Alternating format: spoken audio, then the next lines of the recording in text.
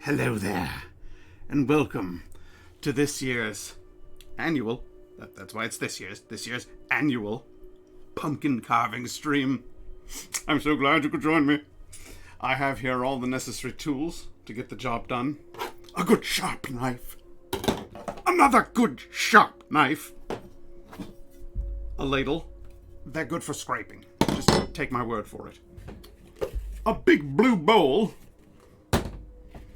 And a big red bowl. Are the colors necessary? Probably not. I'll grant you that. But bowls are important, because there is inside of this great pumpkin you see before you quite a bit of slop. And so we're going to separate the slop from the seeds, bag those seeds, refrigerate those seeds, and then make them into delicious baked pumpkin seeds with various flavorings. So it's going to be a feast for the eyes, for the ears, for the mouth, the lips and tongue. All manner of things that require feasting. That's what's going on here. Now, I don't know if you've noticed, there's some rather eerie music playing in the background. And that is because, for the first time ever, I have been granted written permission from the administrator and owner of Cryo Chamber record label to utilize their music as the background for my streams. So, henceforth, you will see a lovely little item in the bottom left corner.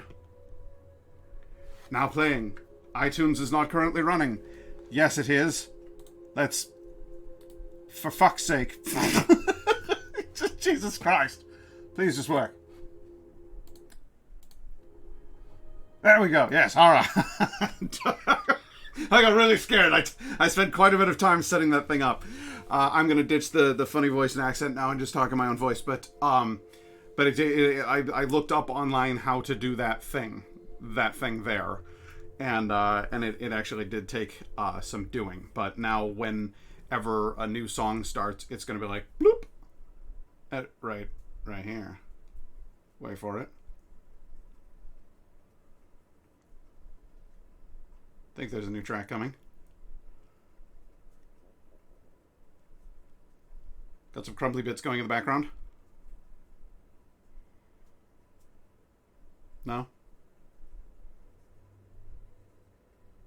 Ba-ba! There you go. So, it's going to update with the titles of the stuff. So, I am allowed to do that for free because I have written permission. As long as I make sure to credit the artist and the song title, and to let you know at the end of each episode that I would very much like to thank our friends at Cryo Chamber for letting us use that music. So it's kind of a cool arrangement. Simon Heath, thank you. Good dude. And just get ready for some fucking awesome music, because this isn't a deal where they were like, hey, you stream, we've reached out to you, want to use our music for free production music for your streaming? Like, this wasn't a promotion or some shit. This is a record label that I regularly listen to and actually enjoy. In fact, I frequently will have albums from them playing on sort of like a weird loop in my headphones while I'm at work, just to like soothe me. And they specialize in dark ambiance and dark jazz, but some of their stuff is a bit more comforting than what we'll be listening to tonight. I don't listen to the creepy stuff while I'm working, usually. So, anyway, that's what's going on. As you can see here, I've got my pumpkins. There's a secret that you need to know about this pumpkin.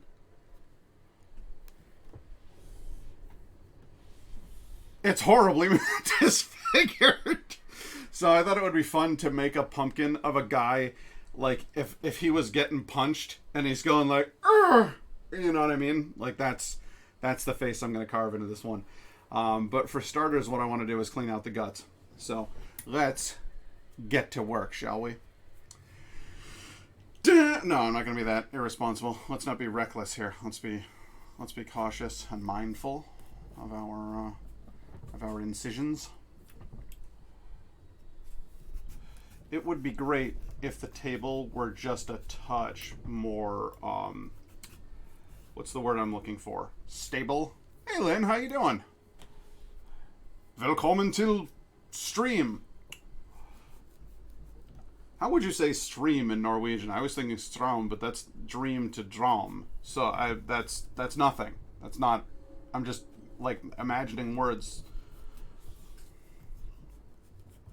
I find myself frequently asking Lynn, "Hvordan ser du blank på norsk?" How do you say that in Norwegian? I don't know if stream is a word that people... I mean, over here it has a double meaning. It's a stream, like a stream of water, sort of a small river. Could also be a particle stream, a stream of data, which is why it's called what it's called over here. But I wonder if they have a different word or term for it over in Norway. I guess we'll find out. We'll find out, and we'll get back to you.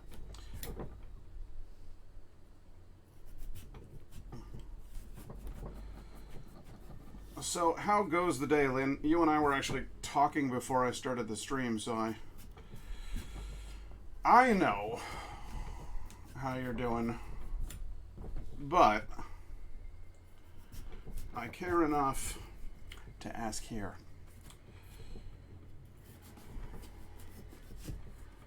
In case any of our viewers are curious. How is Lynn doing? What's up in Lynn Town? In Lindbergh?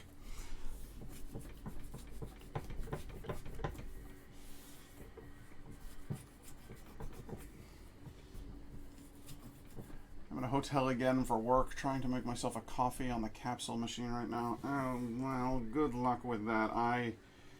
That's Indigo's purview, the coffee machine. It frightens me. I feel unsafe in its presence. Okay, so good seedy stuff goes into the blue bowl. We start in the red. Oh, do let me know if the music is like overwhelming the stream, like if it's entirely too much, because I still haven't got the audio balance right. You like Lindbergh? It's me, I'm the Lindbergh baby. Wah, wah. Are you trying to distract us, or are you just senile? A little of column A, a little of column B.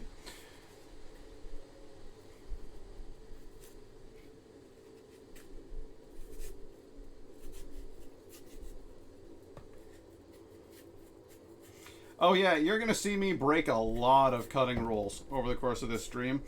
Never cut towards your thumb. Always cut away from yourself. Always keep the knife angled away from you. You know, all of those normal things that normal people do with knives. Yeah, we don't do that shit here. And I worked in a butcher shop a long time ago, and I have practiced with knives probably more than a man should. And so now I have eerie, mysterious powers with them. Watch this. No, I'm kidding. I'm not going to do that. But my point being that I sometimes... You know, they say once if you go to film school, you have to learn the rules of film before you can break the rules of film. That's where nonlinear editing comes from and all that fun stuff. Once you know your knife well enough, boy howdy, you could just play with that knife. No, kids, don't do any of the thing. Anybody who turns on to, please do not view my knife use as an instructional guide for your operation of a sharp object. I cannot and will not be held liable for any of the stupid things I do.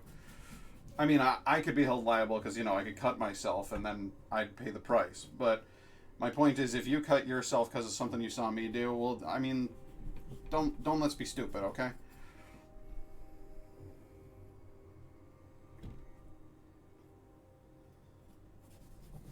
Don't let's be stupid. Don't let's be dumb. Let's all just chill out and have some pumpkin-related fun. Some knife-related fun. Ooh, good. Ooh, good. That's a good cluster of seeds right there. So here's a secret, guys. I want to preserve these seeds, and I want to cook them. So there's going to be a certain amount of messiness involved in the stream. That's inherent, and that kind of it's inescapable. But I'm going to try to get all of that out of the way at the beginning. So the pumpkin carving stream is kind of going to start out as the pumpkin gutting stream, where I get just all them good pumpkin guts that I want, and then once I've got all of the pumpkins, like all of their innards carved out, then I'm gonna actually start carving. So if you've got things to do with your life, this might be the time to do them, because I basically just confessed to you that the next hour or so of this stream is probably going to be quite boring. Sorry. But we can listen to some cool tunes, share some funny stories, and try to have a good time together. Lynn, have you, in your day, ever carved a pumpkin?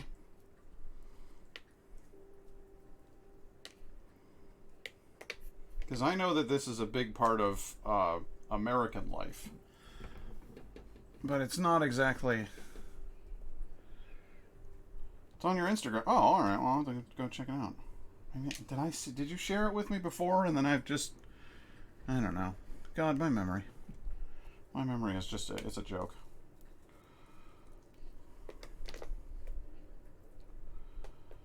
But yeah, it's one of these things that, like, I just sort of take for granted because we've done it since... I mean, literally, as far back as I can remember... We're just threw the seeds in the wrong bucket. Good job, Pat. As far back as I can remember, going all the way back to Massachusetts when I was a wee lad. This is 3 or 4 year old Pat that we're talking about here. Carved a pumpkin. I'm glad it's picking up over there. That makes me happy. I hope it doesn't get, like, obnoxious and commercial or whatever, but I hope that it becomes like a fun thing that you guys can do too. Because it really can be. I don't go in for the Spirit Halloween stores. I don't go in for the extreme decorations outside that are, just purchased plastic garbage. But if you're making your own stuff, if you're doing it folksy like, then I'm 100% down. But take a trip with me down memory lane to Massachusetts. I carved a pumpkin for the first time when I was 3 or 4 years old, with, I would imagine, a substantial amount of help from my parents, because, knives. And this is like before they had the safety knives or the pumpkin cutting kits that they give to the kids. This was like Dad pulled a steak knife out of the... It was not even a steak knife. It was like a cutting board, like big, huge fuck-off knife, right? And we cut that thing apart, and I made it into Bert from Sesame Street, because that was, my dad asked me what I wanted to make my pumpkin, and that was the face I decided on. I picked the tall, goofy looking pumpkin. Dad was excited because his favorite pumpkins to carve are the ones that are shaped funny. So he was like, oh, okay, you got an eye for the weirdies like me, huh? Let's do this. In slightly more dad-like vocabulary. Vernacular, if you prefer. But in any case, we carved the pumpkin up. It was great. I put it out. I put a little candle in it. I was very excited. We went out to the road. We looked at it from afar. I said, it looks just like Bert. It has the big nose. I'm excited. And Dad was excited too. The pumpkin sat on our porch all through the season. Hey, Slippity5, how you doing? Thanks for popping in. Thanks for the old subscription there, buddy. Much obliged. So Dad helps me carve the pumpkin. We set it up outside. Everything's good. It sits there for many a day. And then Halloween night comes, and I honestly, for the life of me, I've forgotten what I went as Halloween for that year. I went as for Halloween. I don't know. Don't remember. But we come home from trick or treating, and go to bed. When I wake up in the morning, Bert is gone. Well, Bert is not gone. Bert's nose is in the driveway. Some hooligans, some rapscallions had come through the neighborhood and smashed everybody's pumpkins. And I was absolutely devastated. Little Pat cried his eyes out at the loss of his Bert pumpkin. And it may have been one of my first lessons on loss and grief. Which is appropriate, given the fact that the Halloween is all about celebrating the dead. It's all about the veil being thinnest between the realm of the living and the dead. So, I still have vaguely haunted memories about the Halloween season. But, just because I lost one pumpkin, Dad said, you just wait, and you're going to see all the other pumpkins that are still around are just going to rot anyway. And I said, they're going to rot? And he said, yep. They all break down. It's natural. So you lost your pumpkin a little early. Everybody's going to lose their pumpkin. It's okay. Part of the fun is that next year we get to make all different pumpkins. And so we did. So many pumpkins over the years. I am one of 5 children in my family. 2 older brothers, 2 younger sisters, and a mother who hates Halloween and a father who loves it and celebrates it with just gusto. The man loves a good excuse to shred a pumpkin up. I don't know. I'm gonna see if it doesn't seem like this ladle would be good, but I swear to God the edges on this thing are gonna be good for scraping. You wait and see. I'll prove it to you. Dad's a big holiday guy. Mom is very big on the holidays, certain holidays. Anyway, Christmas comes along. Ooh, Mom's excited. Thanksgiving comes along. Well, Mom used to be excited. Now she's just tired. That's so much cooking and so much work in the kitchen. Have I seen any cool costumes?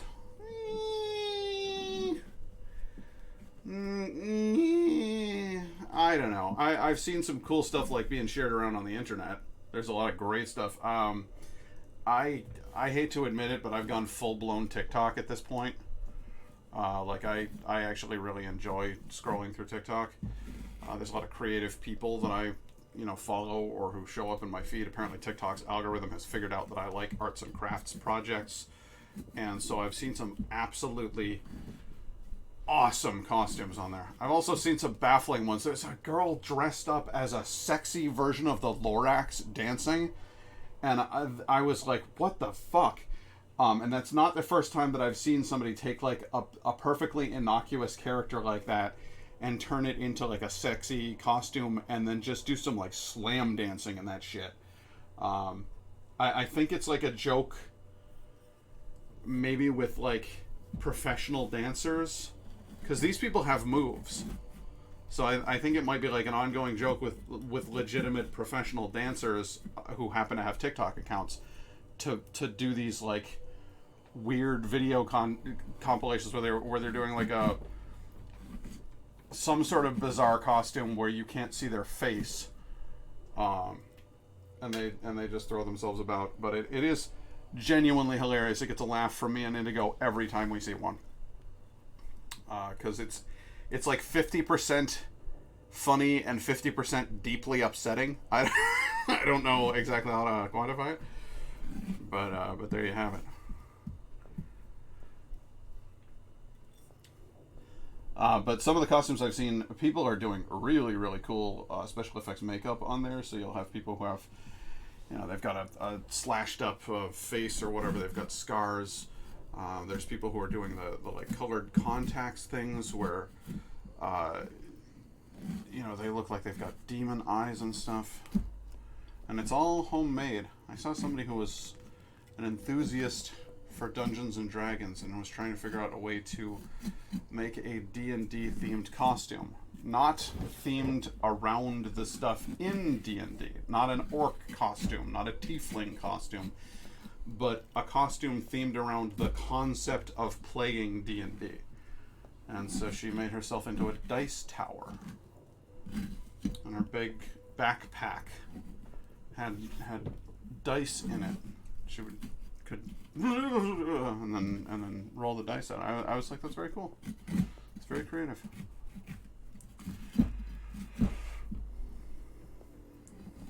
But I don't know. We're living in an apartment complex. Last time Halloween came rolling around, it was full blown. It's the pandemic. We're scared. We're not going out.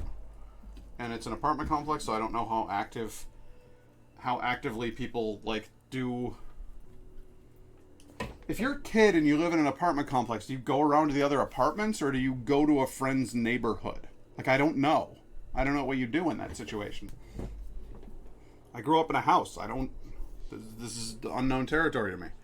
Pat, I know for our complex they have like a thing where like kids go to people's like trunks, like car trunks. I hate that. And it's like organized like by the okay. the complex. Okay. They have some kind of system set up so that it's like the kids aren't being watched and they're safe. That is a plus, because if it was just like, hey kids, go to random no. car trunks. No, it's like I'll have to like read it again, but like it's definitely like every year they have this event and it's definitely just to make sure that the kids have like chaperones and everything, so it's good. Okay.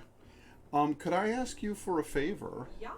Could I have one of the larger regular spoons? Okay. Because I can't get the edges nor the bottom of this thing.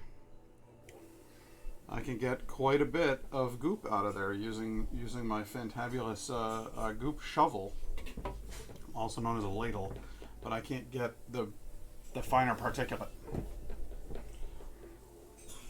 Lynn says hi and meow. Look upon my face, my grim visage. I can't hear you at all. I understand completely.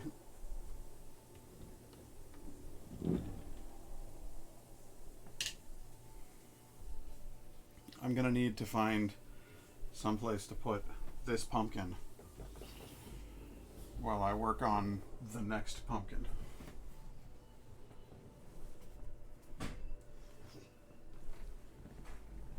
There we go. Alright. This one I want to do Okay. a zigzaggy top. You have a spoon? Yes. A spoon for me? You need to come over here. Oh, I've got to have this spoon. I'll be right back. That was not even, like I don't even know what accent I did. It was just random like, European voice. Like I don't even know. Random European, yes. I don't know. No, it was like, there was a little Russian in there. Yeah. I heard just like a little bit of. Oh, so Lynn said hi and meow. Hi and meow. How you doing, Lynn? Meow meow meow.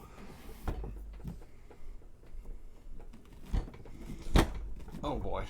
Oh boy. I'm glad the microphone isn't attached to this table, because otherwise it would be doing just a lot of weird stuff to you guys. It probably still is, but it's probably not as severe as it could be. Lynn says I'm pretty good, and somehow her little emote floated across the screen upside down, which I was not expecting. Lynn, can you do another emote? I want to see if they all come out upside down. I want to see if I've done something horrible to my emote wall. Oh my god, they're all upside down. Oh well, I guess that's just the stream now. Upside down emotes. I'll fix it at some point. I've got pumpkin hands right now, so there's not a hell of a lot I can do.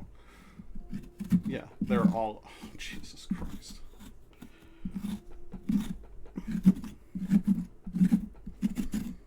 At some point or another, I'm sure what I was trying to do was flip the camera and instead I selected the emote wall, which takes up exactly the same space on the screen, and flipped it upside down.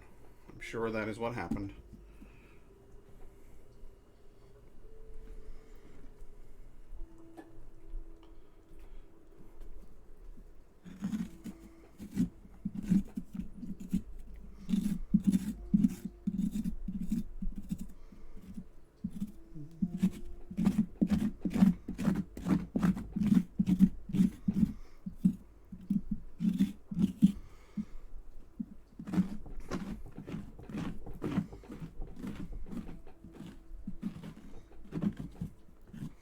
I know this song. Not sure whether this is from. Oh, it's And There Is a Darkness. There's two albums that came out in fairly close proximity to each other. One is called Love Like Blood, and the other is called Aokigahara. That's a name for the Japanese suicide forest. I believe this is off of the Aokigahara album by Flowers for Body Snatchers.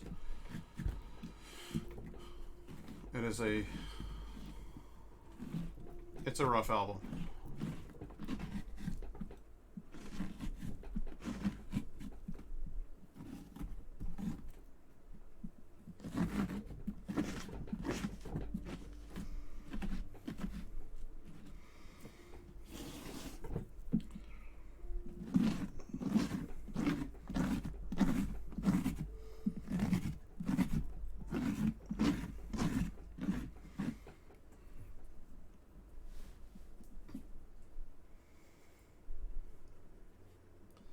Everybody on the Cryo Chamber record label has some sort of weird name. I think there's very few of them who use their actual name. It's usually some sort of alias. And Flowers for Body Snatchers, I believe, is from Israel and has MS. So they are in chronic pain. So they write albums on grim topics as a relief and a release for that pain. One of the albums is actually called Alive with Scars, and it is about living with MS. But they're one of my favorite artists. They get a little too dark into some of the satanic stuff for my taste. I don't actually believe in the devil, but there's some leftover for when I was a kid, you know, and so that kind of stuff freaks me out a little bit. But everything else that Flowers for Body Snatchers does is just grand, as far as I'm concerned.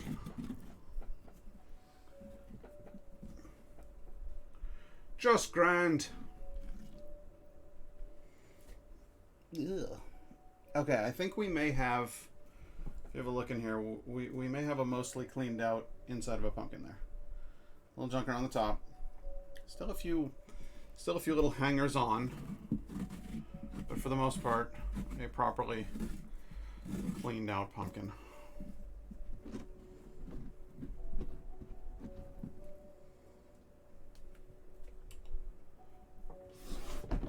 And in spite of the tone of the music, that makes me happy.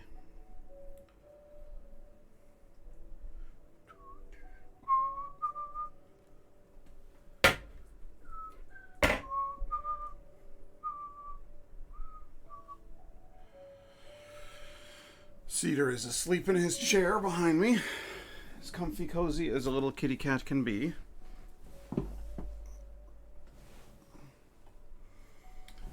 Onward to pumpkin number 2.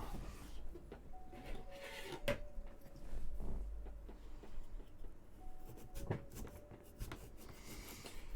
be cool if I could find some way to like title the stream. And see, I was thinking about this earlier.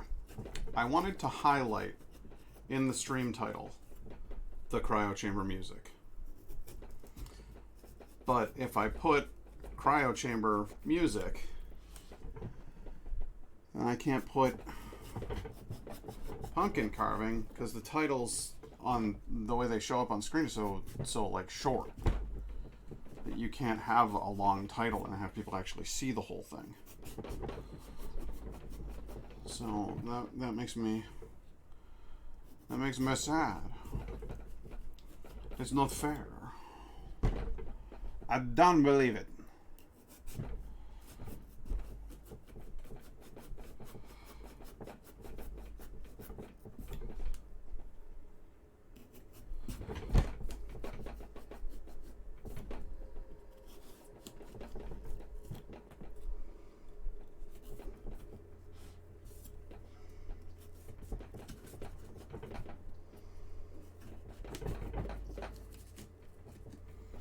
Sometimes you gotta really get in there and kind of pry these out.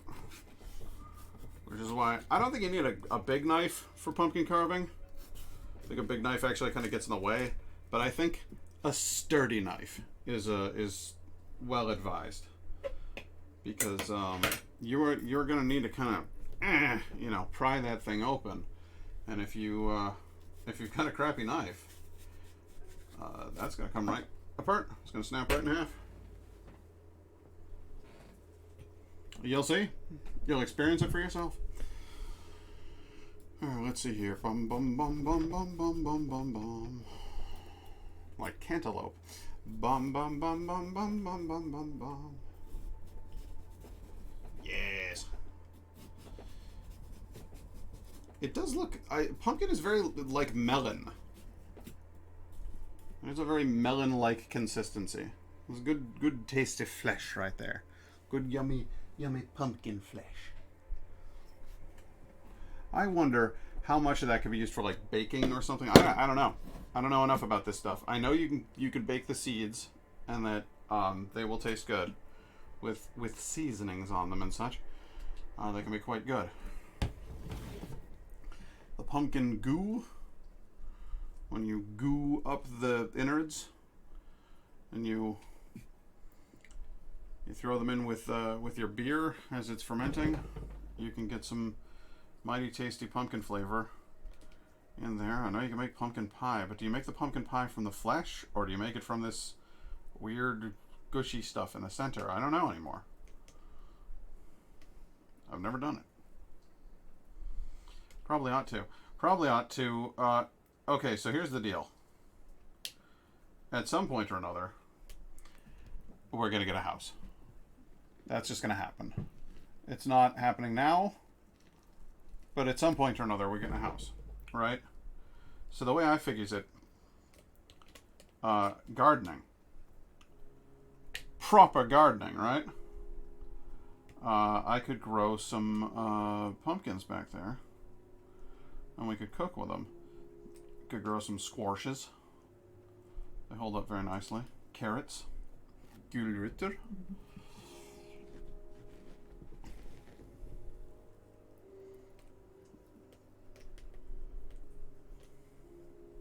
None of the nonsense filler. I'm not growing lettuce. That's not happening. I'll grow kale. I'll grow spinach. But who's growing lettuce in their subsistence garden?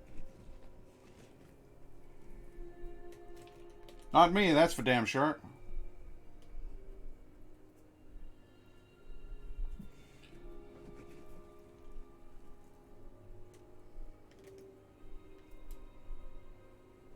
It just seems like it doesn't have enough substance to warrant. I mean, maybe it grows really easy. Maybe you don't need to like put much into the soil to get lettuce out of it. Maybe it's just water.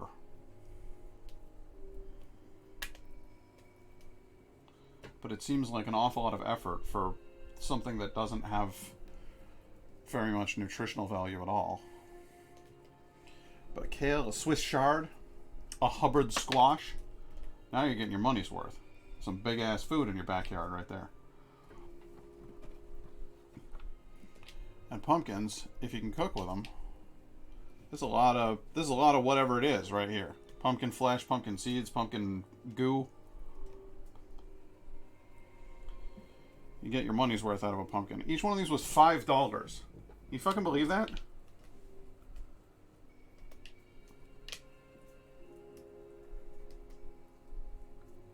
That seems like a steal.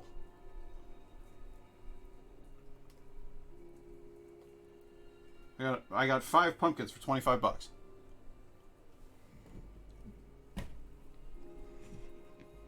Feels like theft.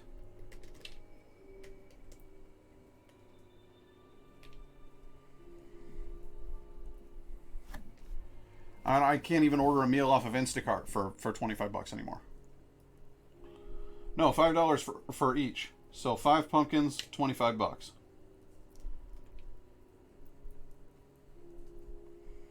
One of them's a white pumpkin.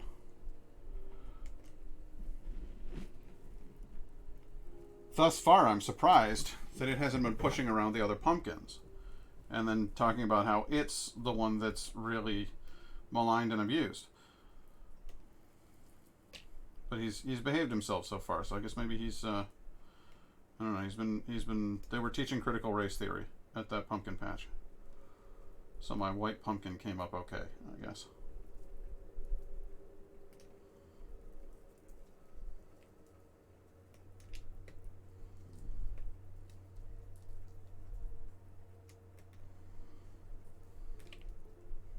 What's this? What's this, computer? Hello, computer? Computer, yes? Did you see that? Are we doing the everything flickers its way through? Keyboard disconnects, mouse disconnects, microphone disconnects, all reconnect in about 2 seconds. Just doodle-doo, doodle-doo, doodle-doo, doodle-doo. Doodle-doo. USB device not recognized. Oh no! Oh no, not the USB device! Oh no! Which one? My god, man.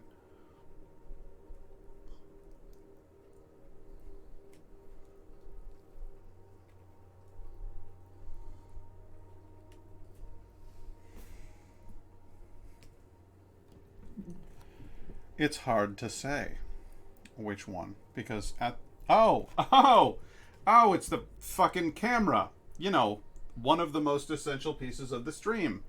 Good, I'm glad that failed. Give me a moment, I'll see if I can't fix it. Fucking hell. Deactivate. Reactivate. No, don't like it. What if I unplug you and plug you back in?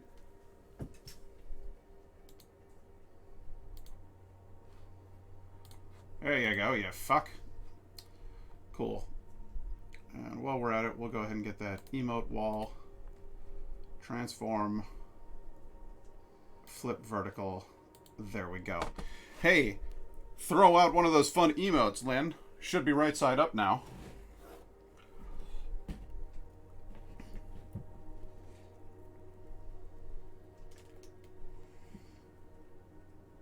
Yay, there it is, okay. Is that a little bee? Where'd you get that little bee from?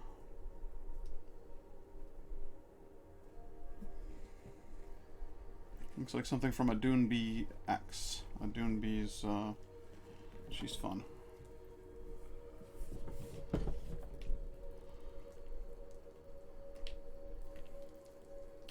I follow a channel called A Dune Bee, and she does art and craft projects that are just awesome. She does wood carving and printmaking. So she carves an image in negative into the wood, and then puts ink all over it, and then presses a piece of paper on it, and gets these brilliant little prints from it. And I love watching her show. She's just like upbeat and cheerful. And she also does a lot of Norse themed stuff because she's from Norway. And her channel is just delightful. The chat's really nice in there. Seems like they're really good people. And I just dig that. Like putting out good vibes onto the internet. I like that a lot. Oh boy. Ooh, ooh. There you go. Yeah, it's a Dune bee, like the animal a bee, and then I think there's an X at the end of it, so it's actually a Dune Beaks, but she's fun. I follow a lot of Norwegian streamers, or at least I've tried to. There aren't as many as you might hope. I don't follow very many guys on Twitch. They have such a higher propensity for being dude bros and for being problematic. When I go to a stream that's run by a woman, I often find that it's much more of like a warm, welcoming environment with substantially less chance of like just creepy shit. Just guys making gross jokes. Far less racism, far less ableism. I feel like female streamers are usually doing a better job, or non-binary streamers are usually doing a better job than the straight white dudes. They just don't do it for me anymore. What can I say?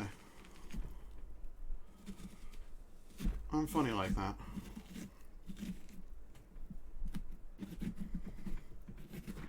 Does that make me a hypocrite? Well, yes. Am I gonna stop? No.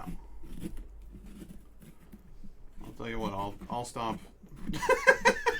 I'll stop when they stop being dreadful. How about that?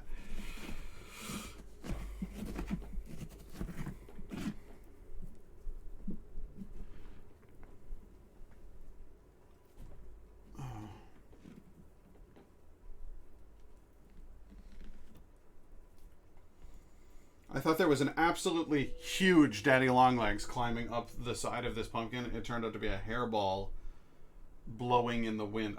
There's a ceiling fan above me, and apparently it was like, I'm gonna pick up this little, not like a hairball, like when the cat goes like, ah, and like vomits out a gross like hairball. I mean like a small tuft of hair floating in the air. The cat. It's inevitable that they're everywhere with the cat.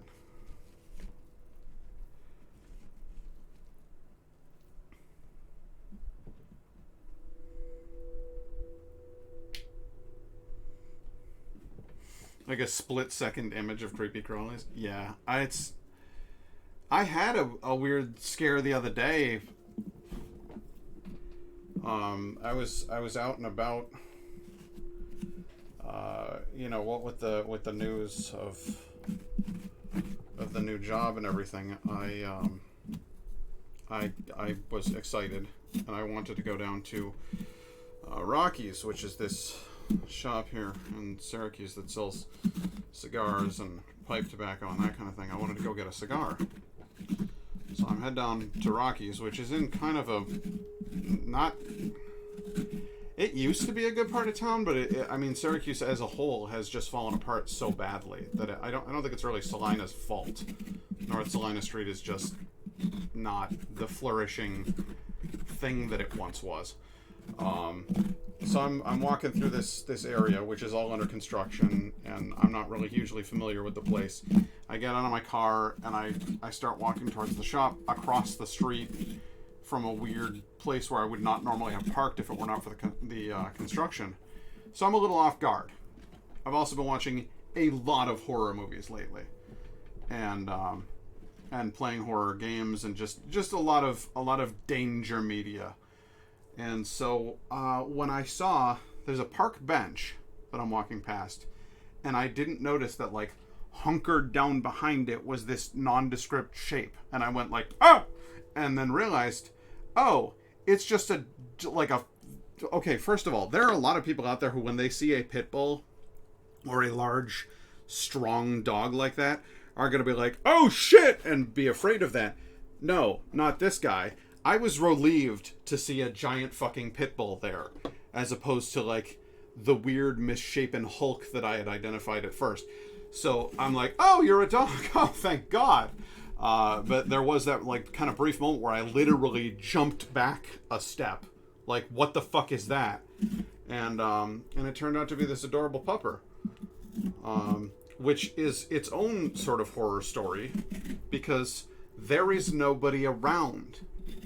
This is a dead street in a construction zone in a dying city. where somebody has just chained up a sweet, beautiful pit bull. And so I look at him and I'm like, I don't know whether the dog's, you know, trained to be nice or not. I don't know what the deal is. I'm like, hey, how you doing, buddy? And I reach out my hand a little bit, and he looks up, just barely. It's like, sup? And I'm like, okay, you seem pretty chill. Sorry I jumped at you. I don't have a problem with pit bulls. Are you down for some scratches? And this dog's like, I'm game. And he just kind of like, you know, leaned into the scratches when I gave him a little scratchy scratches on the top of his head and behind his ear. But when I gave him the scratches behind his ear, I noticed this dog's got got some crusties going on.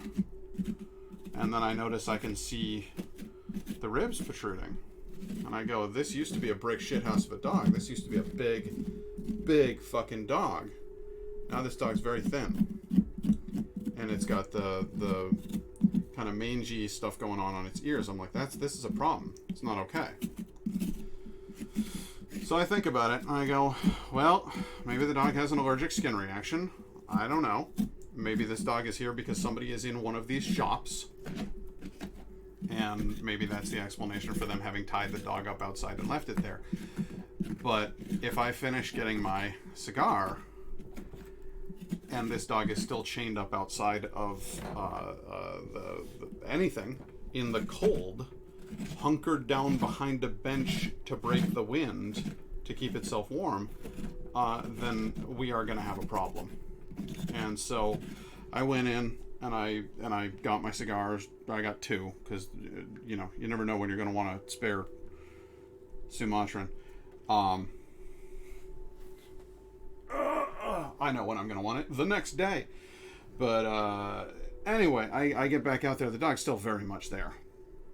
I mean, there's construction workers standing around. There's a possibility that it belongs to one of the construction workers. But if you work construction, can you fucking leave your dog at home? Like, don't take it out with... There's fucking tar fumes and stuff. What are you doing? So, I don't know what the deal was. It just made me uncomfortable. So I spent the next 45 minutes making phone calls to various animal rescue organizations. And I pitted 3 of them against each other in a race against the clock to get this dog. So we will find out what happened to that big, beautiful boy. And I will update you next time. But I wanted to give him 24 hours, get him situated, see what they can do.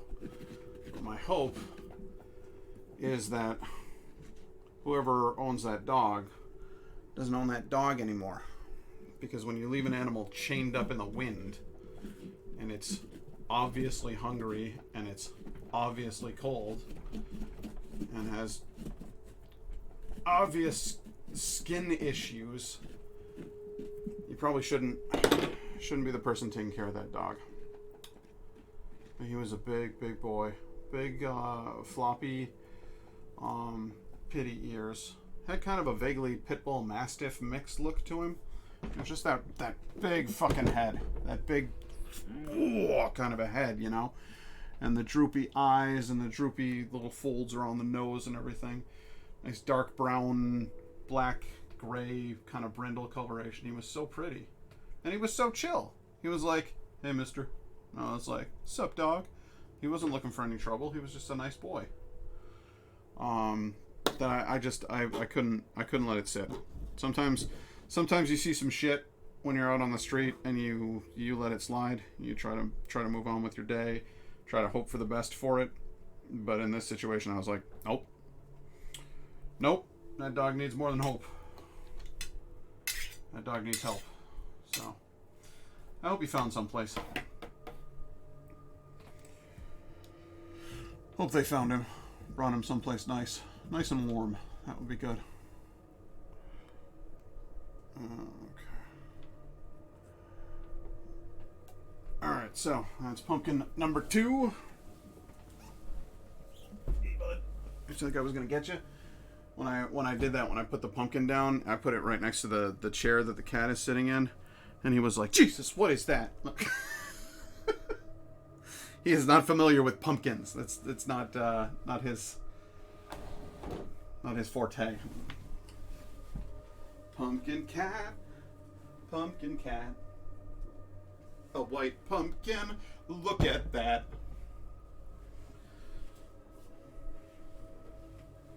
Two more here.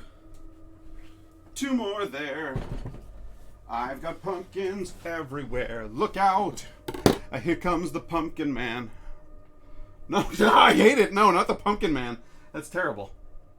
I'd be very upset if I encountered a pumpkin man. Hey, look. It's a good thing I got a trash can sitting right over there, huh? Now I got a fresh Red Bull. Red Bull gives you wings. Speaking of beverages, I need to get a water or something. We're a bit parched in here.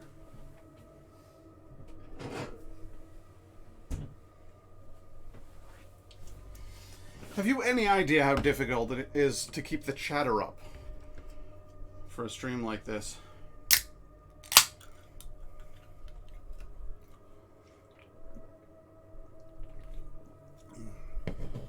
Just continuing to talk. Well, thank you. I appreciate it. But every now and then, I find you could do with a bit of lubrication. Just as I know I could. Fucking hell, this is a lot tougher than the orange pumpkins. Why is this white pumpkin so fucking... The skin on this is like wood. It's quite tough. I do like all the warts though, they're fun.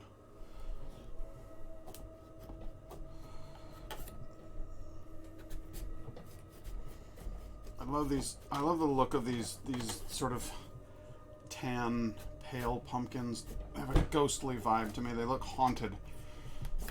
Like they've seen some shit. I'm genuinely terrified about the level of resistance and resilience that this pumpkin skin has, though, because every time I like move the knife a little bit, I'm like, okay, am I about to? Is this going to come loose at a surprise moment and just slice off my fucking thumb? Like, it's very, very frightening. Much like thunderbolts and lightning.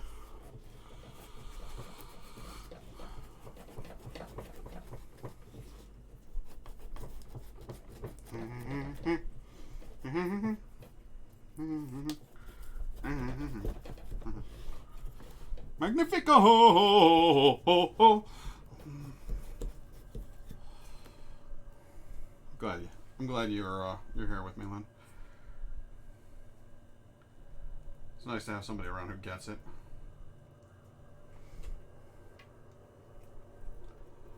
Alright, let's do this rather carefully. Careful now. Careful, SpongeBob. Careful, SpongeBob! You can hear Indigo in the background going, careful, SpongeBob!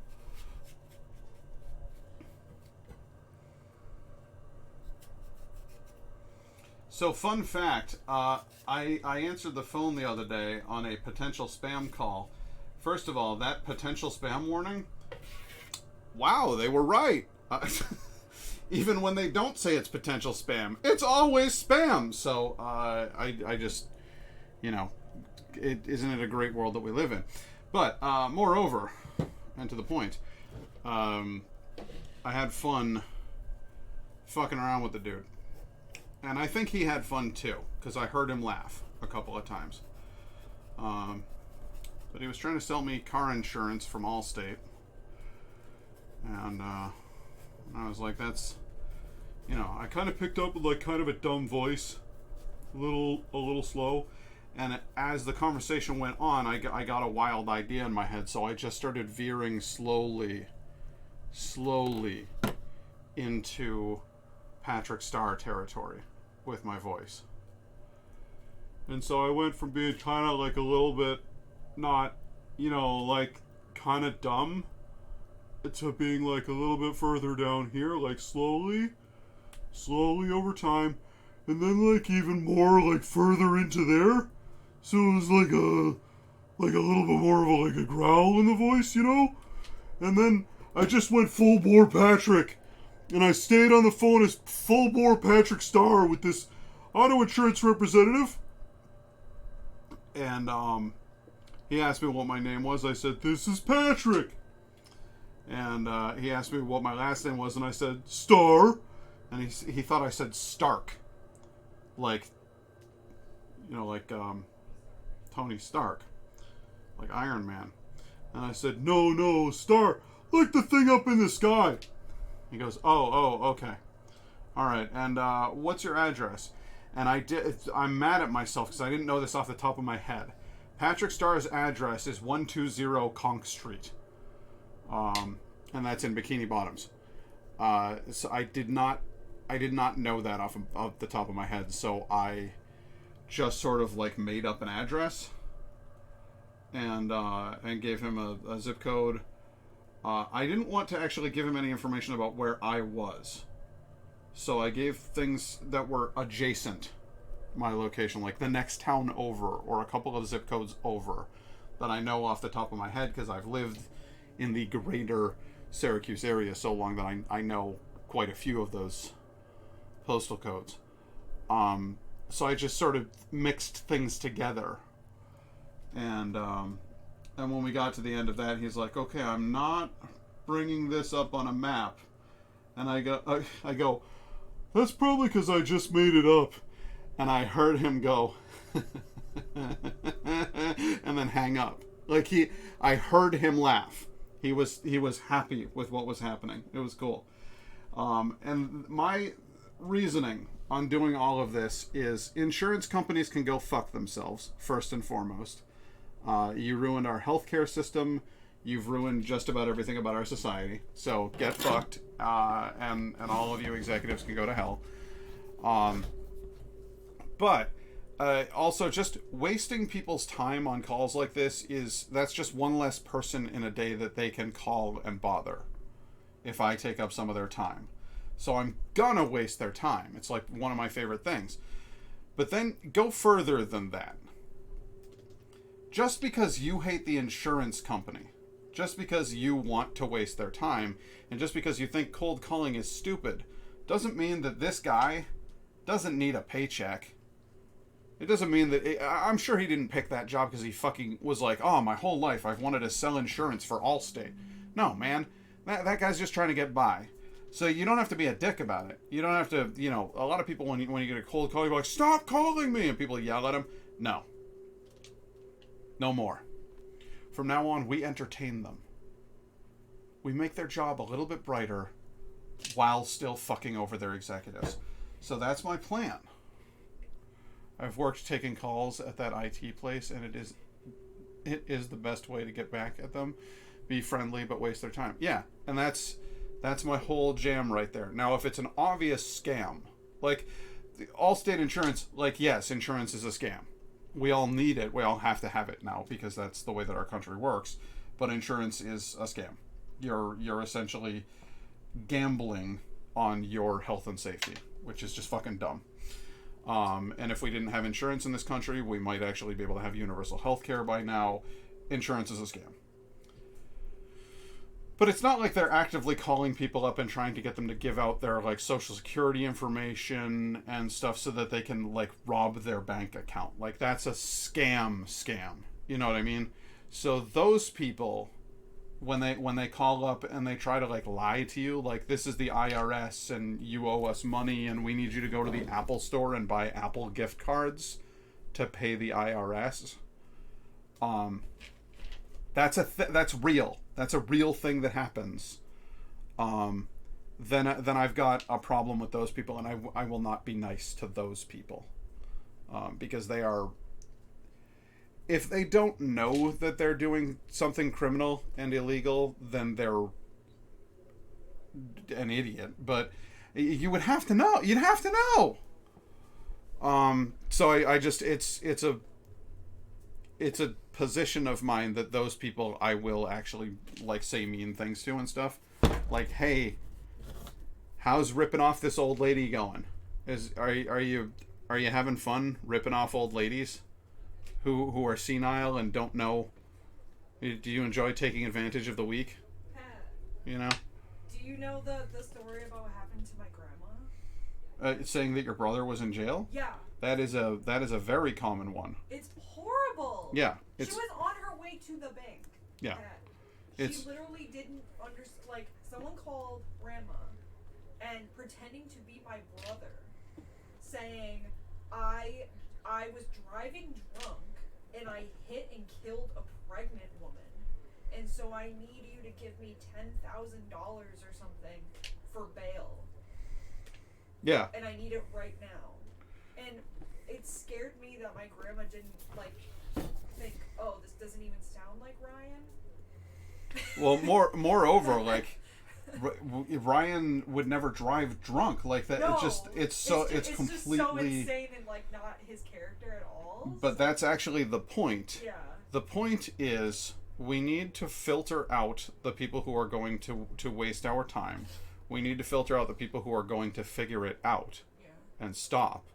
So what we need to do is come up with something improbable.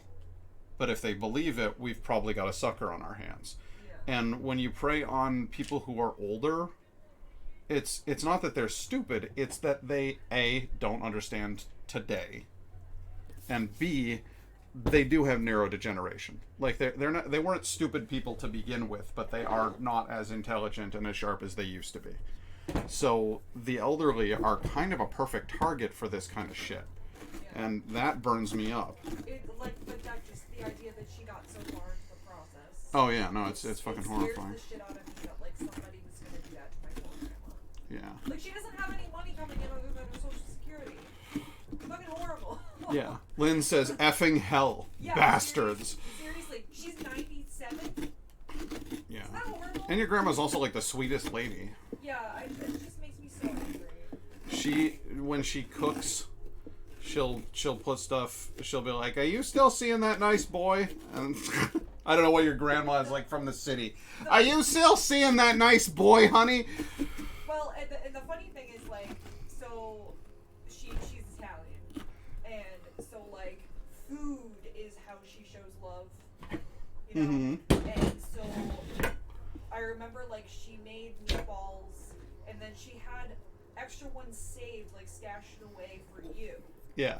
And I went over to get the meatballs, and there were other relatives there. And because she didn't want them to know that she was giving someone else meatballs, but not them, she literally put it in a paper bag like it was like whiskey or something. And like snuck it to me, and I like put it under my coat and shit. Like she's like, "Here you go, like, honey." Covertly like smuggling meatballs. You make sure that man gets fed. So don't tell your aunts and uncles that, or aunts and uncles. It was so she was like whispering. Oh, that was so funny. That's so funny. Yeah, Indigo's grandma's fucking adorable. She's just the nicest old lady. That's the thing about old, by the way, I've noticed. Old is like a magnifying glass for your personality. Yeah. Because mean old people are the meanest fucking people on the planet. But nice old people are God's gift to Earth. Like they're so generous. Yeah. That's so great. Kind old people are the best, dude. Remember, I'm in a store and I have just like a nice old man the other day, and I didn't, I didn't sell him anything. I just answered a bunch of questions for him, and he was just like a total sweetheart. And I was like, Jesus Christ, where have you been all year? Please come back. No, you don't have to buy anything. Just come back so I can talk to you instead of these other assholes. So. I like most oldies. When they're super old, when they're old enough to admit they don't know what the hell's going on anymore. You get to a certain range, straight white man gets to like 50, insufferable. Because they're like, I know exactly how everything works. This world is mine. and like they're just convinced that like you don't know what you're talking about. I know what I'm talking about. And they're like, oh, tell me all about this computer in front of me. Well, if you know all about this computer in front of you, then why do you need me to tell you about it? Well, I need to know if you know. Like, it's fucking stupid. It's like a child's game. But then when they get into like the further state where they go like, oh, Jesus Christ, I'm in over my head. And they just own it. They're like, oh yeah, no, I don't know much about computers. Honey, I was born in a log cabin. I'm like, fuck yeah, let's work. And I'll spend 6 hours explaining the internet to a fucking old person. I don't give a shit. They're just so much fun to be around. News story here. Swedish guy working in Sweden's IRS called himself for 55 hours so he didn't have to talk to anyone. Awesome. Oh my god. Babe, did you hear that? There was a news story. A Swedish guy working for Sweden's IRS called himself for 55 hours so he didn't have to talk to anyone. And he got to keep the job after it was discovered. Wait, he called himself? Yeah, he called himself and just talked to himself on the phone. Like he was pretending to be on the phone with somebody else for 55 fucking hours. Just so that he wouldn't have to interact with actual customers. That's awesome. I love that. Fuck. That's like something like straight out of the IT crowd. I was literally going to say it was like her phone wasn't plugged in and she was just pretending to be on the call. Yeah. So good. It legit reminds me of Manny when he's still an accountant in his office. He's like, yeah, it's coming, it's going, it's working really great. And then as soon as somebody else is out of the office, he's like, oh, thank God. He just fucking doesn't want to be an accountant, which is a feeling to which I can relate so goddamn hard at this point.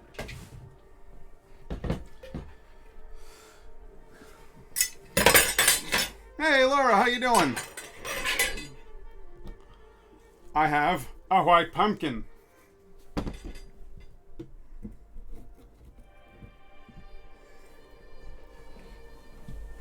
We're just cleaning them out right now. Oh, yeah, I hit my head on my chair. Good. Oh, fantastic.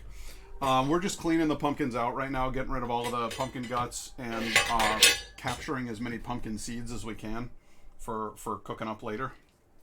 And then once I got all of that squared away, then I will actually start carving pumpkins and making them into things. This one I want to have a nice round top. I don't know why. This is a thing, like nobody does this. Is having like just a nice round top on your pumpkin instead of doing the jagged edge thing. Sometimes I think the jagged edge thing is a little too much. Sometimes I think having a nice round top is just what the doctor ordered. I'm funny in that way. It's just one of many ways in which I like to stand out. These are going to go up on my balcony, by the way. We're going to put them up outside, and we are on the second floor. We're on the top floor of the building. So I'm going to put them out on the balcony and light them up, and I'll post a photo in the Discord, a photo or two in the Discord so you guys can actually see them, like, you know, all done up and everything. Doing good.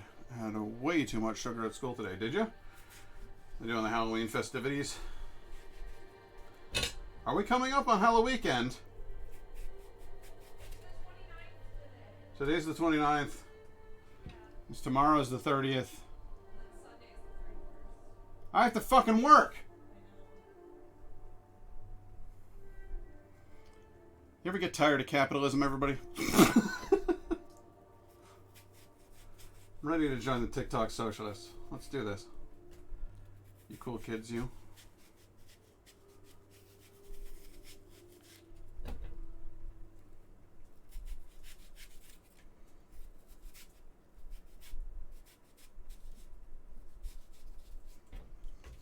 Good. Bloop. And there it sits. So I'm guessing because today's Friday That's the last day of school before Halloween, so you guys probably went like full-blown berserk. Am I right? Am I correct in that assumption? Oh, hello, cat. What are you doing? Oh, he's going in the closet. He's found the blanket. Do it. Do it. Get in the blanket. Get in the blanket. Nope, he's coming back out. Hey, buddy. How you doing? Huh? How you doing? Little Halloween kitty. You're orange, just like the pumpkins. It's perfect. What are you doing under the table? You got the cat's under the table. You want to come up? You want to come up? Says, nah, just kind of doing cat stuff, looking around. Buddy. Oh, he's coming up. Here he comes. It's the boy. There he is. Hello. Hello, boy. Oh, he gives me the big hugs. He says, hold me. I'm tender. Oh, yeah. Are you feeling sensitive? He loves you. He does love me. He just comes over here and he's just a sweet boy. Candy, cookies, cider. Also work with a woman who bakes. Whenever anyone has a birthday, she makes them a birthday treat. So we also had cupcakes today on top of... Oh my god. Oh my god. That's quite a lot. Quite a lot. Hello.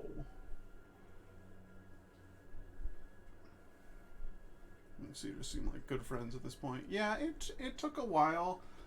At the beginning, I think he was mostly focused on Indigo, and then on top of that, I think he was an addict.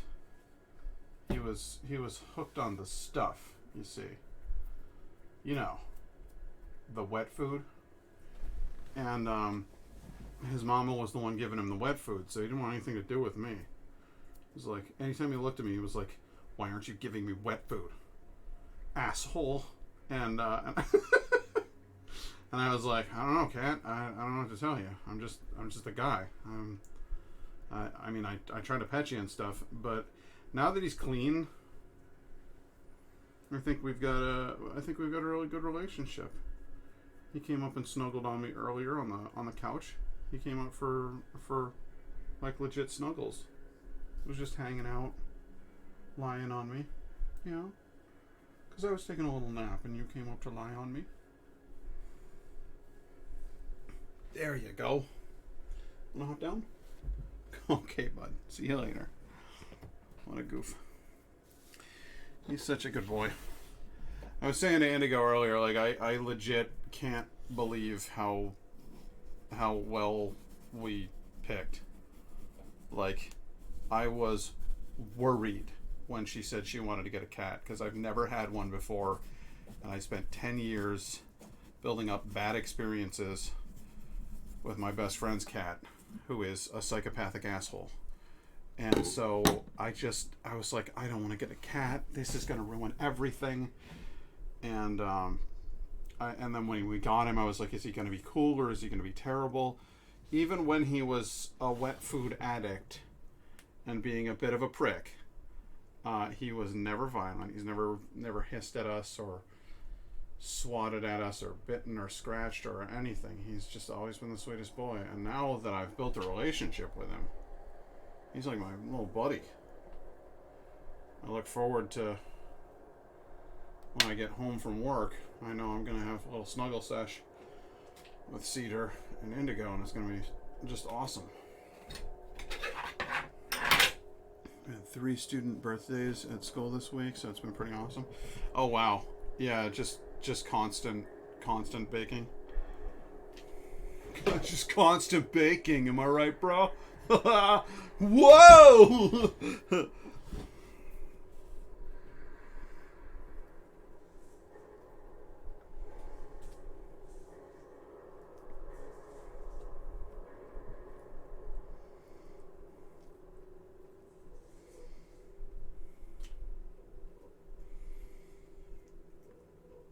So you guys enjoying the spooky tunes?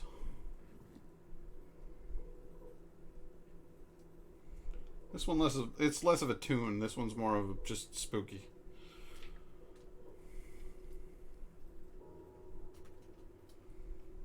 But I think it's rather fitting. Especially if I say, "Hey Siri, spookums." Okay. Spookums. Yes. Spookums. Unfortunately, now I can't see anything. Hey Siri, bright. All set. So that was a bad idea. Atmosphere is all well and good, but if I can't see anything, then, yeah, well, what am I doing?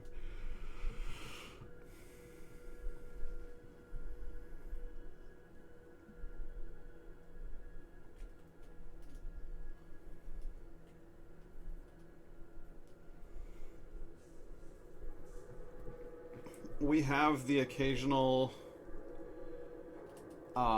coworker, or have had the occasional coworker at work who's been very inclined towards baking and confection, and so there used to be fun days where you'd come into the break room and you'd be like, "Oh my God, there's cupcakes" or something. But it's less of a thing these days because with COVID, everything has to be individually packaged and all of that. So they don't want people bringing in like a tray of Rice Krispie treats, because then everybody has to, like, you have to cut it up and there's a chance you're going to touch the next treat on the tray, and yeah, all of that crap. So we just don't get as many treats these days. The other day I came in and they had put out a bag of fruit flavored Tootsie Rolls. Now here's the thing. There's no chocolate. It's just other flavors. But for some reason, they've decided that vanilla is a fruit. And while most of those fruit flavored Tootsie Rolls can go right in the garbage, those fucking vanilla Tootsie Rolls are like ambrosia to me. I know people think vanilla's boring. Kiss my ass. I love vanilla.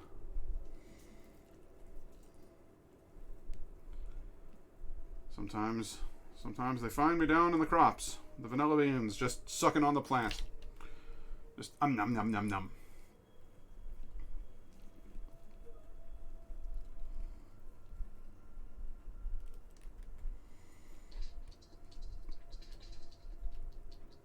See, I don't know. I don't know about the lime ones. I guess I'm not against them.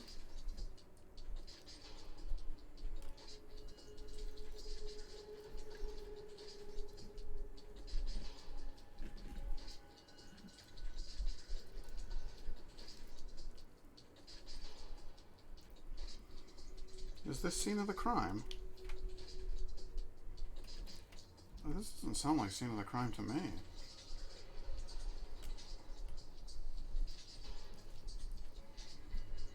If it is, it's the longest track ever as well, because I saw that a while. Shit.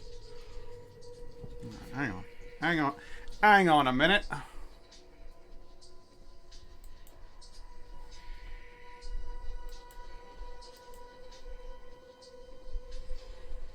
There we go.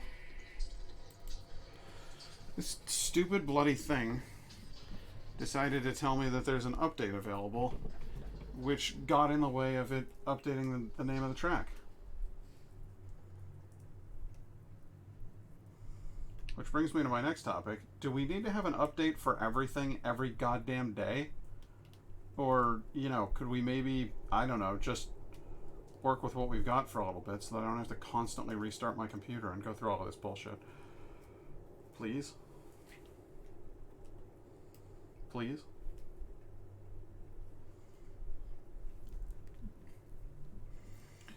I always choose lime. I always choose lime when it's an option. I got so pissed when all the candy companies started changing their lime to green apple. Nah, it's true. It's true. I did notice like a weird shift a couple years back where they're like, oh, everything's green apple now. And it's not that I don't have anything against, like, I'm fine with green apple. But, like, that doesn't mean you have to just get rid of lime. Lime's fucking great. I had an issue with that a couple of years back with Poland Springs water. I had been drinking Poland Springs seltzer water for years.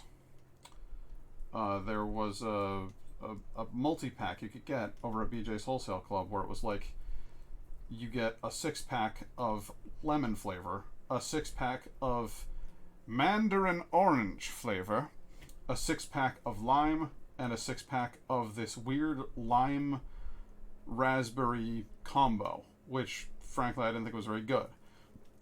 Lemon, excellent. Lime, the best. Mandarin orange, acceptable. Lime raspberry, could take it or leave it, right? And then a couple of years back, they decided to get into some fuckery down at the old factory, and they got rid of the lime, and they replaced it with black cherry. And I was like, what the fuck? Where do you get off? Like, first of all, if you're gonna put black cherry, first of all, okay, let's start over. Black cherry, anything in a beverage, terrible. Actual cherries, yes, delicious, but the flavoring that they put into stuff, it's always garbage. It doesn't taste like cherries.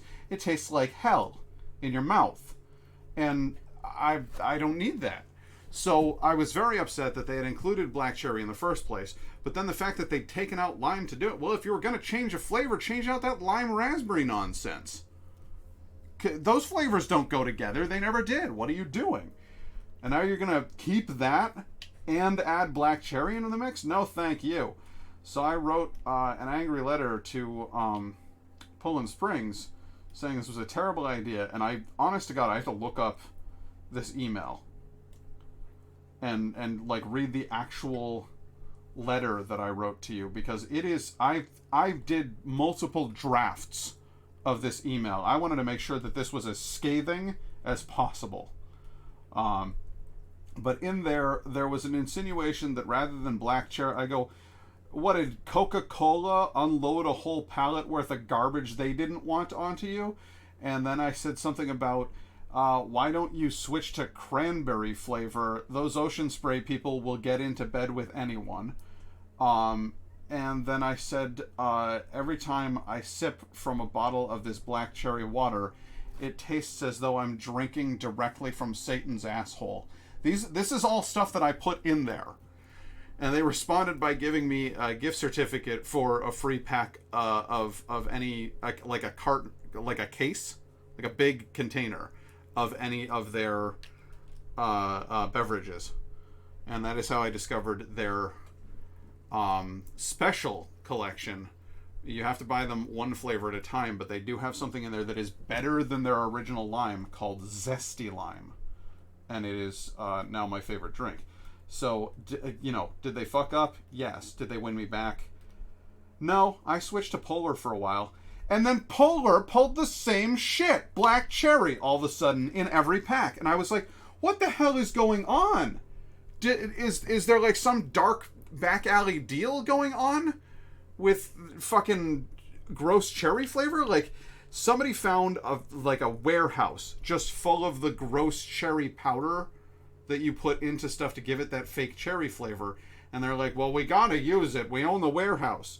And so for like a 6-month to 1 year period, they just decided to put black cherry in fucking everything, and then big surprise, it was all gone in a year because nobody fucking wanted it in the first place.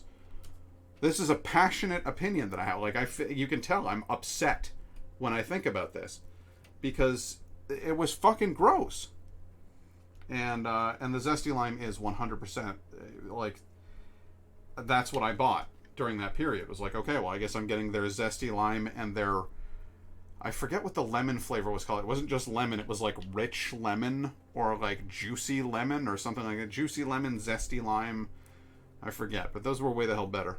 I also had like a weird berry flavor, some blueberries and some other shit in there. That one was good. I like that one. But I mean, like, I don't care for soda.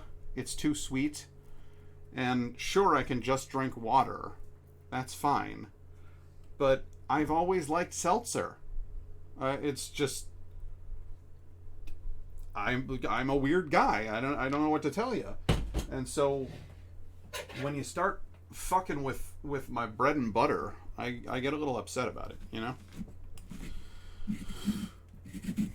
More recently, I found out that San Pellegrino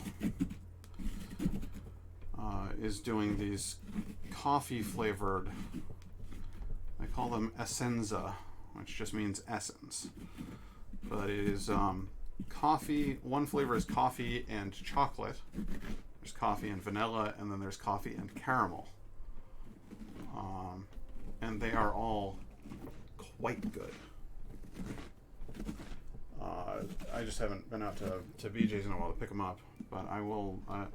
If I didn't do the review of those on stream, I will.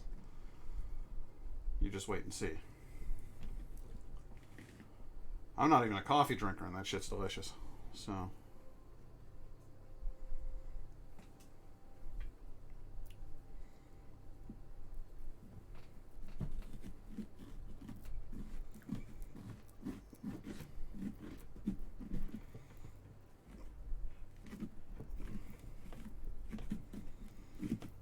I wonder how many times in my life I will tell that story. There aren't very many things that I'm proud of. Okay, I grew up with that weird opinion in your head that pride is bad, that you shouldn't be proud of yourself or the things that you do, that you should, you can feel accomplished, but you shouldn't feel like proud of stuff. And the way I worded that letter to a major corporation, I'm proud of that. I feel good about that.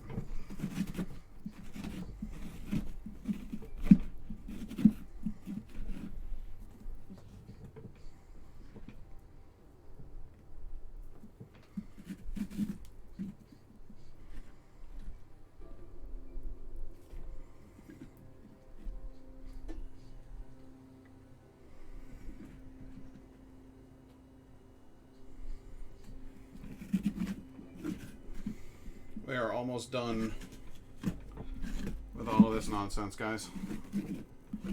I made this into an assembly line.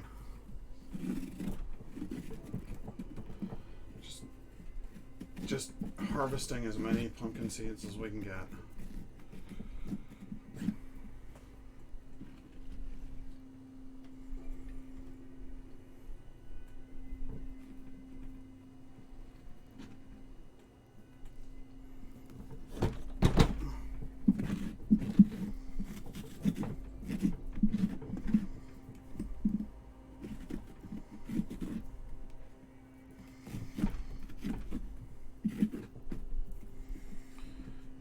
Tolerate anything carbonated. Unfortunately, stopped drinking soda in college and can't do any of those sparkling drinks. No?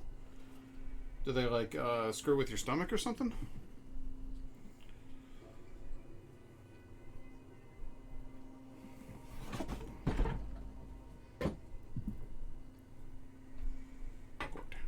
Good. Pumpkin.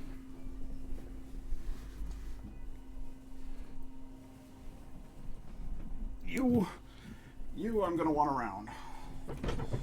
So you can sit right there. I'm like carbonation lady, basically, but I know people who just don't like it. Oh, so Lynn, you're like me. You just want bubbles and everything.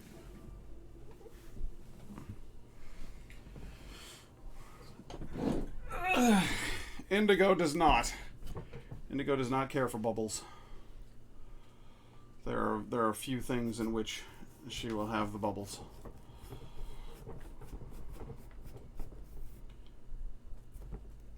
Yeah, I'm the same way. The whole way across Norway, I was picking up a specific brand of bottled water that was sparkling water, and it had blueberry flavor. Never seen anybody here in America do a blueberry flavored drink without having it be mixed with some other kind of berries. There's blueberry acai berry, there's blueberry raspberry, there's mixed berry. It's never a beverage here in the United States that just highlights blueberry. And so when I saw that in Norway, I was like, "You did it, me!" And I kind of went on a weird streak. I drank that all the way up and down the mountain to Trollkirke, which I mispronounced the entire time as Trollkirke, because I didn't know. Should have known. I don't know why I didn't know. I just... sure you had told me. Didn't process it. Trollkirke is what I was saying. But anyway. All the way up and down the mountain to Trollkirke, I was drinking delicious blueberry sparkling water, and it was just the best. Orange and grape soda were always my favorite, so if I see someone at a party, I'll sneak just a couple sips. I had an orange soda when I was a kid, in French class. It's called Orangina. And I guess you can still buy it. Like, it's still available. I thought it was an unusual soda when I was a kid. Because it's got pulp in it. It feels more like drinking orange juice with carbonation in it. And I love Orangina. It's delicious.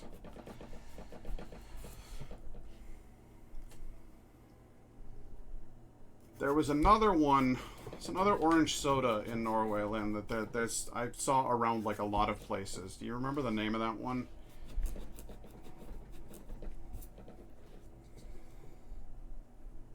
Solo. That's it. I liked Solo. Thought that was good. Villa did not work for me. There's a flavor in Norway. It's made by Coca-Cola. It's called Villa, and it tastes mildly of vanilla, but then there's also like a banana flavor going on in there that I was like, no, this is not working for Pat. I gave it a couple of shots just because I wanted, I was into all things Norwegian. I'm in Norway. Let's do all of the Norwegian things. Let's try the things.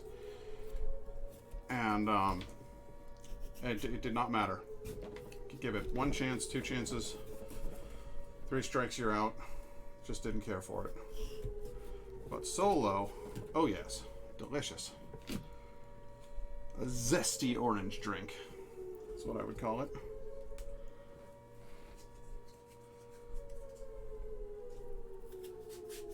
The sirens are upsetting, wouldn't you say?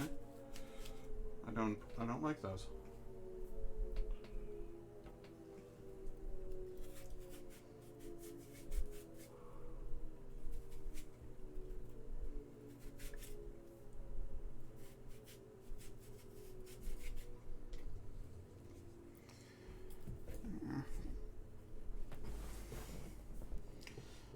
But yeah, while I was over there, I tried all kinds of stuff. I was like, oh, soda? Don't mind if I do. Ooh, candy.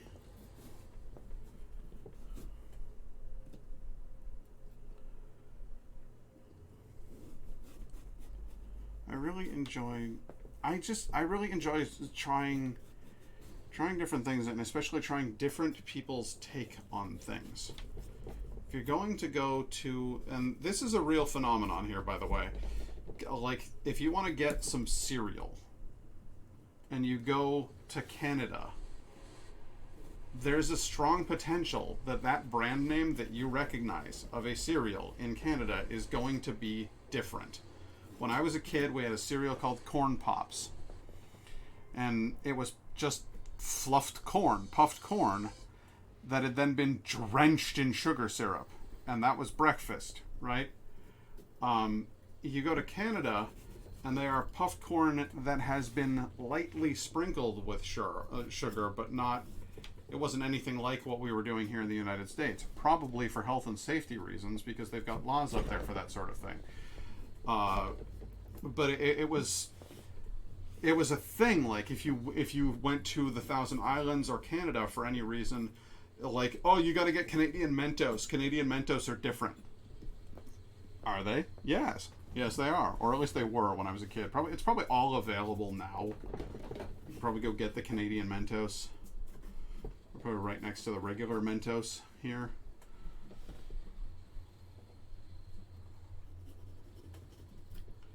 But I love the idea of having, like, yes, these are the different corn pops. You get them in Canada. Oh, we're in Korea now. Let's go get the Reese's peanut butter cups. They taste different in North Korea. No, no, they don't have Reese's peanut butter cups up there. I meant South Korea. You're in South Korea and you go to get the Reese's peanut butter cups. Oh yeah, I've been to Canada a couple of times. Once, when I was a kid, we went to visit a nice family that I had grown up with right up the block. And they apparently had falsified their green card and were living in the United States illegally. Or maybe their green card had expired. I'm not sure exactly how it all worked. But in any case, rather suddenly, they had to leave. But we stayed friends with them for years after that. We still, I guess my mom still gets a Christmas letter from them every year. Super nice people. So we went up to visit them at one point. Is Canada worth visiting? Absolutely. Canada's fucking delightful.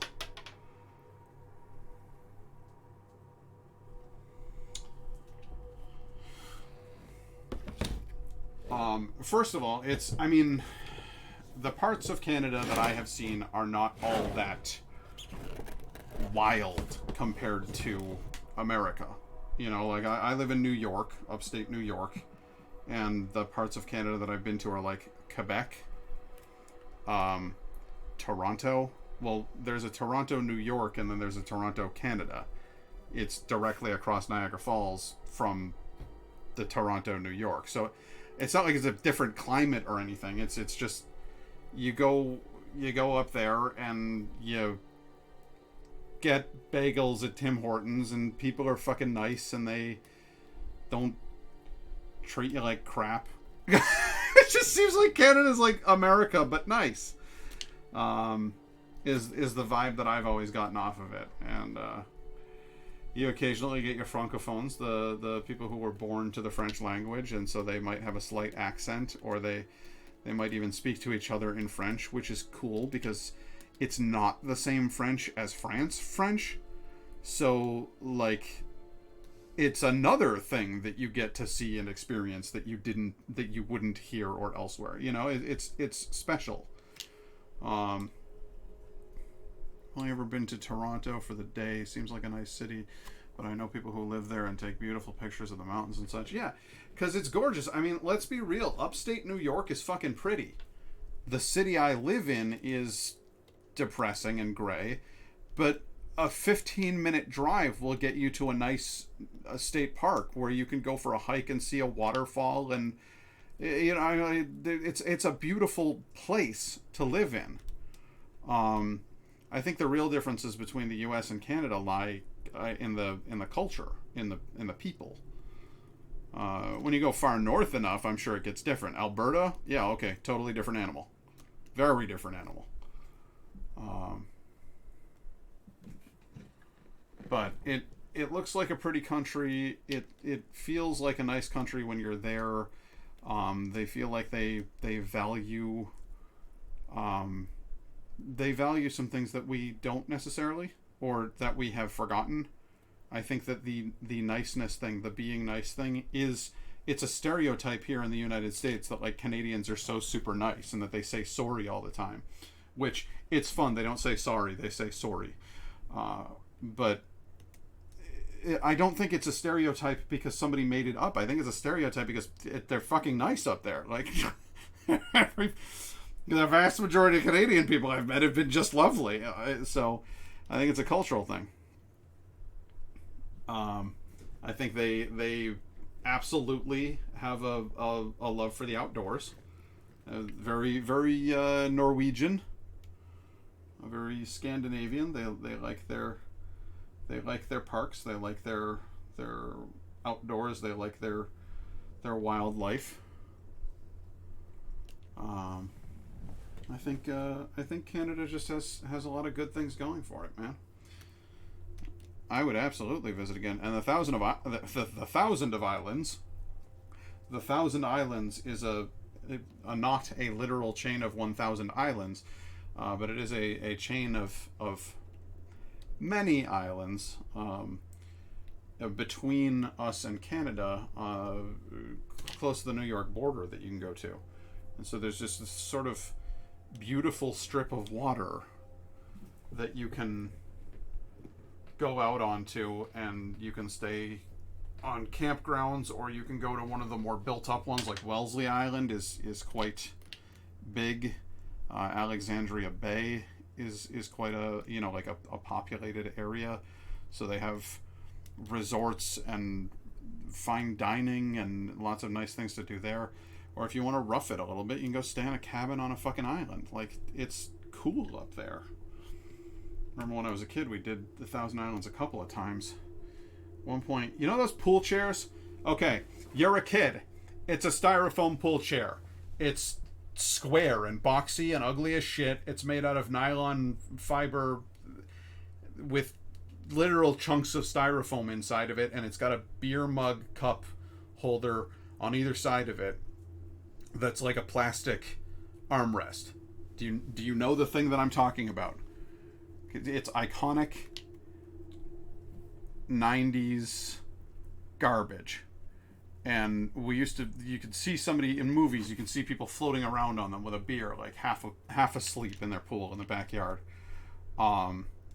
We hooked one of those to the back of a boat, and we figured out that if you press down on the front, you'll submerge. If you lift the arms back up, you'll come back over the surface. So my friends and I were riding around behind like an outboard engine boat, just doing like dive going underwater for a few, and then like one of your friends would start to run out of breath. This is a one-person vehicle that we have somebody else hanging on to the back of like an idiot, because that's what we're doing. And I'm out there on this thing, and I think Ethan is at my back, and not the Ethan from not Nye Guy, Ethan the Black Mud Puppy. And he is riding on the back of the thing, and I've dived down and I'm holding my breath, and I can feel him hitting me on the back to be like, go back up, you moron. Like, just stupid stuff that you did when you were a kid. I have a lot of really good memories from the Thousand Islands. My Uncle Rich, who is absolutely loaded, both on alcohol and cash. No, he has a lot of money. He had at that time I don't want to say a yacht. I think it might be considered a yacht. It would be like a small class yacht or a large class boat. But the model is called a Hatteras, and you can look that up if you want, and you can tell me what you think it is. I don't care. The important part is that he had this fucking boat, and he had a place to dock it reserved up in the Thousand Islands. So there's a little island up there with a cabin on it. I don't think we ever went in the cabin. Us kids were just running around the boat, climbing around the island, going out on my cousin Rich, the third. Sorry, Richard the third. Oh dear. We would take his dinghy out onto the water and go fishing. There's a story involving that where we caught a little fish. He was like, this fish is too dinky to take back. He threw the fish back in the water. He caught it again. He could tell because he like had hooked it through the eye or something. So he was like, this fish has a fucked up eye, therefore it's the fish that I caught. And then he threw it back again, and then at some point or another we backed over it with the outboard, so he fucking cut the fish in half. So he was like, this fish just wanted to die. Like, it was awful. But we have a lot of weird stories from up there.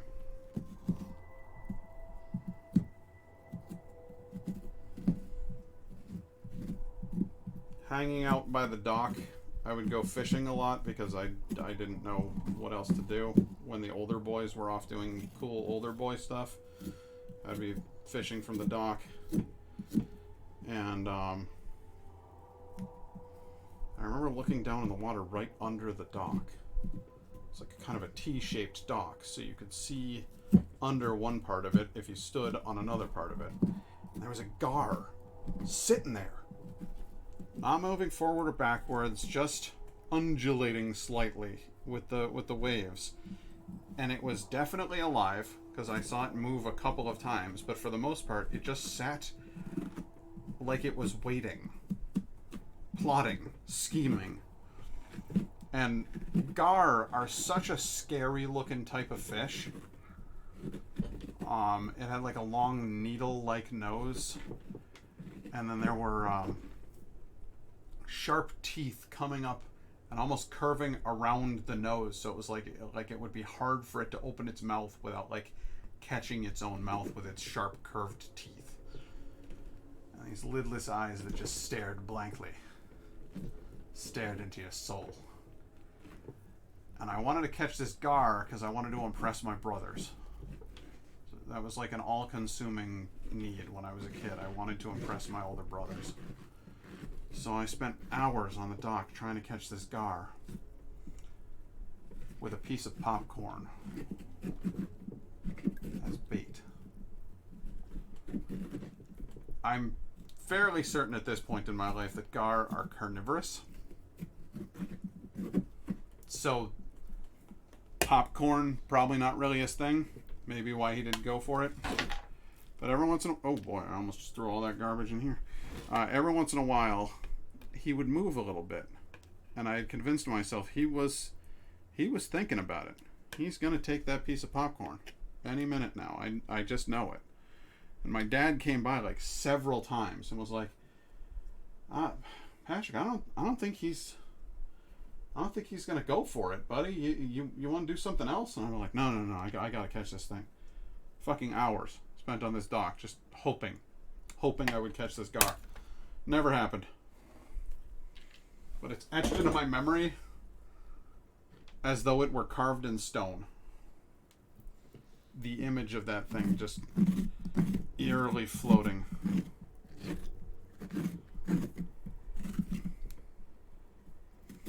You ever have some memories where, like, you look back on a time in your life and you experience everything in the first person, like your eyes are the cameras and you're looking forward. That's what you see. You ever look back on a memory and it's not from your perspective, it's from like a drone view just floating around you, like you can see everything? Because I have like weird memories, and I think it's because at the time my brothers and I are out on a cliffside. Not really a cliffside, it's just a steep incline, but it was rocky. And I convinced myself as a kid, no, we're skirting around the edge of a cliff like they do in a movie where it's Labyrinth and they're in the Bog of Eternal Stench and they're on those rocks on the edge, and then one of the rocks gives way and Hoggle almost falls into the Bog of Eternal Stench. Oh my god!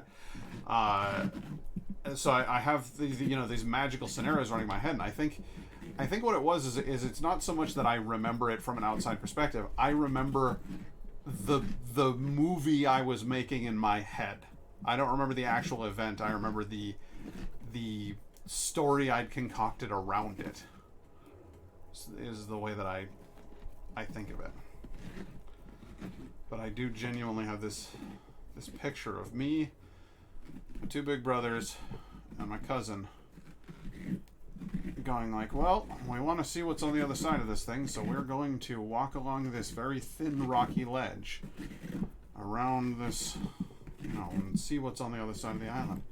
Never occurred to any of us to just go inland and then walk to the other side of the island. No, you've got to go around the edge. That's how it's done. That's how one experiences these things.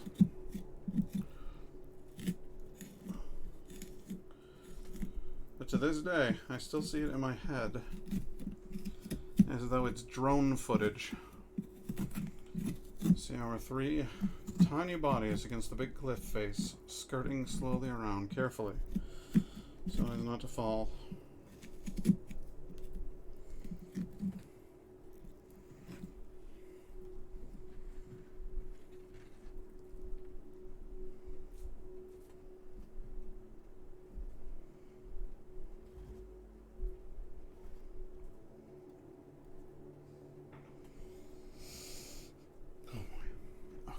This one is pretty well finished. I gotta get the bottom some.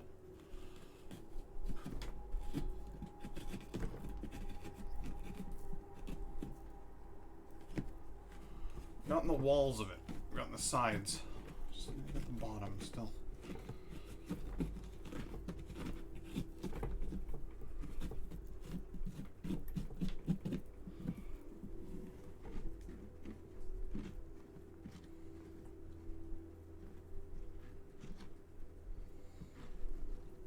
Let's see here.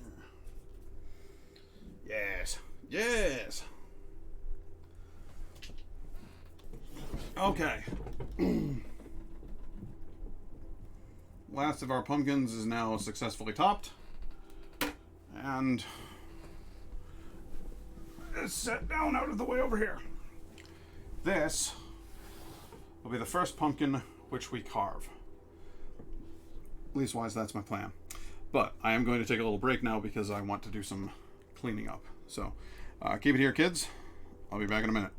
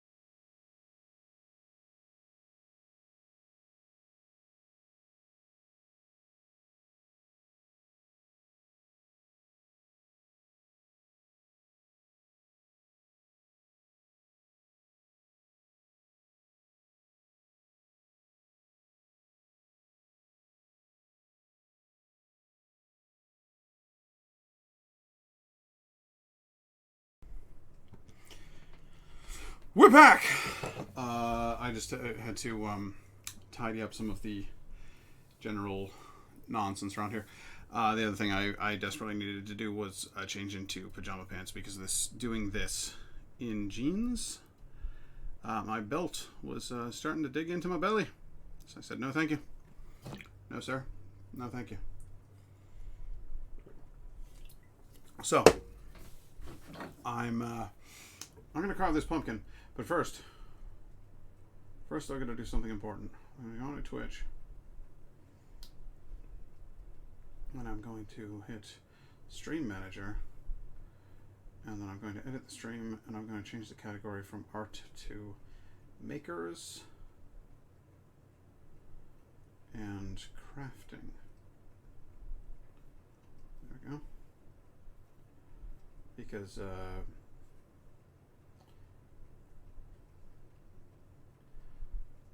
well, you know,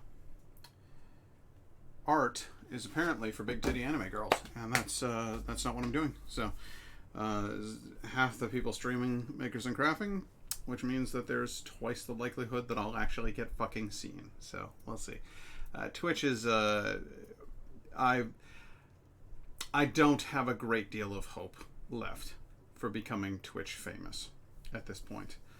I think Twitch is at this point a very well paved metropolis. It's when I got here I thought, oh, this is the Wild West compared to YouTube. No, it's more like the Midwest compared to YouTube. It's people have been there for quite some time, and they've already decided on their way of life. So I don't think there's a great deal of possibility of me really exploding at this point. It's basically, I've been streaming for 3 years, and I've got a few regulars, and maybe somebody new follows once every couple of weeks, and somebody else unfollows once every couple of weeks. So I'm right around 184 at the moment, and that's exactly where I've been for the last year. So I just don't. I'm not at this point. I'm no longer doing this because I think it's going to explode, and I'm going to be able to do this full time. I've sort of let go of that concept, and instead, I'm simply doing it because it's the thing that I like doing. I enjoy it. It's fun.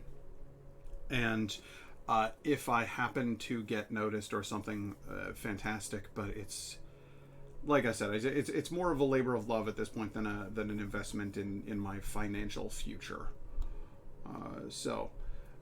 Do I still try to get seen? Yes. But I don't really think it's gonna go anywhere. We'll see.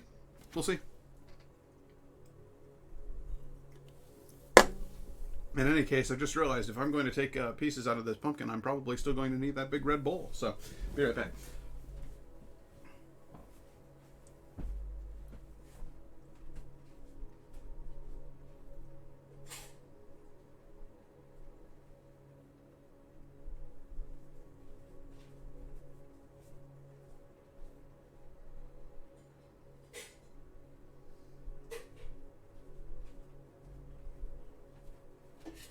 It appears the big blue bowl was the one on top, and therefore not touching the contents of the sink. So I'll be using the big blue bowl. You get the idea.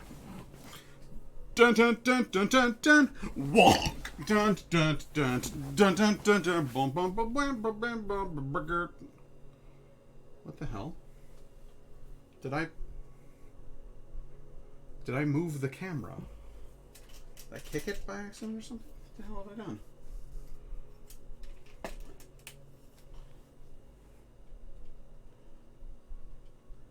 It hasn't been like that the whole time, has it? That would be a bummer. Oh no, it's because I moved the fucking chair. And I knocked it out of its... I see. That's my own fault. No, Pat, you've done that. You've done that. Ah, yes, you're right. I have. Here now is a pumpkin. Here now is a bend in his face, right? So the idea is that I'd very much like to be carving here and making a sort of face. So I want to do a bit of drawing. I unfortunately don't have any permanent or non-permanent markers. So I guess I'm just going to have to kind of freestyle improv this. But let's see. With our shorter knife, I'm going to draw. He's going to be like, ah, which is going to have several small indentations here.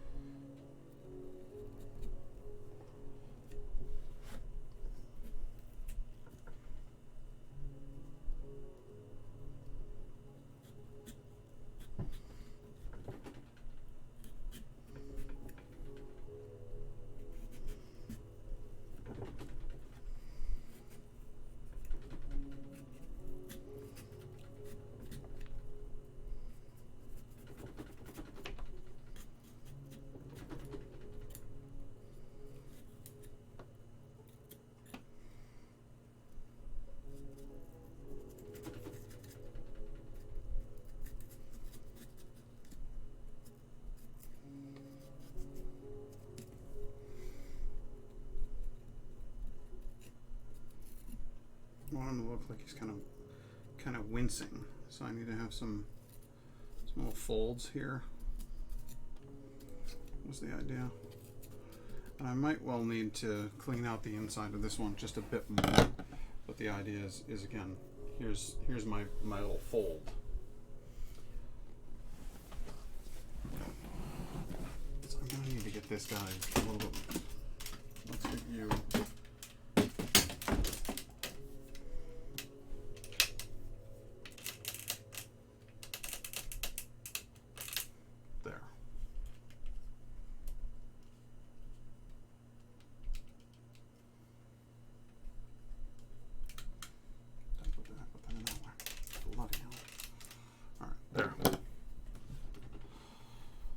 Actually seeing things sort of from my perspective, so you can actually get an idea of what the hell I'm doing.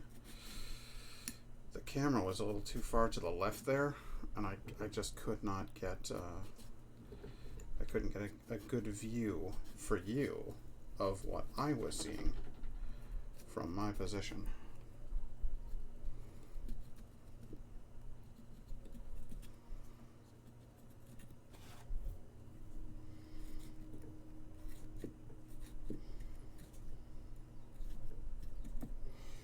There's the sort of creases I was talking about, and then I'll do some more here.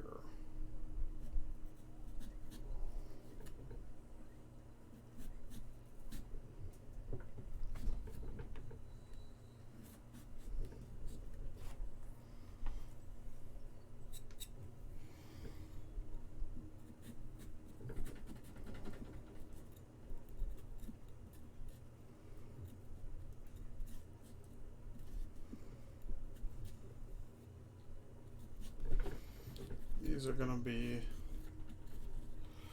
the sort of wrinkles that you get at the corner of your eye when you scrunched it like that.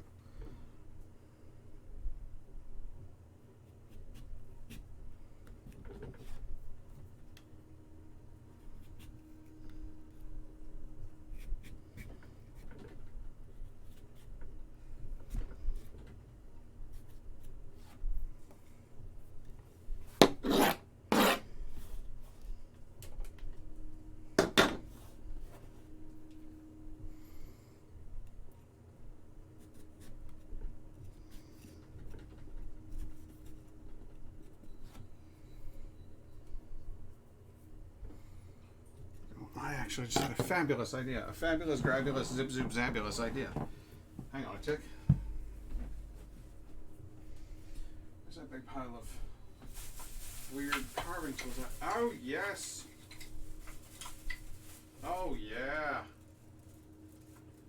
That's what I'm talking about right there. Hey, you remember the tools I was using for the other stream? You know, the other stream. The Waxwork stream. These guys, these little things right here. I don't see any reason why this wouldn't work on a goddamn pumpkin. Now, why wouldn't it? So let's get in there and get carving, and we'll get some real details in this thing, I'll have a nice small blade to work with. Make clean, tiny incisions instead of using this big fucking knife that I got. I mean, honestly, this is not a large knife. Look at it compared to my hand. I could conceal that weapon. You know what I mean? But it's a bit of a big fucking knife for carving into this pumpkin. Whereas this little blade right here, that's some stuff right there. So I can get in and I can do your finer details.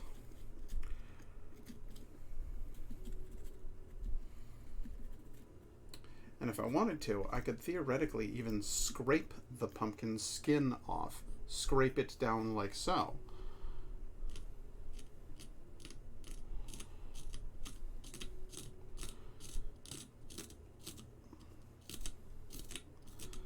And then once I've got the marks that I like, I could actually leave those. This is just in theory. In theory, I could scrape in and uncover whole surfaces of pumpkin flesh here without actually ever cutting through all the way. So I could, you know, I've seen people do pumpkins where instead of carving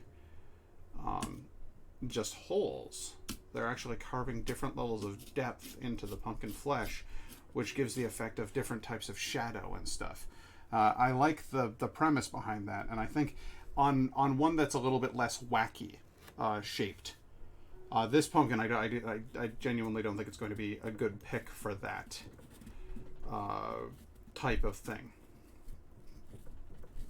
But I think if I get one of the nice big round ones or whatever, I've got a bigger surface on which to work, I can try doing something like that. We'll see.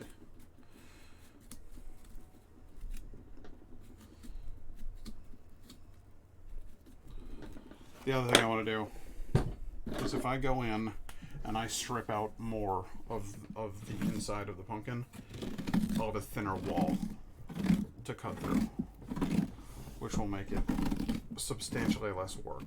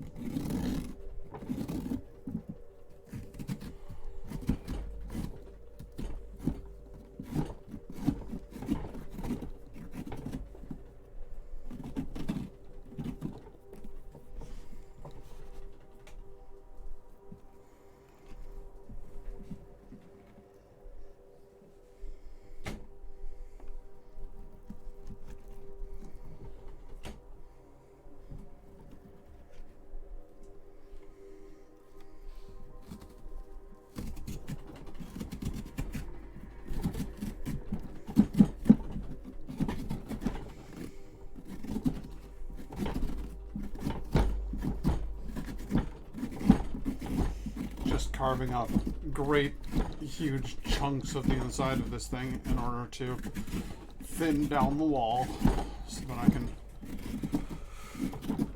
carve through it more easily.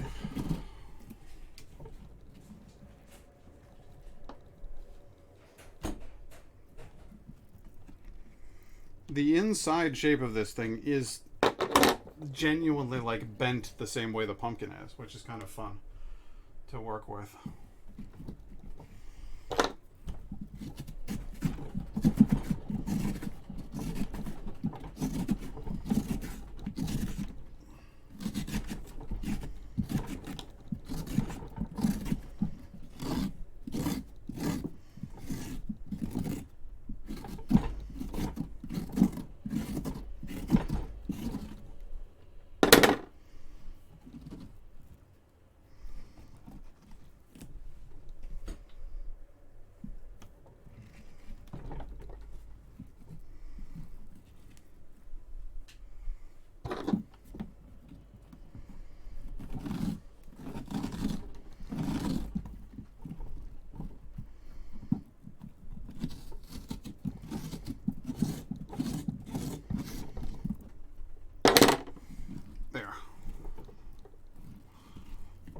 that doesn't take quite a bit less to cut through.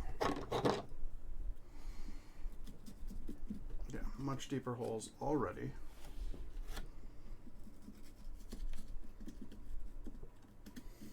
I like how the blackening of the wax from, like, because I burnt this thing. I like how that burning has actually created dark spots where I'm cutting. That's kind of funny.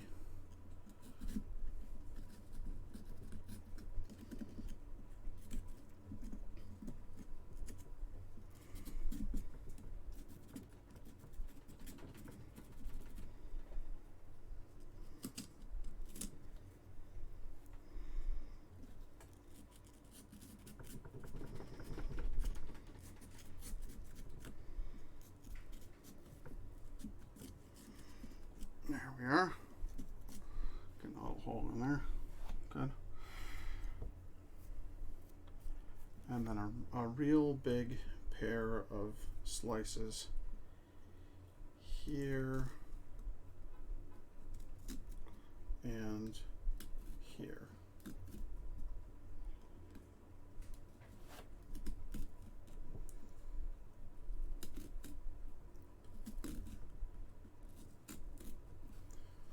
There's one.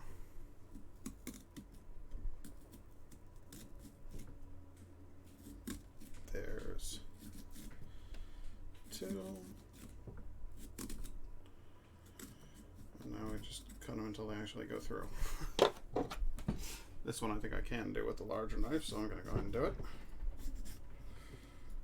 There you go. No harm done to the pumpkin. No harm done to me. I hope somebody shows up to talk soon. It's a bit quiet. But I suppose when you are working on a little project that you yourself are enjoying, you don't really need a great deal of conversation.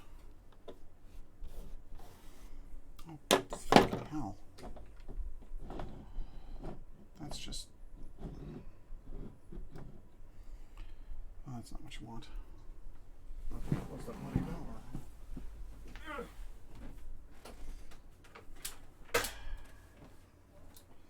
I've got to close the door. Everybody's going to see you.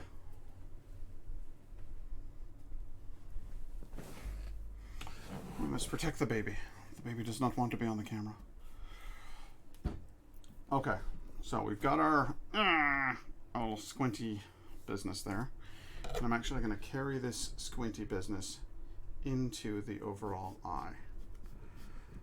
So the overall eye is going to be here.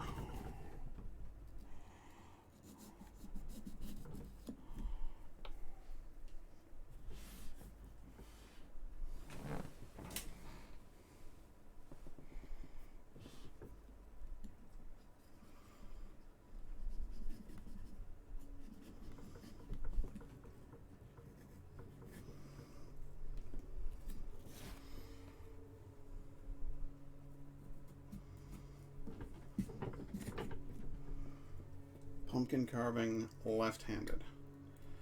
Carving a pumpkin with your non-dominant hand is always the best idea. Sorry, I'm more listening right now. One of Matt's best friends is in town from Seattle and coming over for a little this evening, meaning I have to be up off my ass clean. Oh, I understand completely. It is what it is, you know.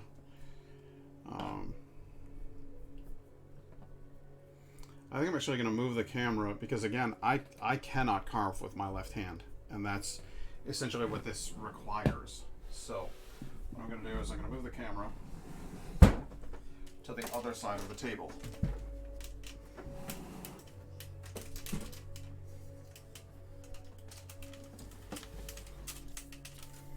I'm going to put it over here. I'm going to turn it this way. I'm going to pop it, lock it, flip it, switch it. And I'm going to sit over here, which means things are going to look a little funny, but at least they're going to work, which they previously did not.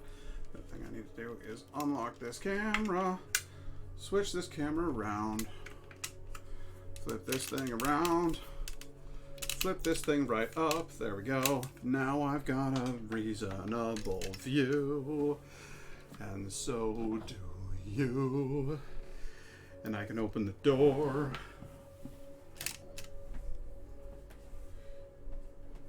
There we go. Sorry, sometimes you have to completely, radically reorganize everything on your stream all in one quick moment, just in order to make it so that, well, fucking anything works.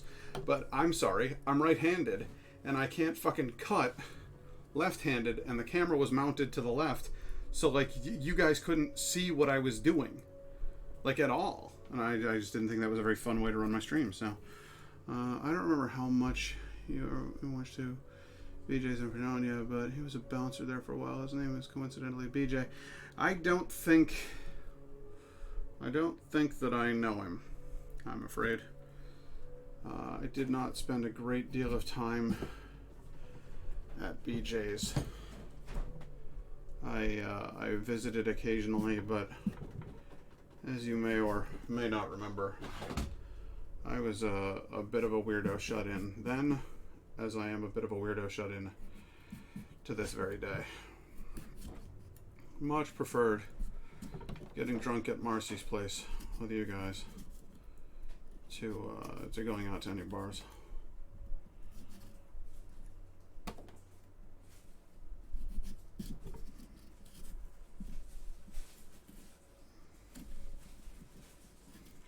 I remember that BJ's had a blow-up doll of a lamb with it was like an inflated lamb with an asshole hanging from the ceiling. I remember finding that a bit on the disturbing side. Let's see here. So if I was doing that, I'm gonna have a lot of wrinkles. A lot of wrinkles in this face.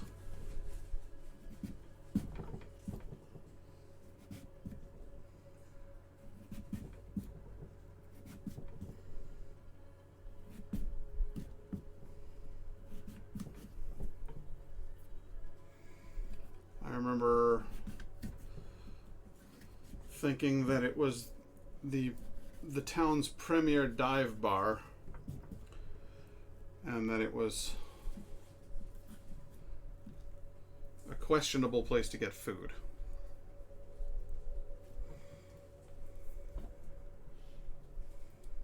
I remember that much.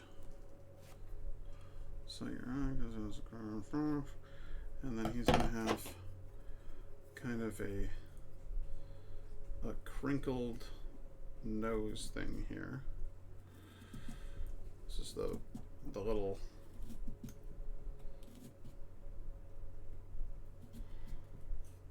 thing you get between your eyes, or at least that I get between my eyes.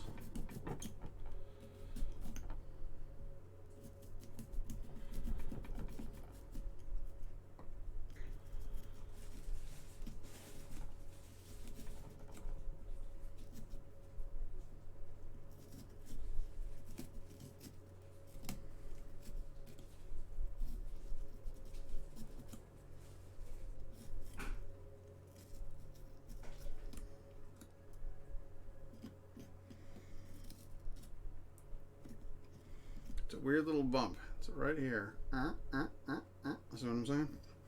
And then you got another one for the other eye.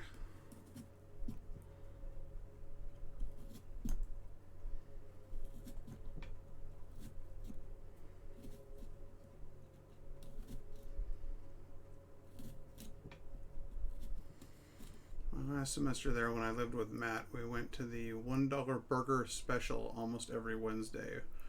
We never got to... Oh, well, that's good. Then again, that was after it burned down and was reconstructed, correct? Or was that pre-fire?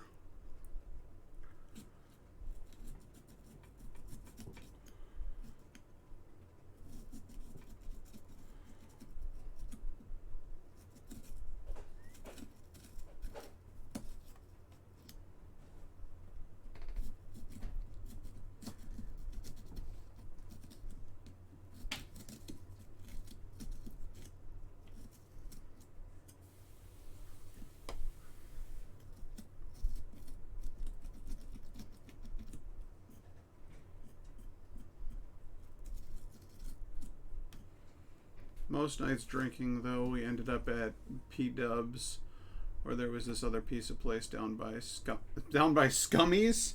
There was a place called Scummies. At least they're honest. I'm not sure that I ever visited Scummies.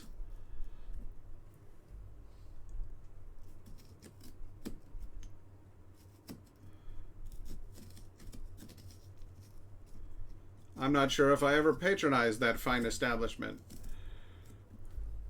Scummies.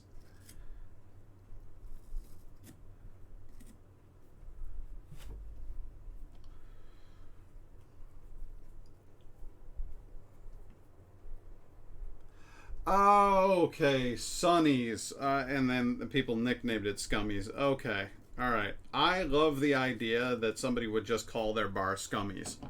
Just fucking, lean into it. You know what I mean? Like, you know what you are. You know who you are.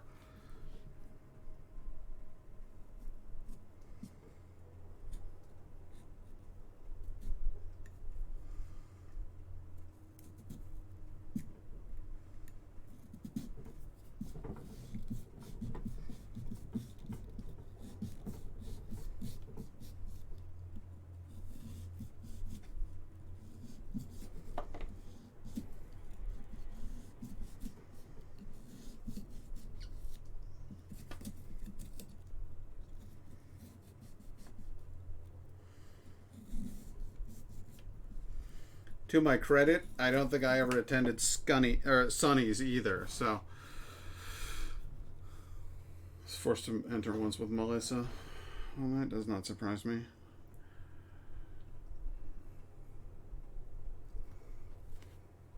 She seems like she would want to go someplace and dance. That seems like a thing that she was probably the most normal one out of us. Out of the whole bunch. Wouldn't you say?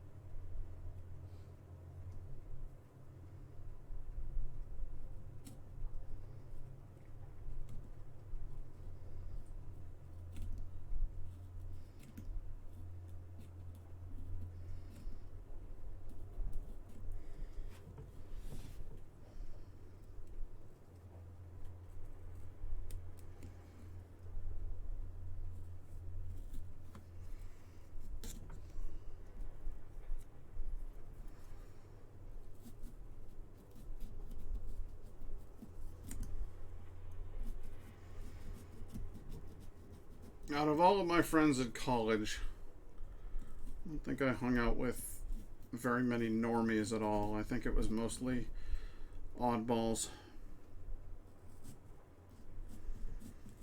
That's the crowd I was hanging with. And frankly, I wouldn't have it any other way.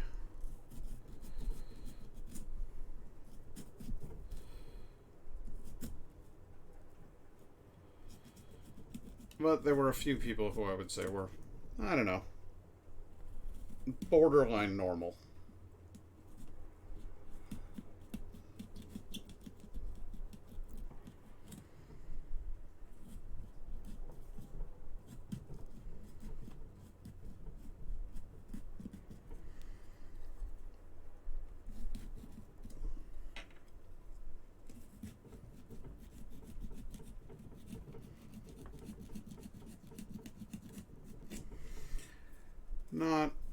I've never really had much time for or interest in normal.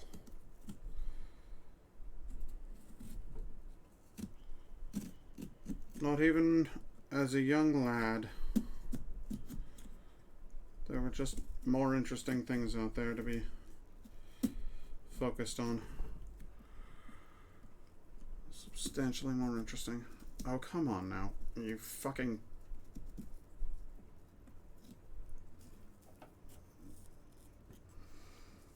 Come on now. Explode out of there. Stop the charade. There we go.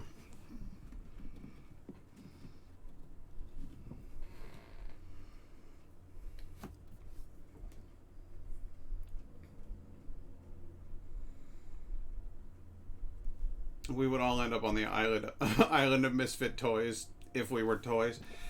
Yes, that's an odd way of looking at it, but I'll allow it.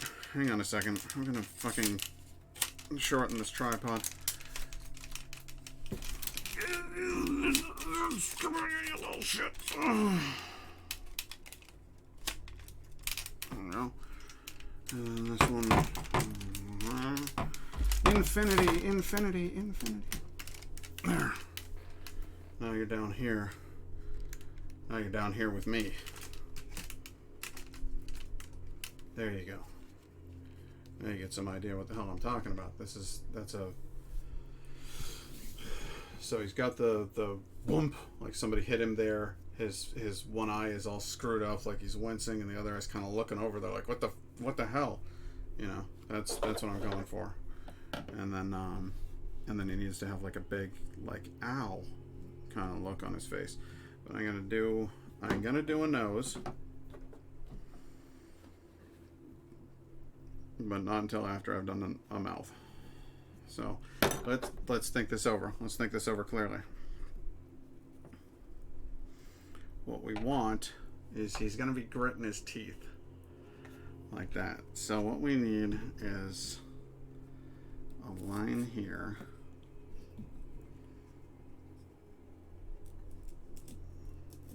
One of these going out that way. Good. One of these going here like that. Gets a little thinner. Good. Kind of a sideways arc this way. And then just the accents for that. And that. Okay. Now, we're going to have a big old gap here. A big old baby. There we go. And then we're going to have the teeth gritted all the way through to there. And then it's just a tooth on each of these. So,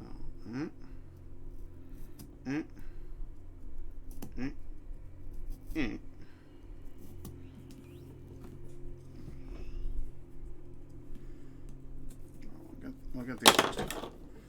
Come here, you.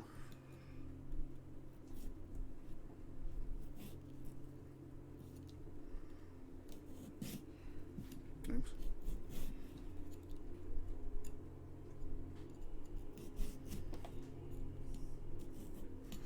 I was reminiscing about the time spent making the movie today. Yesterday in class, I was showed my kids a short film one of her daughter's friends made. It was so well done, but got me thinking back.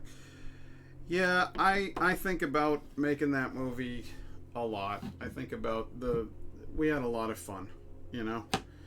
And I think about those days. It makes me smile when I think back to that period in my life, because again, it was a period where I had built my life around a relationship that was not successful. And I thought when I got broken up with, I thought that I had been destroyed. And instead,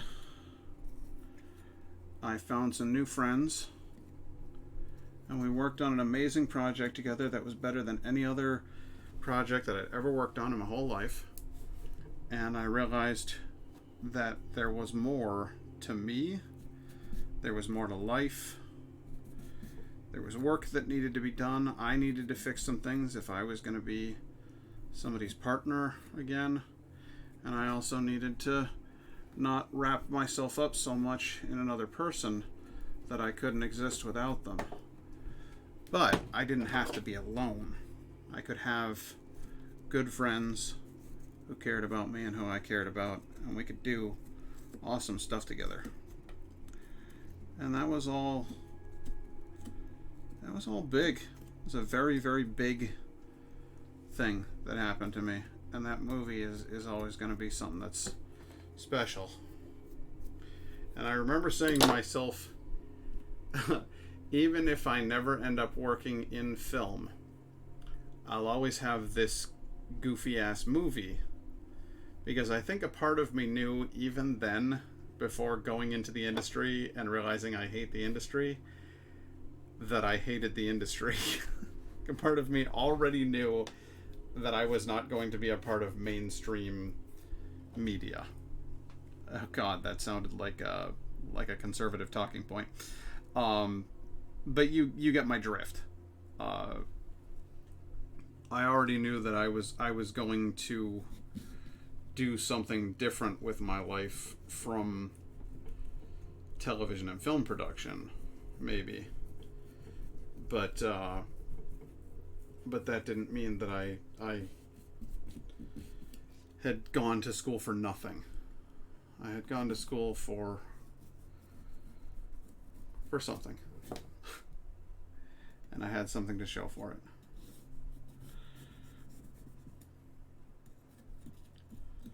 But it is funny looking back on the whole thing, like...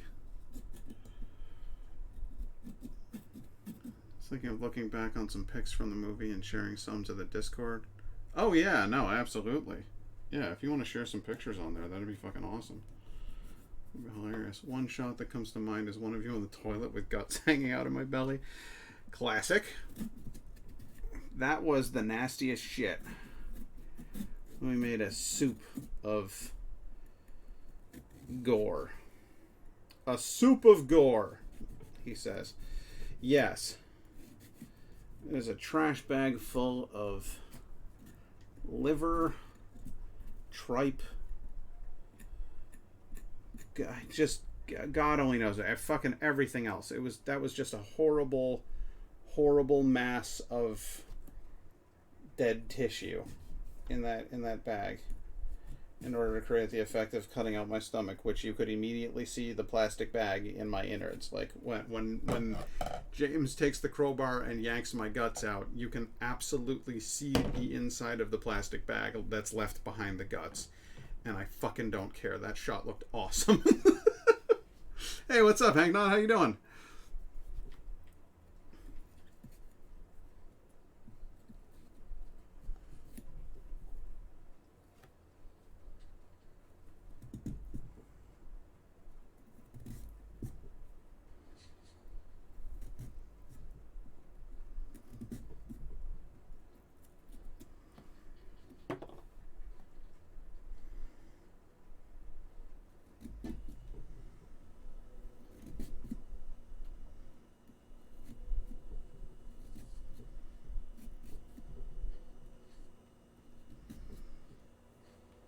Could be better, but not complaining. Well, I can relate to that. That's just about all of us these days, isn't it?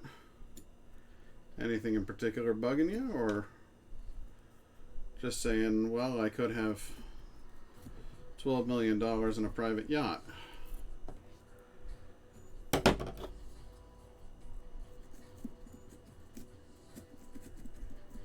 Oh, this is an interesting song. Resistance, huh? Alright. Kinda sick. Oh, well, that fucking sucks.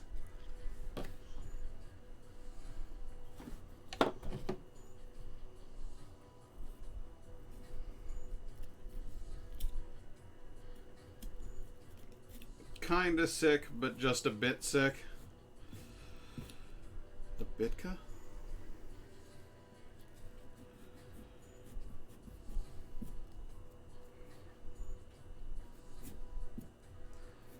Not sick enough to make a big deal out of, but sick enough for it to be annoying as hell.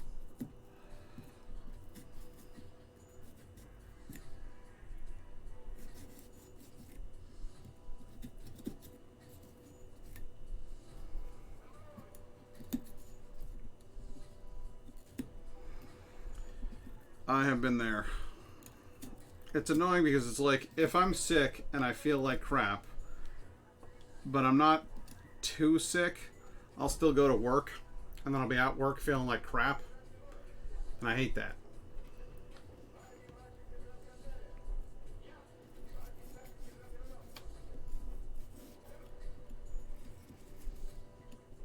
But if you're real sick and you stay home, it's not like you get to enjoy being at home anyway because you feel like shit.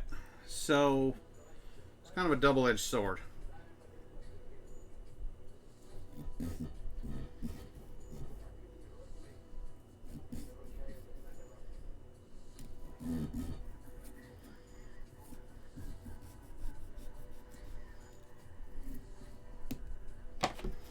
I'm not sure if this mouth is going to come across the way that I intended for this mouth to come across. I have my doubts about the mouth situation.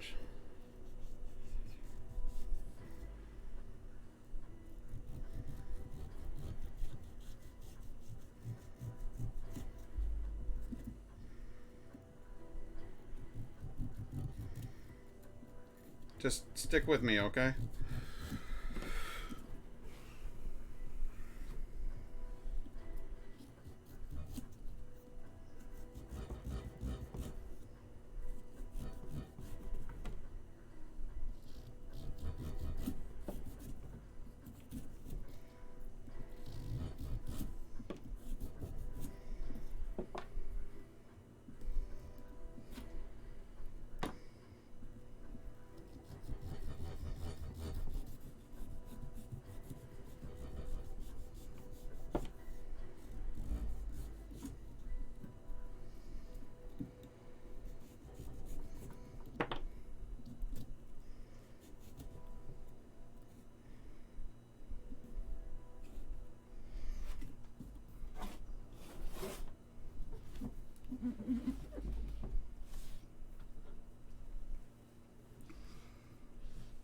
Okay.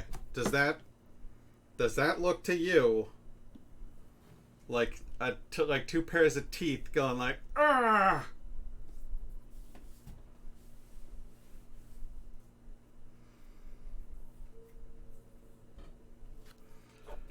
Because then I need to make a nose on there that looks kind of bent. It's more like an evil, crooked smirk. Well, shit. That's not what I was going for at all.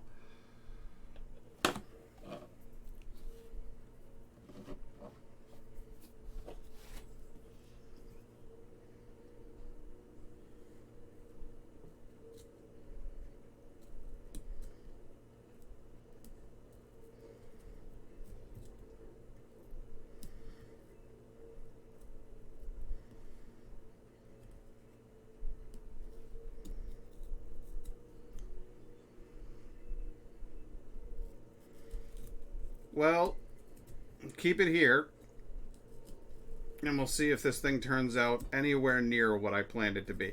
You know, a lot of people will draw their plan on the pumpkin before they start carving their pumpkin, but not this guy.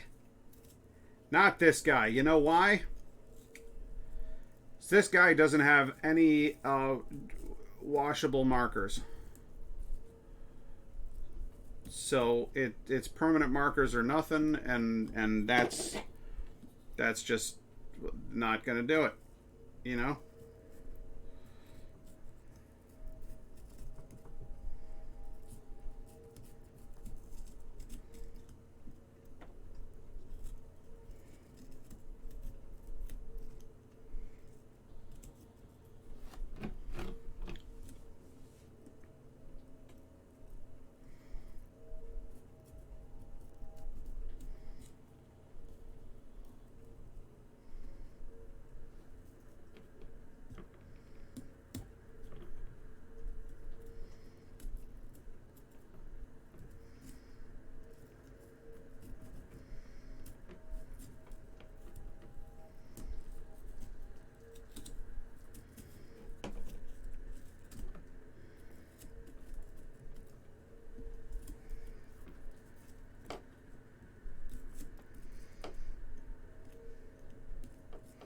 So what is everybody thinking of the spooky music? Is this vibe working for you?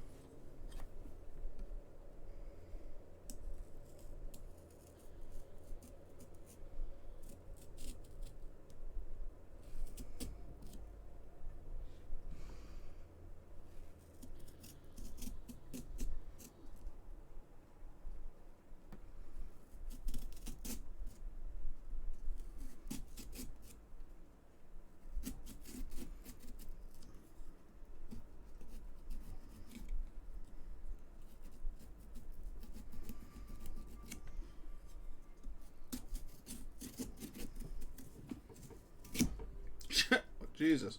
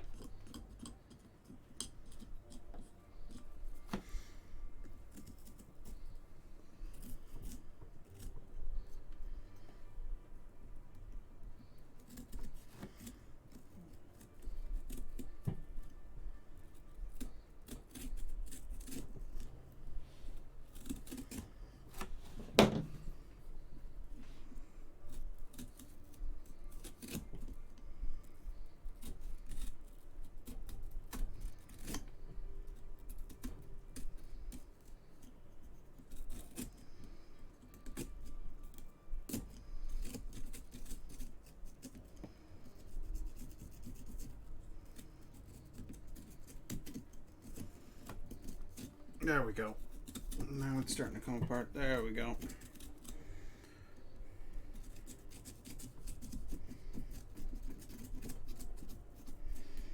This whole area in here has so much structure behind it.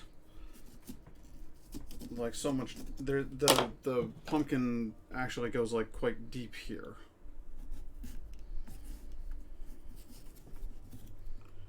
That I have to get like a legit knife and cut it out, because otherwise that tool does not go deep enough to cut all the way through.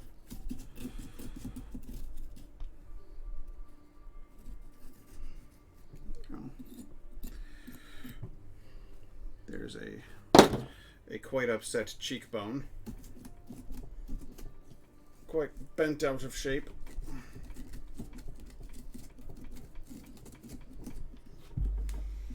He's looking a little Red Skull at the moment.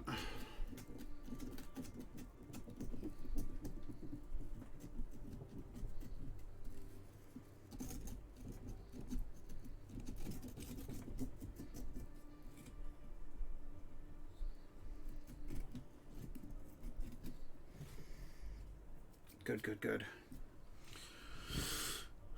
And then I'll just try to do... Started playing Ocarina of Time 2 days ago. An absolute classic. A treasure of a game. How's that going for you?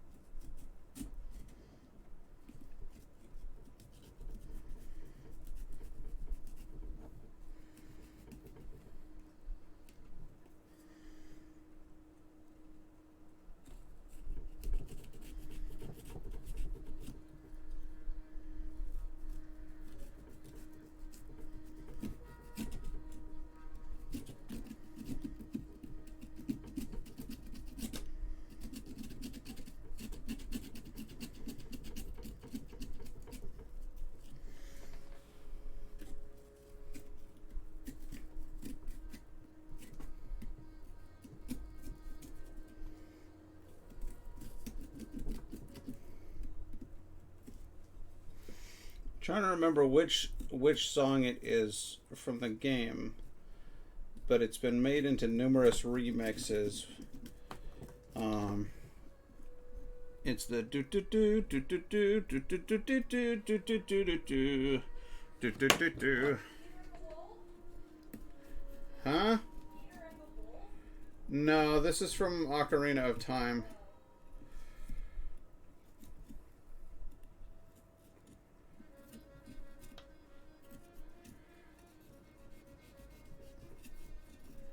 Because I know Song of Storms is do do do do do do do do do do do do do do do do do do do na na na na na na na na na na na na. But the do do do do do do do do do do do do do do do do do has that one really always works for me. And there's like a bridge in the song at one point where it's like do do do do do do do do boo do do do do do do do do do do do do do do do do do do. You're like ah.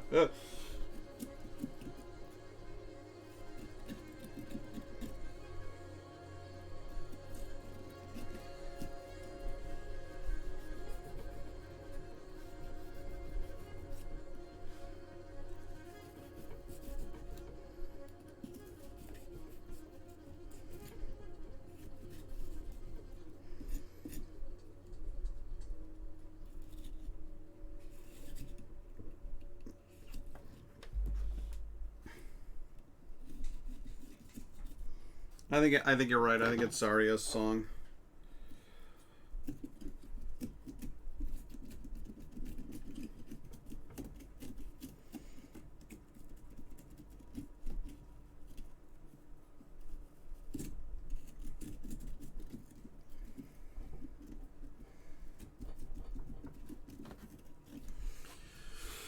All right, let's see. I need some paper towels here. I'll be right back.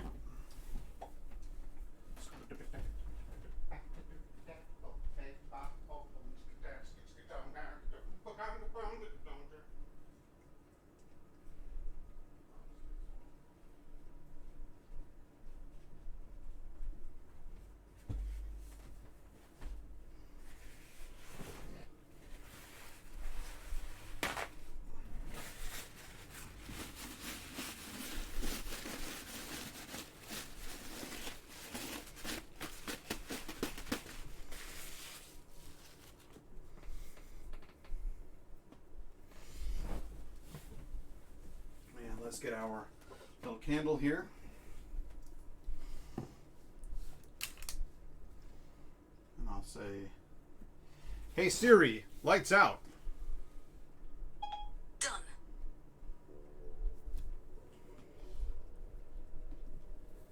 It's like somebody punched him in the side of the head. That was what I was going for anyway. I'm not convinced that's how it came out. It's looking a little wonky, if I'm being honest with myself and everybody in the room.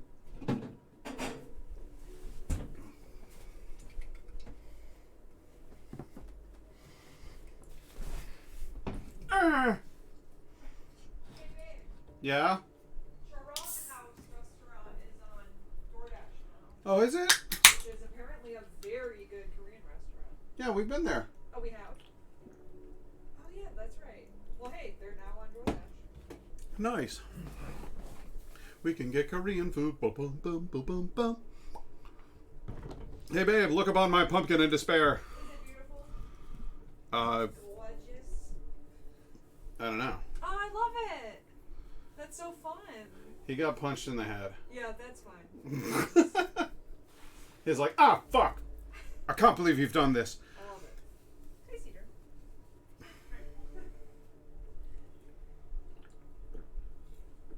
So that is one pumpkin out of 5. Hey Siri, bright. Okay. Well, that's one down. And now I have no idea what to do with the second one. That was the only pumpkin that I planned. When I bought this pumpkin with this divot in it, I said to myself, he will be a man being punched in the face. And that's as far as I got with my pumpkin planning. The rest we're going to have to kind of work on together, I think. We're going to have to find inspiration as we look upon our various pumpkins. I will be right back. Keep it here, kids.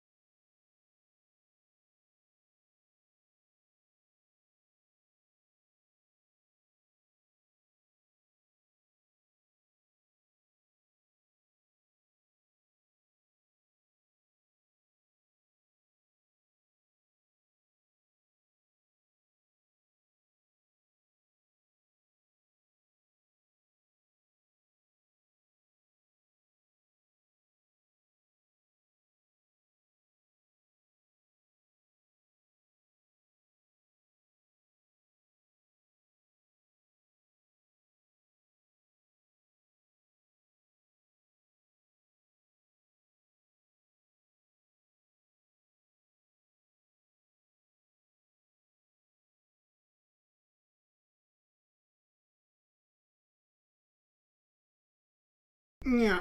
Mm-hmm. Hello? Hello? There we go. Sorry about that. Got a little bit confused. Pressed the wrong button. You know how it goes. So we got ourselves a fresh new pumpkin here to work with. And the possibilities are limitless. Limitless! I was thinking this time around I might try to use the old subtractive pumpkin sculpting nonsense that I have been talking about. Instead of just cutting holes, let's shear off the face of it and try to, like, what's the word I'm looking for? Try to like make like a topographical situation here where different amounts of light come through different amounts of pumpkin shell.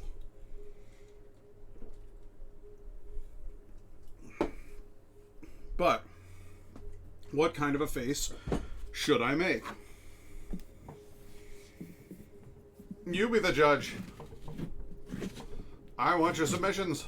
I want your concepts. Hit me. Give me the good stuff.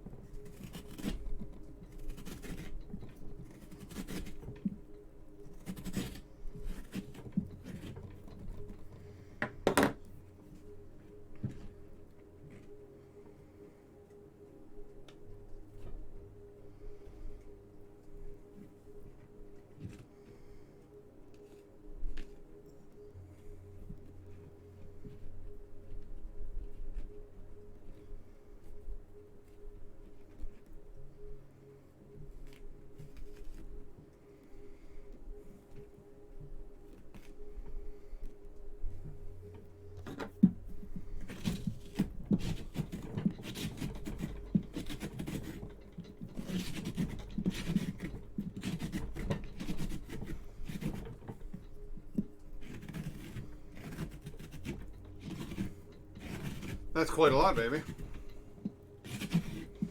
I wonder if any of them are actually on there, or if they've just added them on.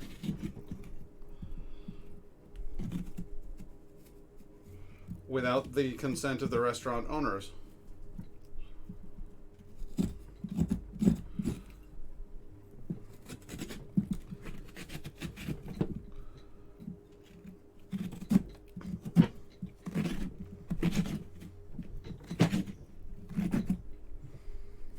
What's the other one? You know, the shitty one with the driver that assaulted me in a parking lot? The one that's not DoorDash? Grubhub, that's right. Grubhub. We hire people so belligerent they'll assault a stranger in a parking lot. They used to just add people onto Grubhub. Like they would add a restaurant on there, and then people would order stuff from that restaurant, and the restaurant owner would never hear anything about it until the person called up the restaurant angry, saying, "How come you haven't delivered my thing yet? Blah blah blah blah blah." And then the restaurant owner would be like, "I'm not on Grubhub." And then they'd have to think about all of the business they were losing for not being on Grubhub. And that was like their like intimidation tactic. Like you should be using our shitty service with drivers who accost people in parking lots.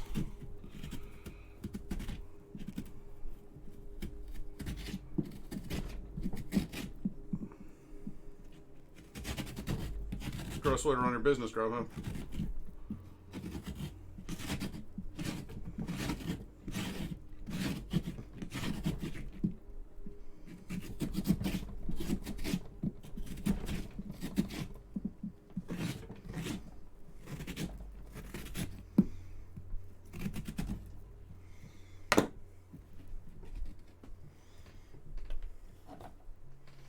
Just remember, everybody, for legal purposes, it's not slander if they actually did that shit. I can talk all the crap I want about a company if they actually did that crap.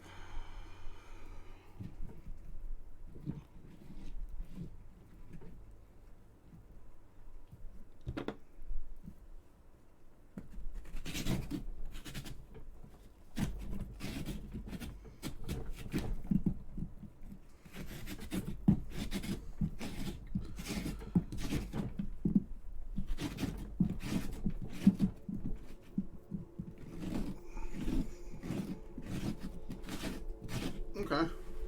I'll have fun. What kind of face should I make on the front of this pumpkin?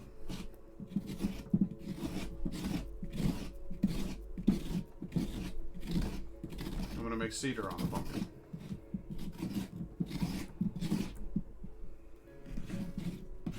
Can we go with something slightly more abstract?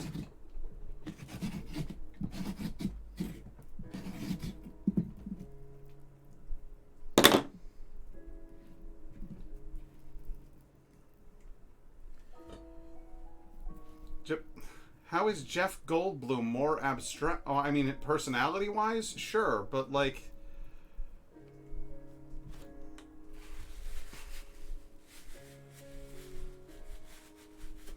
I like the idea of classic Doom guy. The only problem with it is that he's like a helmet with a visor. That's it. That's the whole. It's the whole damn thing. Peter from Family Guy. I mean, yeah, I guess I could do that. I guess. I don't know. What does this particular pumpkin say to you?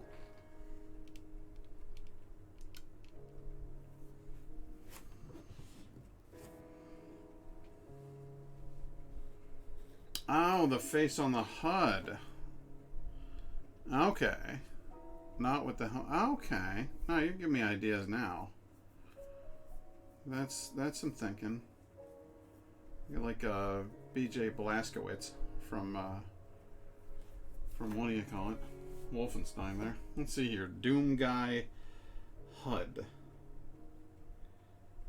Doom Guy HUD.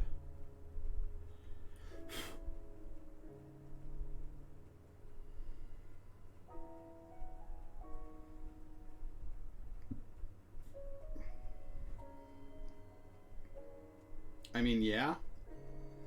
That's kind of perfect. I'm feeling like this is kind of the way to go. So I'm gonna go with that. I think that's a brilliant idea. I'm gonna do the Doom guy from the HUD. Alright, let's see here. So, first things first. The more I remove, the more light will come through. So I need to be careful. I want to make lots of light come through on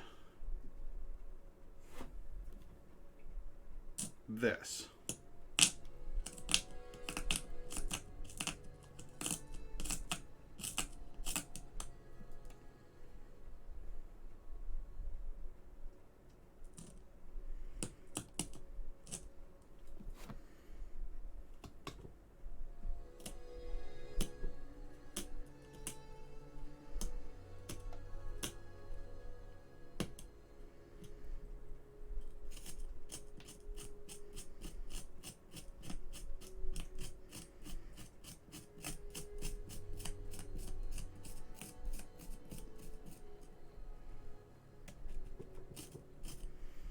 Now, what is this? Well, it's the little thing right between his nose.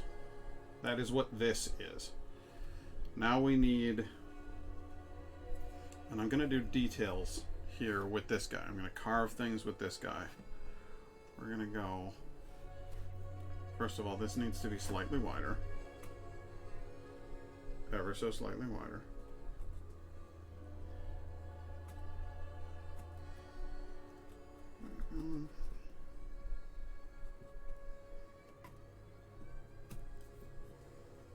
And now chip it away.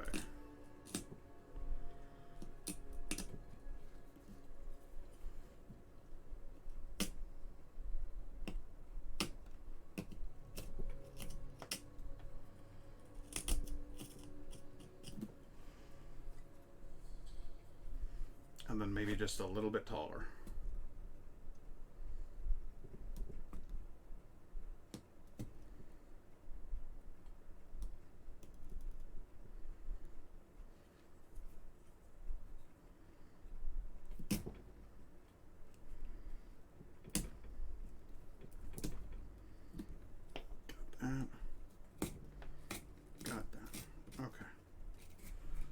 Now have the thing between his eyebrows. Alright, now then, he's got nice dark eyebrows, which actually come down a little bit from that thing. So this thing goes upward like this. And then this one goes substantially upward.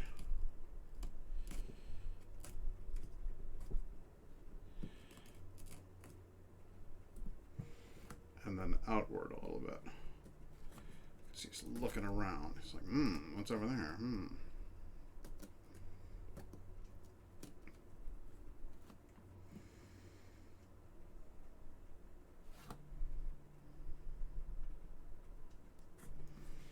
And this guy goes up quite a bit to the top of the dome here.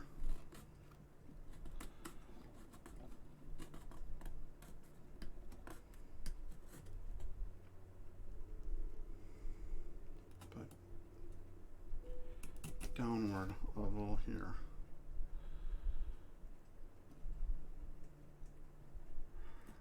Rounds out here. And then rounds out again here.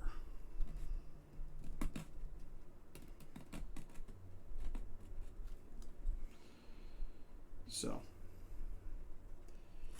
I'm going to do some slashing here just to kind of rip the thing up, tear it up a little bit.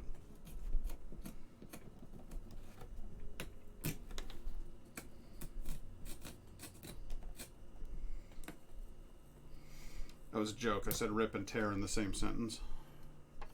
Because it's Doom. It's all about the ripping and tearing.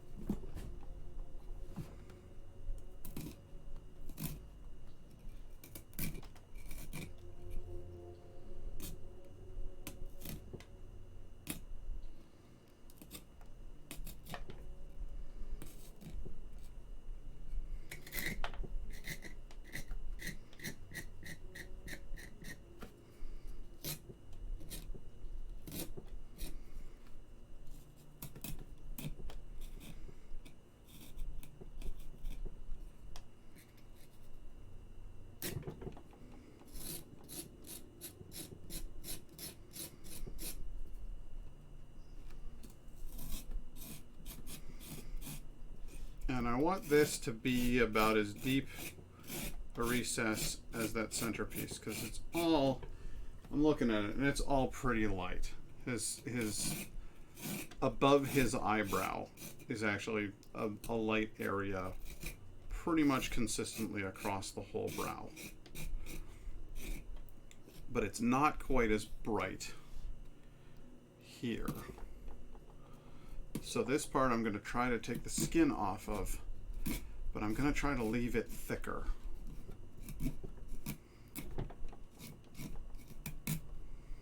And again, I have literally never done this before, so I'm just hoping that it comes out looking halfway decent. But I have no guarantee it will do any such thing. It may come out looking absolutely horrific.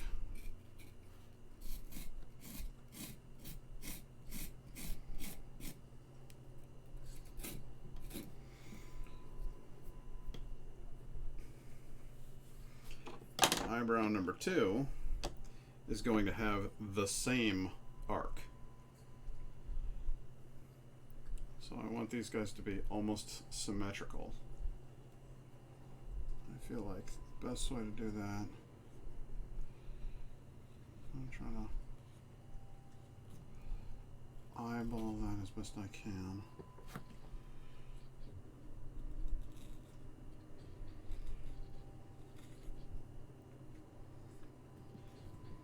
And then round this out.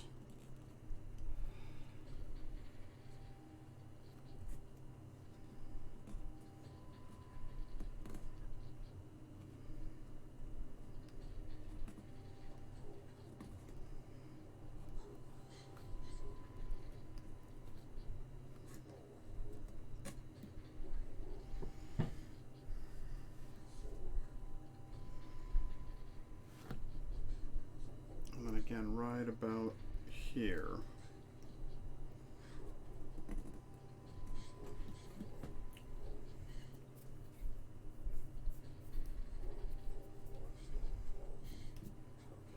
Now the only part that is going to have actual black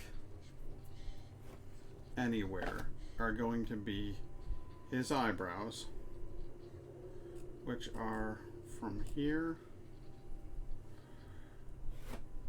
going up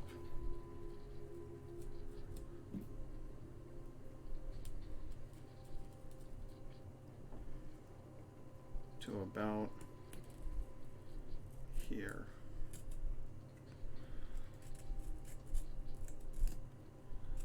That needs to stay black, which means it needs to stay orange.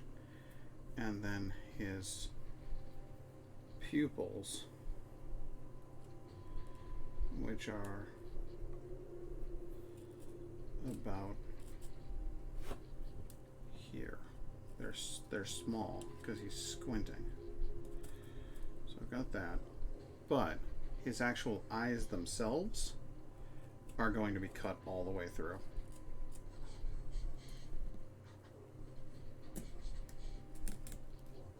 So at least this much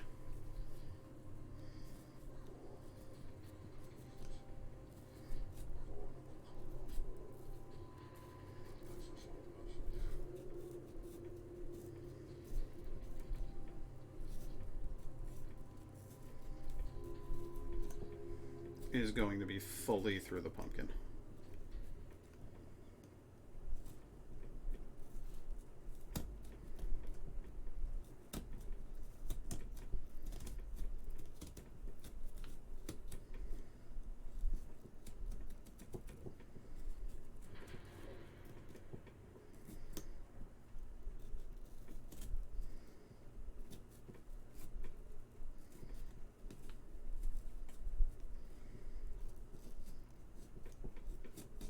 Come on. If I have to cut you up into pieces to get you out of there, I will. There we go. Okay, so that goes all the way in.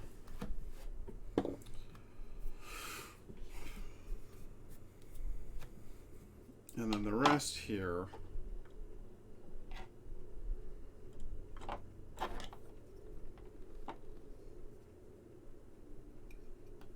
coming all the way out of this.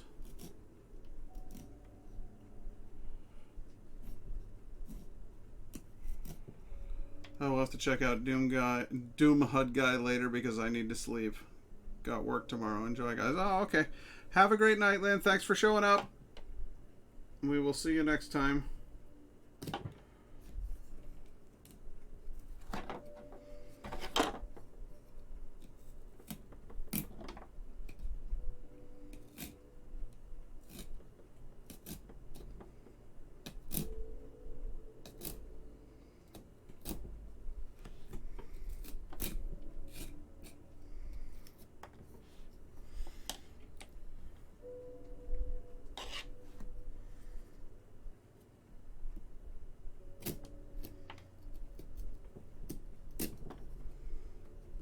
I'm actually going to go around with this end and demarcate all of the edges so that I get a nice clean edge on every single thing before I actually try to carve away from it.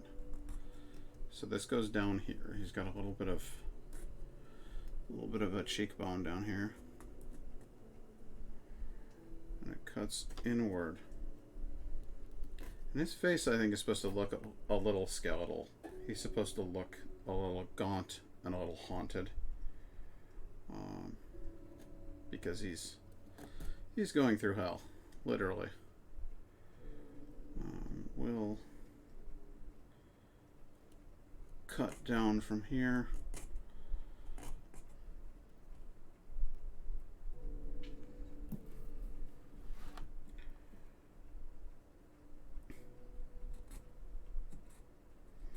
Oddly enough, this part is supposed to be a little darker to give him the outline of that skull sort of shape.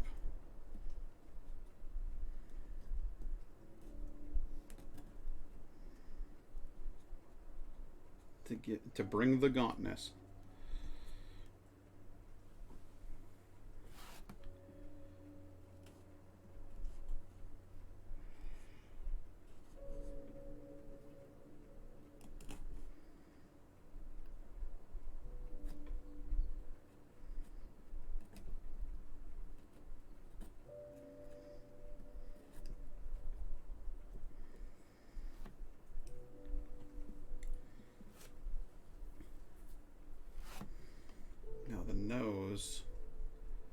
Goes right down the center, kind of a perfectly straight line, honestly,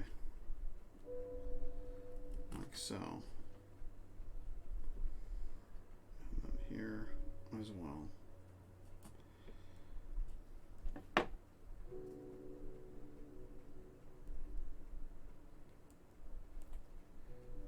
Rounds out.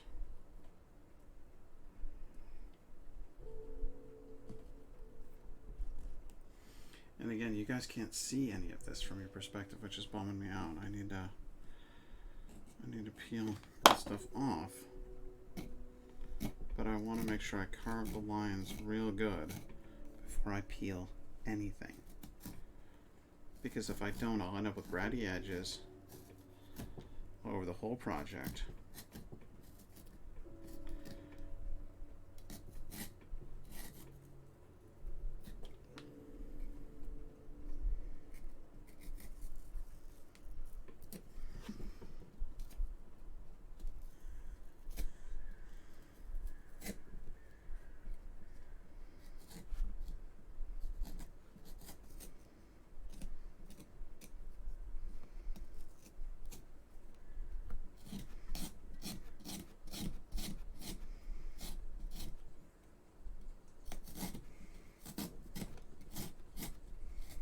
Most of the nose is quite white, but there is a little shadow just under the squint mark in the center of the eyebrows.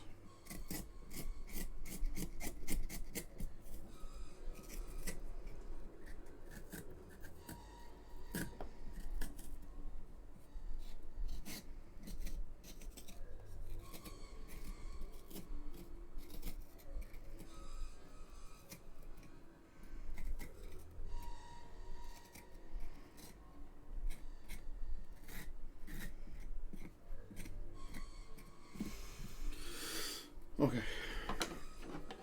got that. Now the nose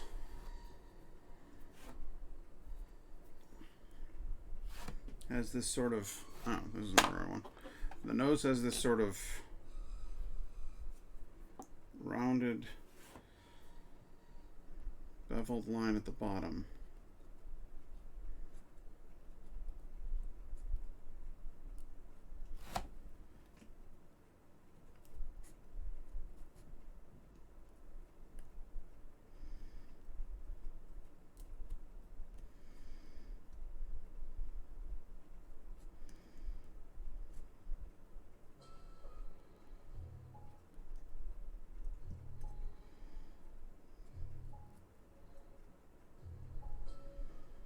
I know this song. This song is from Heralds by Word Clock. This is one of my favorite albums.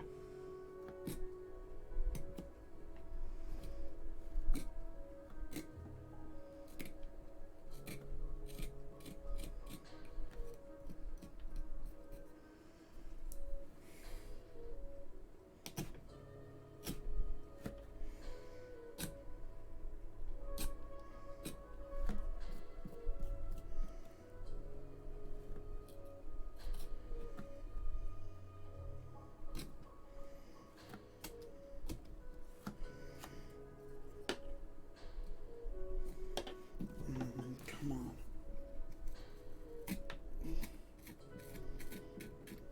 Good. It's so hard to get like anything but square edges on this. I guess what I could have done was embrace that and go for a truly pixelated look. But I didn't want to.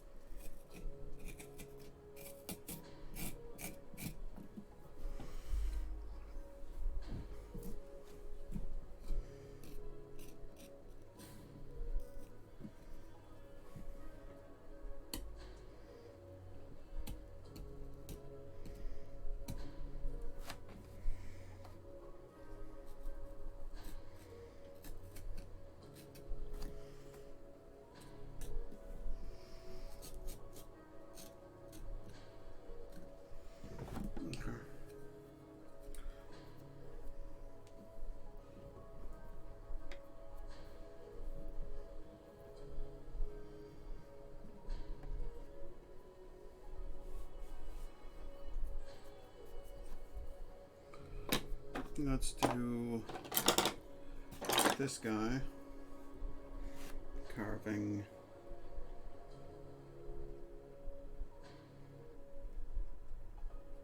a slight line there,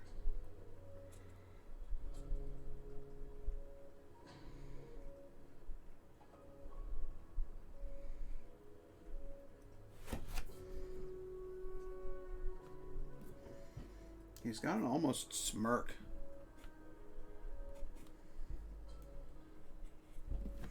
I want to bring up a picture of the Doom guy here, just onto my overall screen. Doom guy HUD.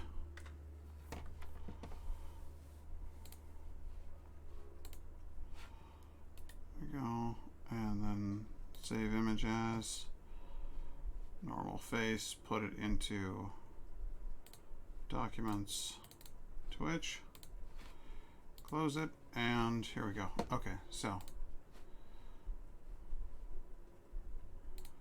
add an image. It's new. Call it Doom. Add source. Browse. Documents. Twitch.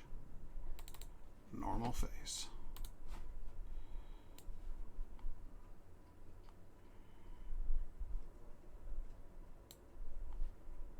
Oops.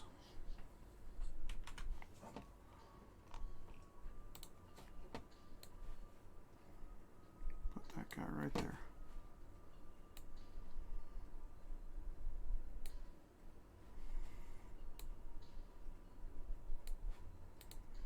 That's what we're going for.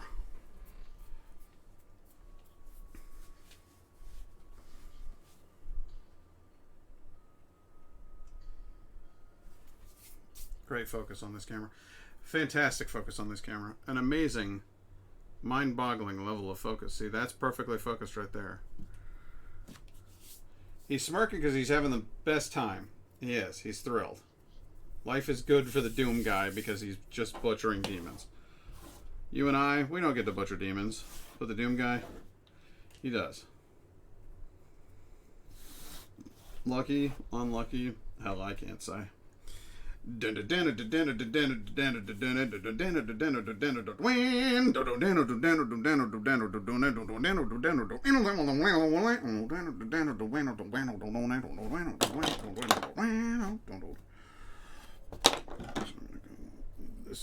here, and then this here,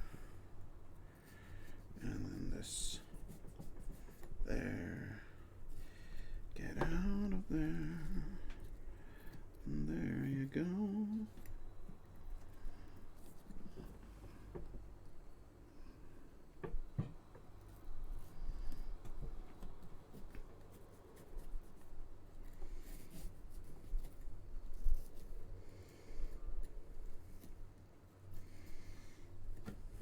And then we'll kind of glow around the eye.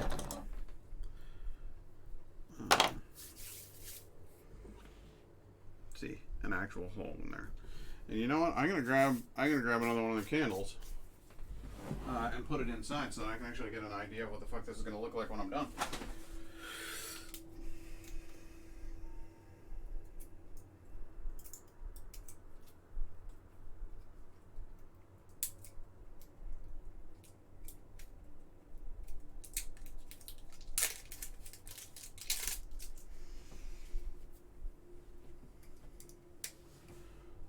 Establish exactly how much light comes through.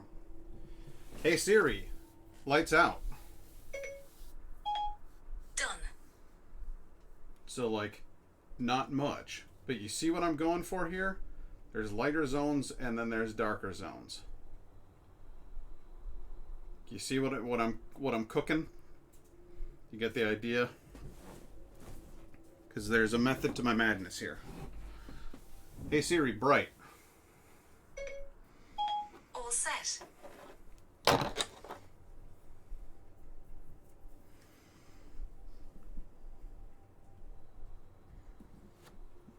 this, that's the wrong blade. That actually was kind of a fantastic illustration of my point. This is fucking dope. It's coming together. All right, so I need this eyebrow.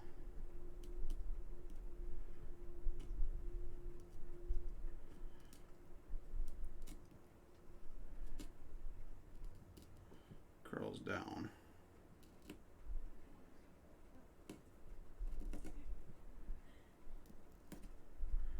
And it's going to stay just like that. Meanwhile,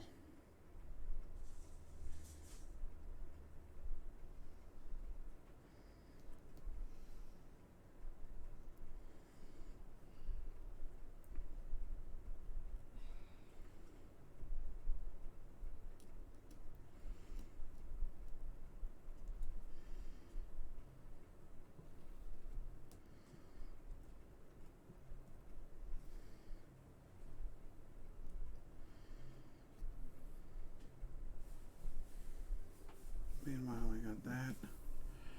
Oh no, what am I doing? Meanwhile, I've got that.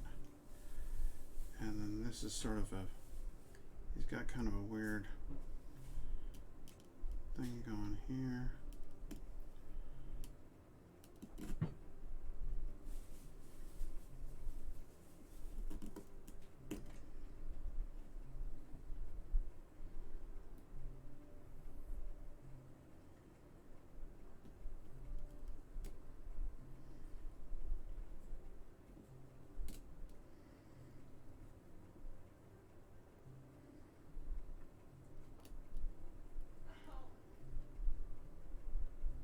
You okay, baby? Yeah. I'm eating a banana, and apparently even that's too much for my jaw because it's just like cracked wide open while I was trying to eat. I'm sorry. Oh, okay.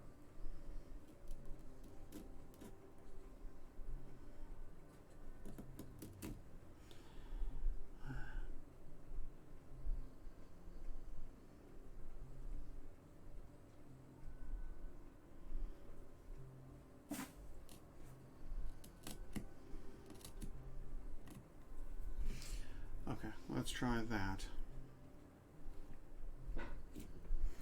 I need my cutting edge, so I need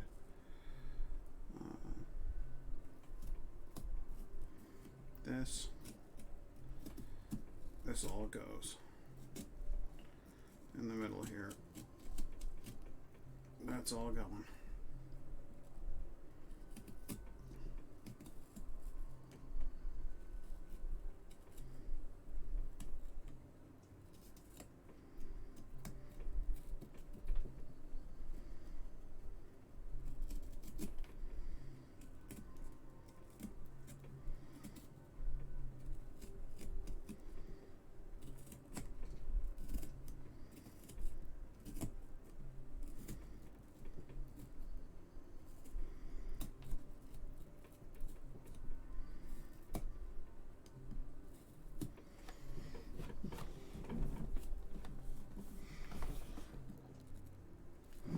It's kind of hard for you to see what the hell I'm doing here, huh?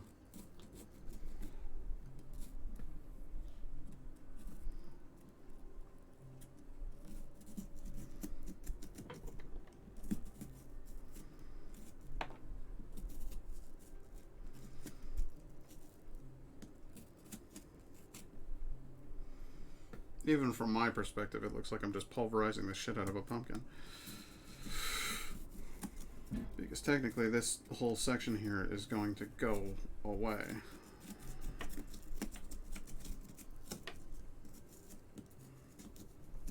It will be subtracted from the mass. Subtracted from the mass of the pumpkin. Get out of there. All of you. You heard me.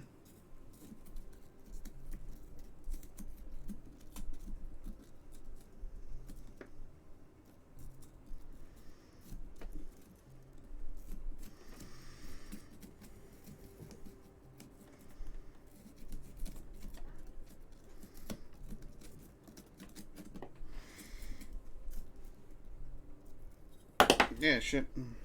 Yeah.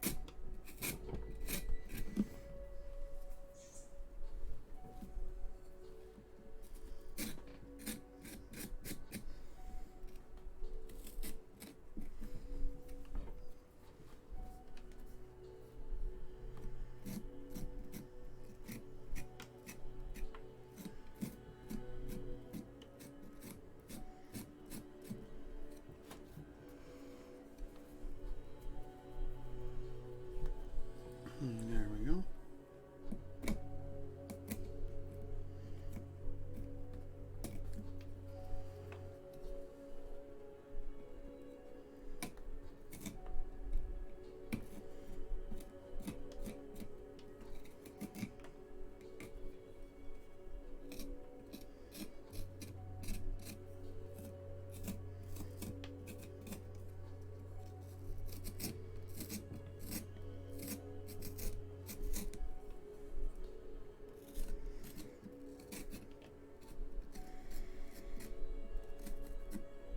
Hank Knight, you've presented me with quite the challenge here.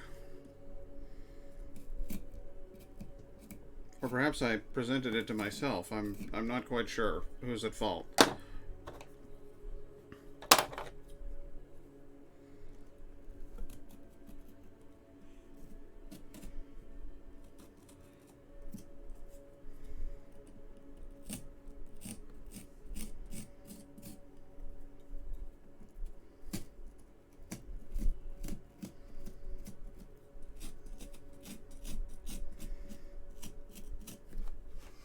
Hey Siri, lights out.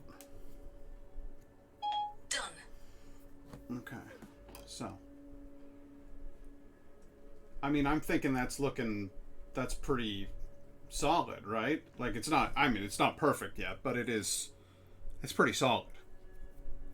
It's definitely looking like his eyebrows, like his face. That's, like, the direction that he's looking in. The whole thing is feeling pretty good. Hey Siri, bright. I tried, but some devices didn't respond. Well, then make them. Hey Siri, bright. Okay. Thank you.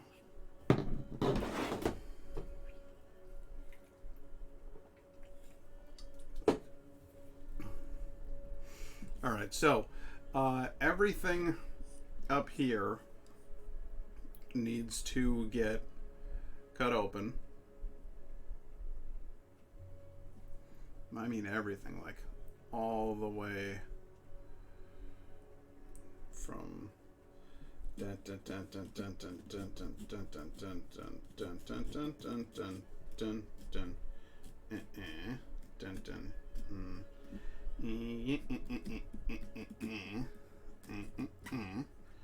and then all of that.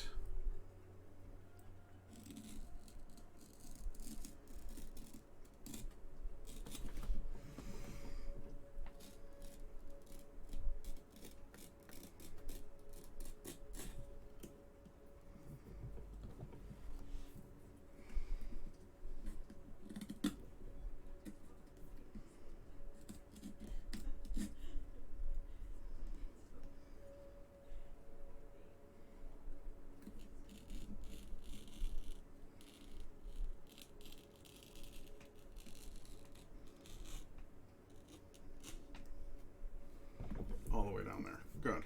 All right, so let's start peeling. Let's start peeling. Gentlemen, start your peeling.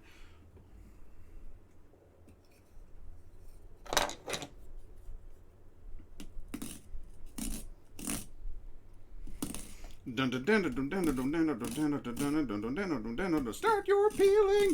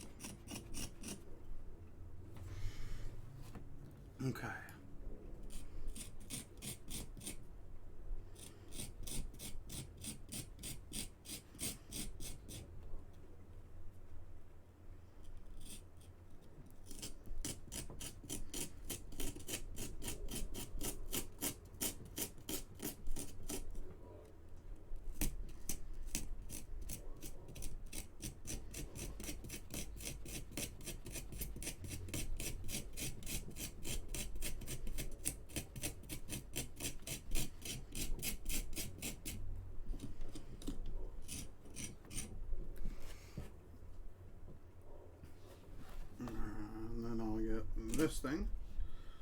Yeah. And now I'll use this guy. Good.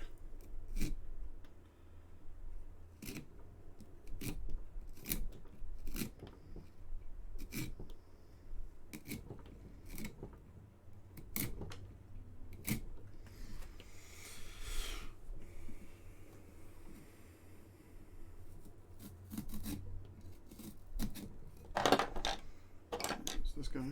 Yep. Getting the initial skin off seems to be best done with that like loop tool, and then everything else seems to go best when I use this little guy. It's like a flat hook.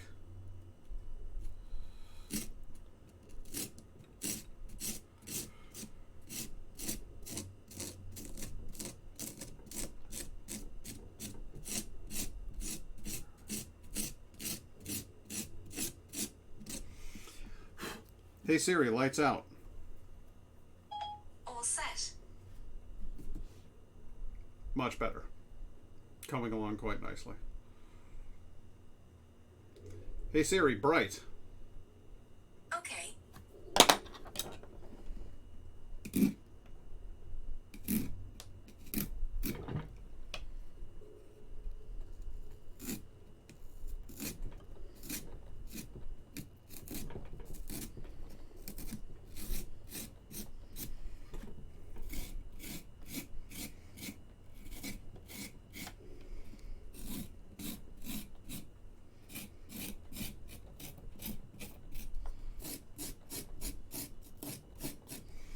Secondly, this guy's eye is bigger than that, so I'm taking the rest of it.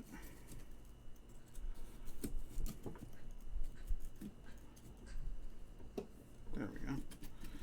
That'll do better.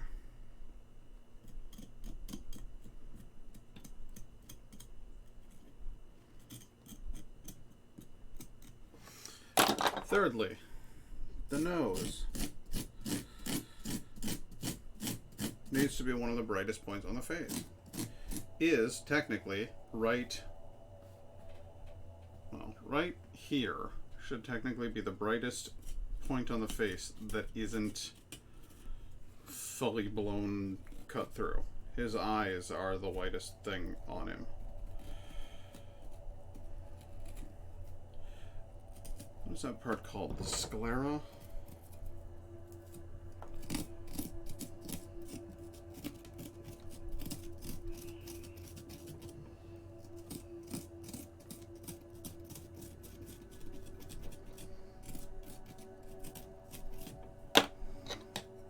Don't quite remember. But the whites of the eyes.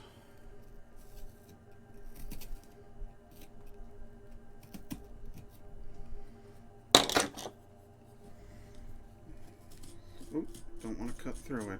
There we go. That is, we found the bottom.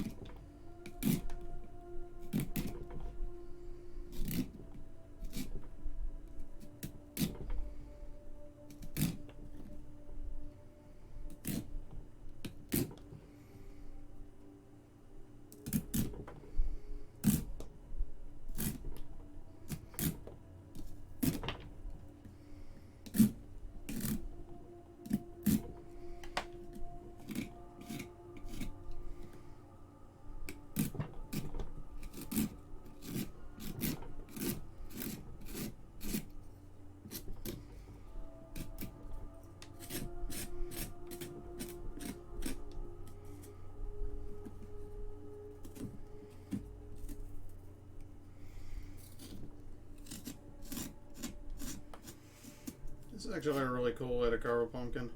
I'm curious to see over the next couple of days, though, how bad this thing, like, degrades.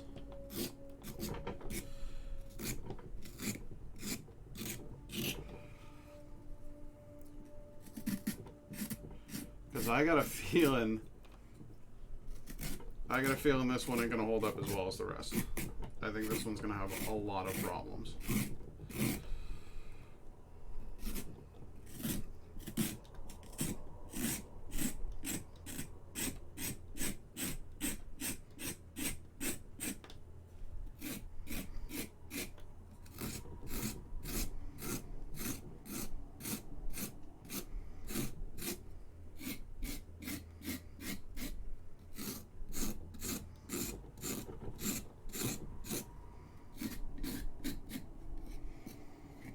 Hey Siri, lights out.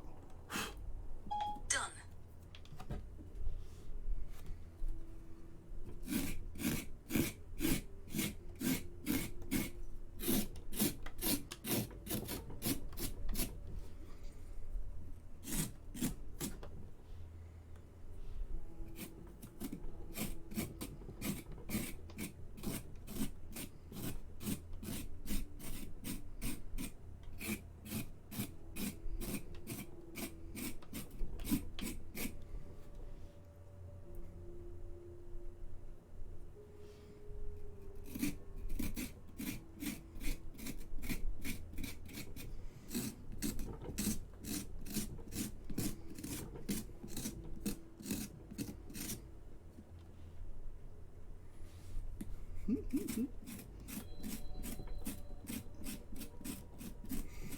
Once you get in there, a lot of this can be done, like, with the lights off.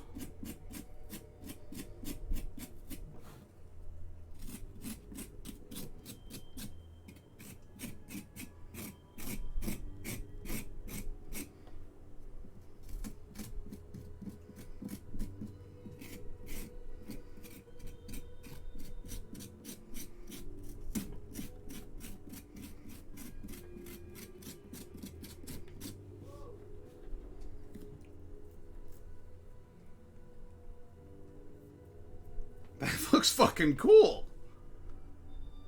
I actually think that looks really fucking cool. I'm really excited about that. That's awesome. Doom Guy's coming along so well.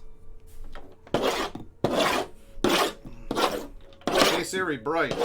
Okay.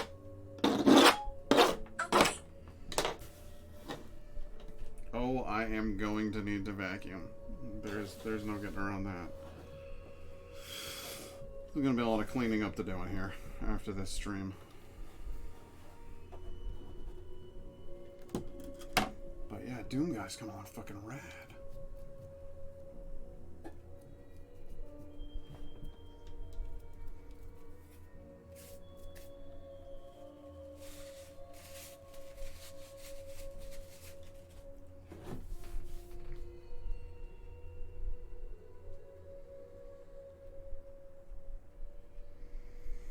Hang on a second.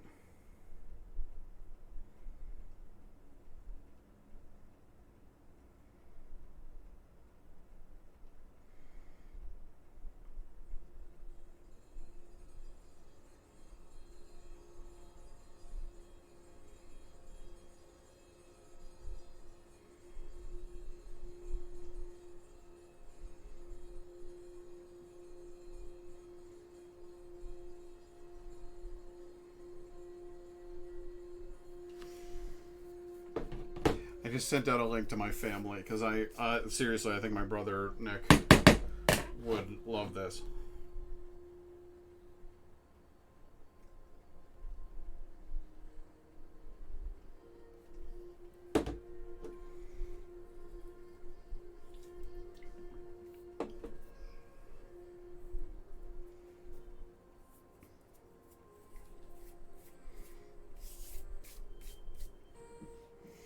Okay, let's get to those cheeks. Dun, dun, dun, dun, dun, dun, dun. Let's get to those cheeks. Bam, bam, bam, bam, bam, bam.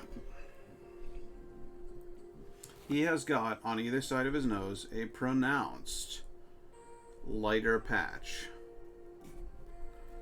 going down in an arc towards his smirk.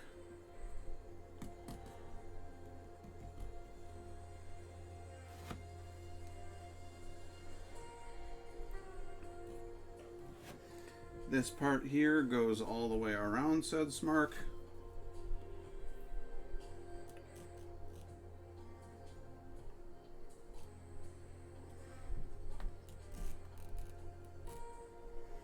And then he actually has like a little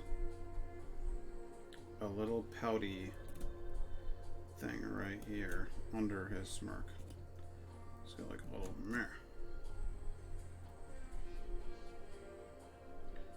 There you go. Let's get a lip here.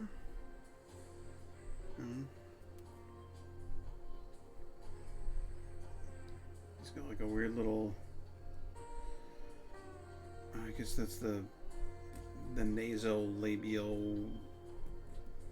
I forget what the hell they call that. It's got nasolabial fold or something. But I don't suppose it much matters. There's the big wide one that goes all the way around. Here's the smaller one that goes along the interior of that and traces the lips.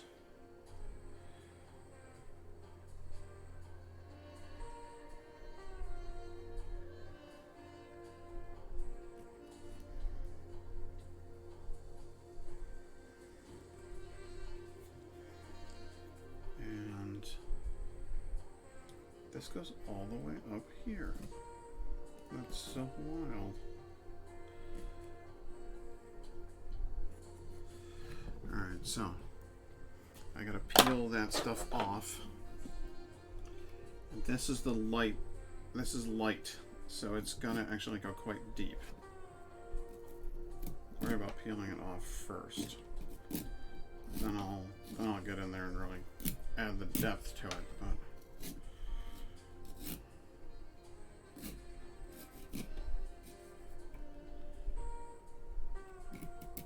this here, and then pretty soon you'll be able to see what the hell I'm going for.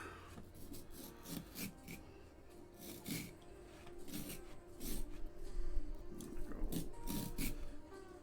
deeper than the nose, because the rings around his nose were actually pretty shallow. And then the patch around his lips and everything is actually pretty bright. So I want that to be like nice deep incisions there. Hey Siri, lights out. All set. Okay. Yeah, so he's got that little fold that goes all the way around, and his nose is still pretty dark. Next to his nose is still pretty dark, which is good. I need another tool here. There we go. Get in there. Yes, good, good. Yes. Okay. It's a little too perfectly circular, but you see what I'm driving at. Hey Siri, bright. I tried, but some devices didn't respond. We'll work harder. Hey Siri, bright. Done. That was difficult. I can see why it was a difficult process for you to execute. Can certainly understand it.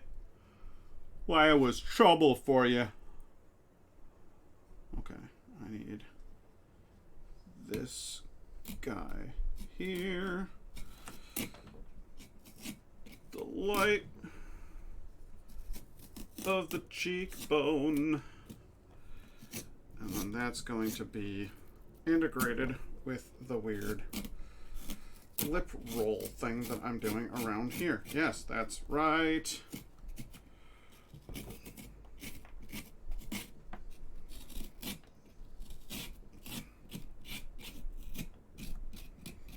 There we go.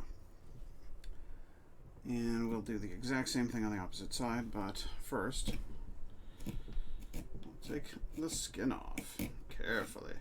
This fucking loop tool, it's so stupid simple, and yet it is working perfectly.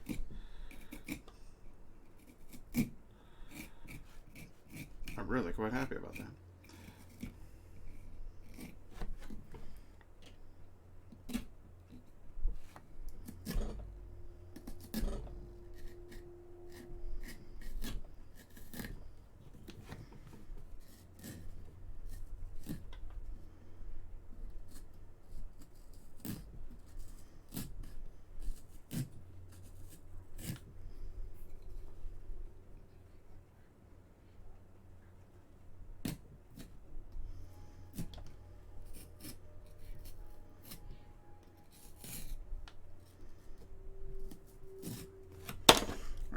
Take this thing, cut in around this quite deeply.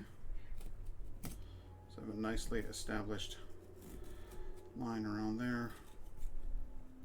And then let's cut around them nostrils. Cut around them nostrils. That's the way to do it.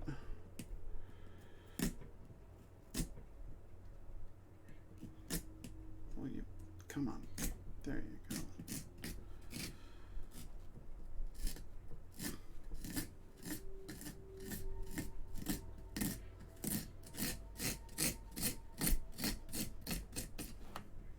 go. Okay. Now we want this spot cut open, widened. I said widened. I said I wanted widened. I want my family back.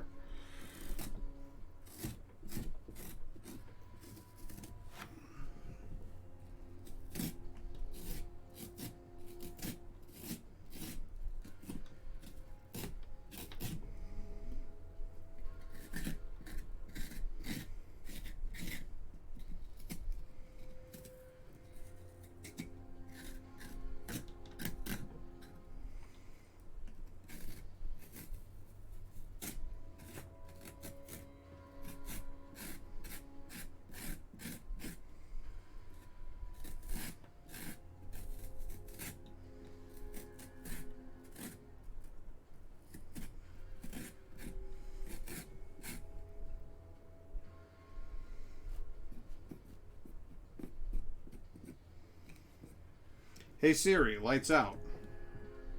Okay.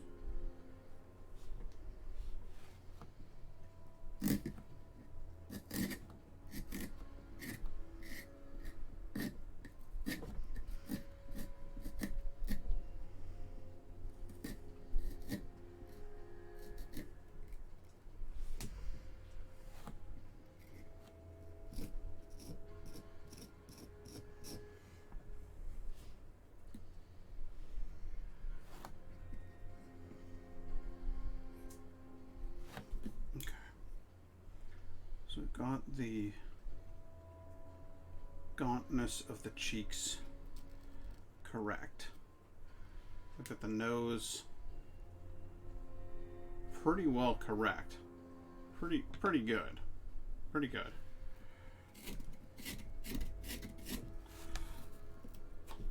I need to clear out this stuff up here.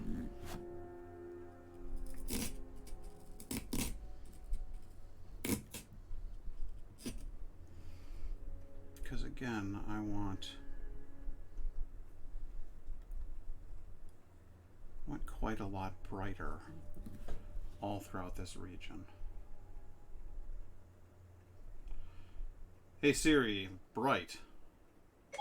I tried, but some devices didn't respond. For Christ's sake. Hey Siri, bright. All set. Cool. I got that. And I got the mouth. There's basically just a darker patch in the middle here, indicating a darker area for the mouth. And that's pretty much the whole thing. It's not an enormously elaborate mouth, it's just there. It's going to be brighter here in the center.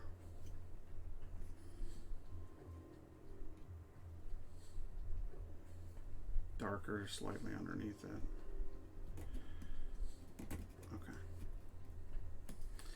So let's do that. This guy needs to get peeled out. And I need the control that I have with my loop.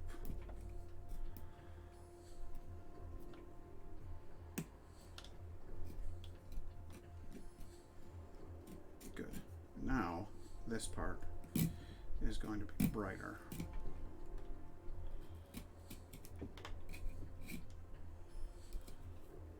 Substantially brighter. So let's pull some chunks out of here.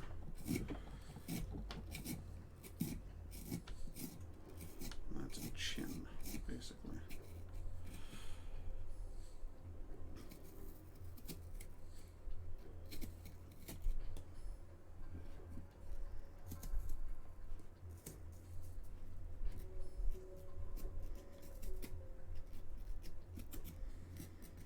Now, the lips are brighter around them, but the lips themselves are darker, which makes sense. So I'll do this.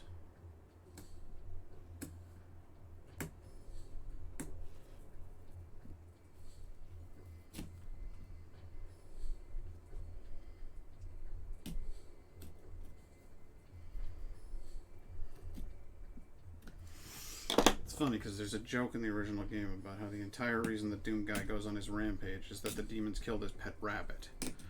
And he has kind of a rabbit-like nose lip structure. I wonder if that was on purpose.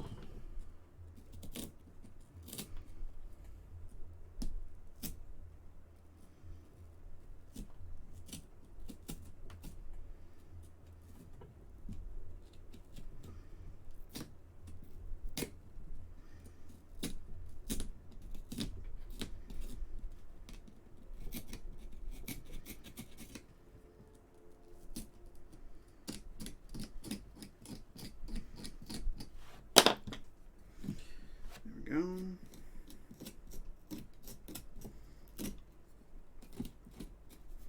Get rid of all of the skin here now.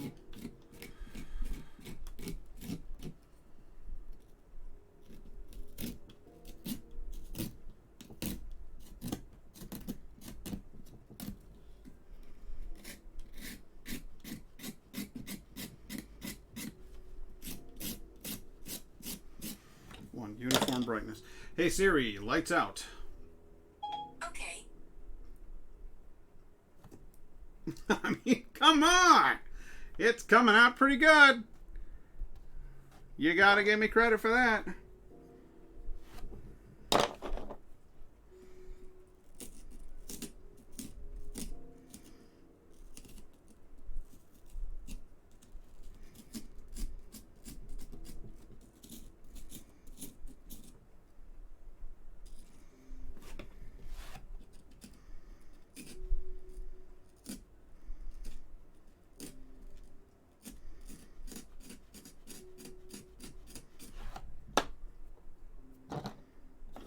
Where's my loop? Where's the loop? Where's the loop? Where's the loop? There it is.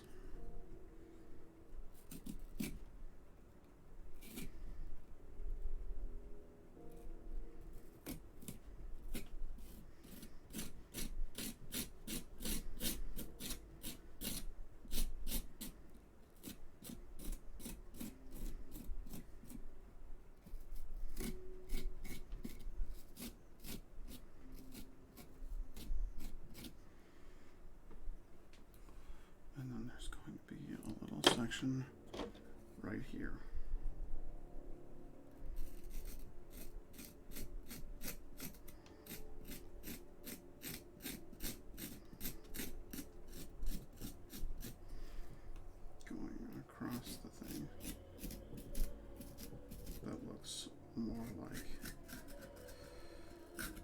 brightness on the top of the bottom lip.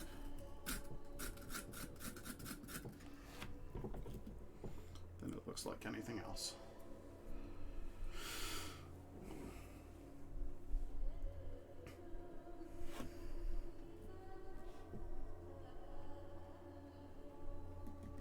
Now I do need to brighten up the area underneath his eyes. I just wanted to leave those patches kind of dark so that I could get to them at a later date.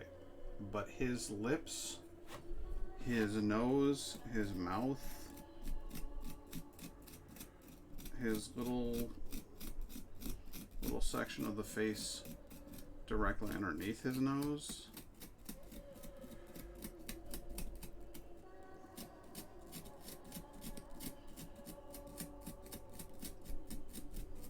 This whole area of his face, I think, actually looks pretty goddamn good. I'm really quite happy with that. I'm going to bring these guys down just a little bit. So I don't think they need to be quite as pronounced as they are. I say again, I don't think they need to be quite as pronounced as they are.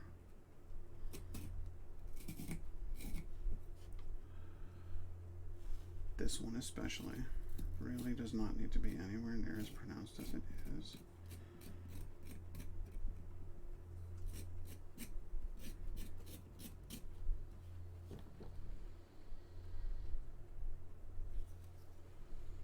But I mean, that looks like a guy.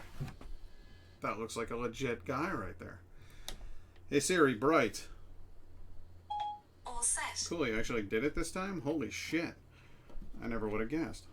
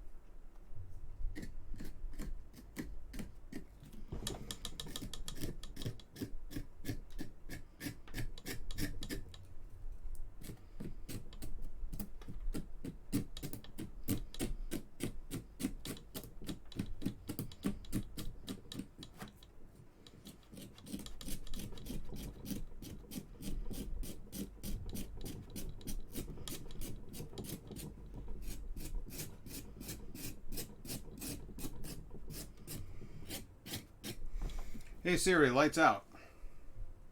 Done.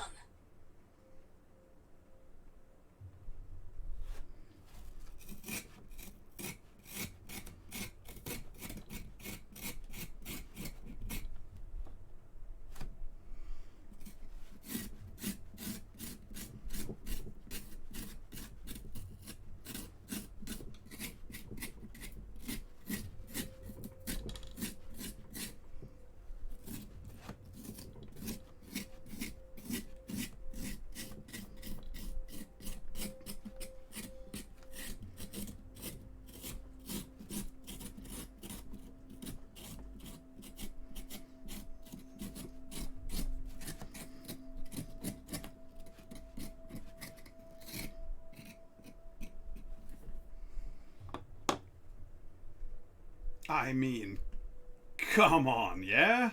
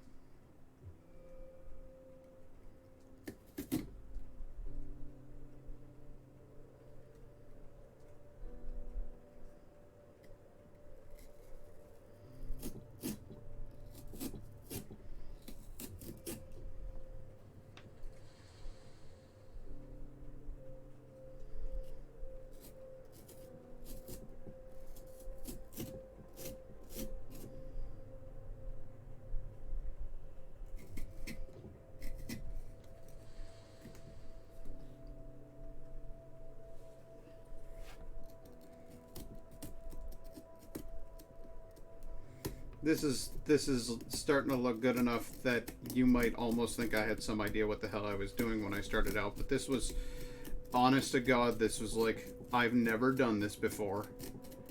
I had no idea how to. I mean, I understand principles of addition versus subtraction in 3D sculpture, but with light and everything, I had no fucking clue what I was doing. And now this looks like this. And I'm thrilled. I'm absolutely thrilled. I mean, he looks just fucking like him.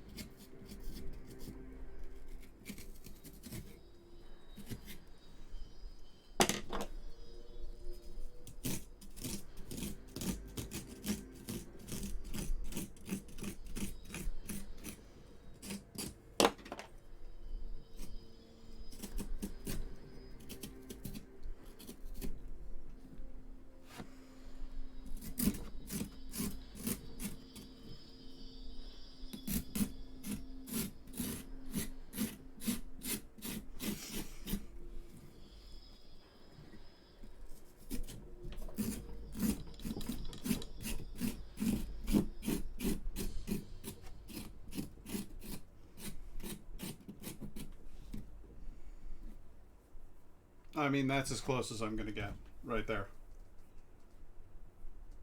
Okay, so the ears need to be taken down slightly lower. But that's about it.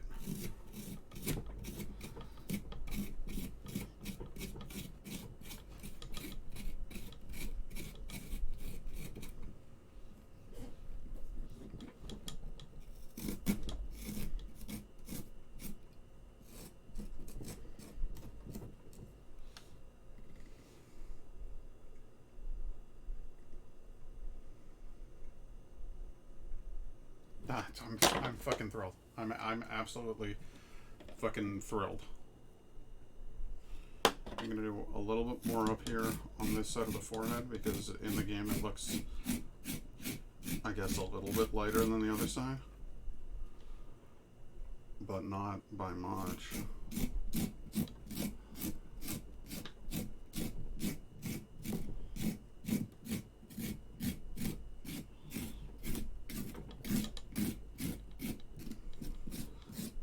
Thanks, Hank. None, I appreciate it.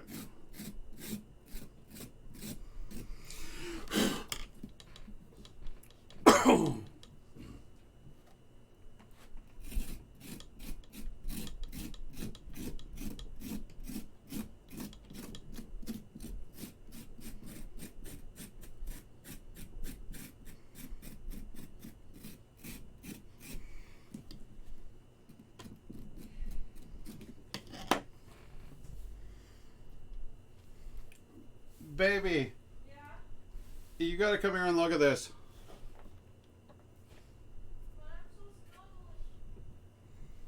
Well, then turn on the stream. But you could just look at the stream.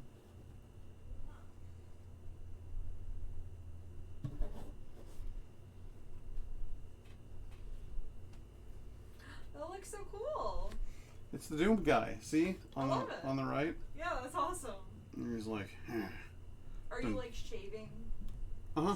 That's really cool. That looks awesome, babe.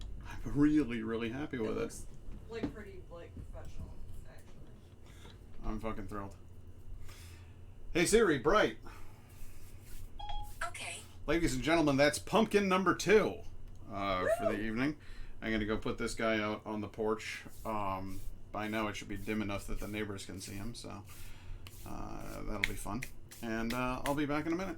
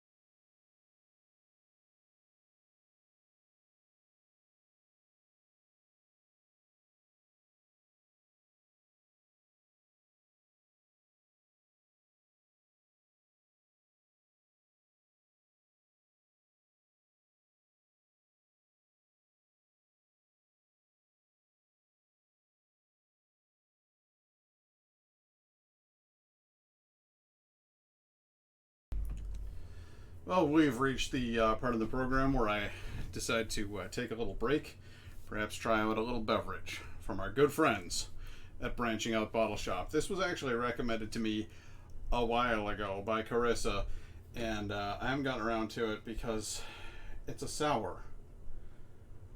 And you know how I feel about sours. I get scared. Hey, Hank, Knott, welcome back.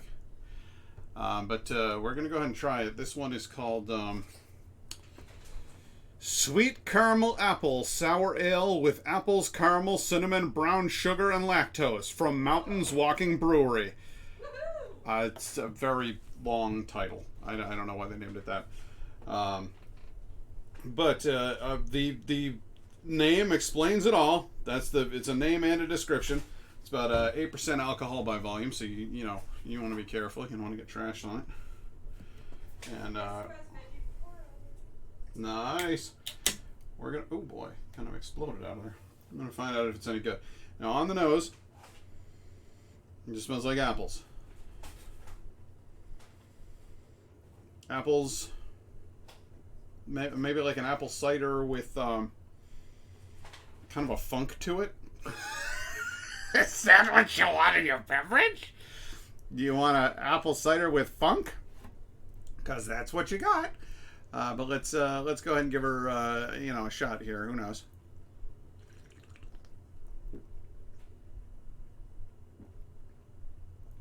No, that's fucking good. That's actually very fucking good. It's got all. Oh boy, here comes the baby. The baby wants to try it. Hang on a second. It's got apples, it's got cinnamon, it's got nutmeg. It has all those nice things you want in an apple pie. It actually tastes like you're drinking an apple pie. And weirdly enough, in the context of sour, apple does have a little sour in it, so I'm okay with that. This is This isn't pretending to be anything that it's not. This is a fruity beer. It's a fruity seasonal beer, and it's actually quite fitting. I would buy this again, and that is saying something. Because if you can get me to say I would buy any sour again, my God, you've struck gold with me. It's all those spices. It's all that fall season just crammed into a can. That make me happy. I'll be honest with you. I started this off thinking that I was gonna take a sip of it, go ew, gross, and then drink my Atomic Pumpkin. But no, I'm actually gonna finish this can. Well done, guys. Well done. It was Mountains Walking Brewery. Well, look them up. Go grab yourself a caramel apple.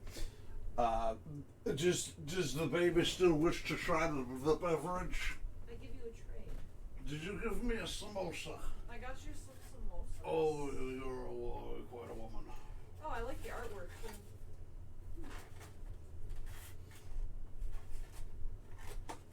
It's good, right? I love this. Like, genuinely love this.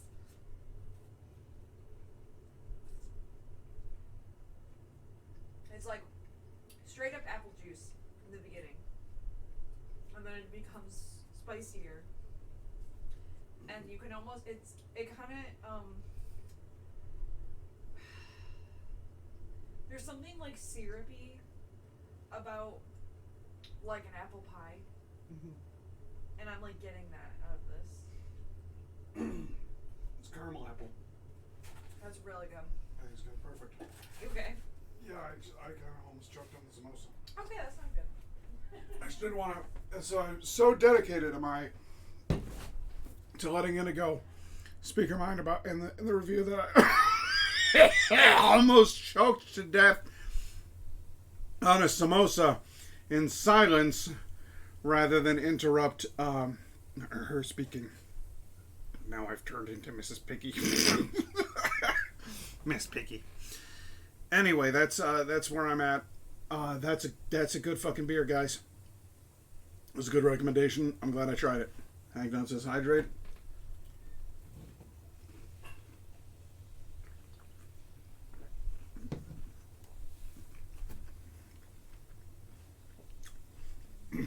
I mean, does it go well with veggie samosa? Maybe not. Maybe that's not a combo you want to go for, but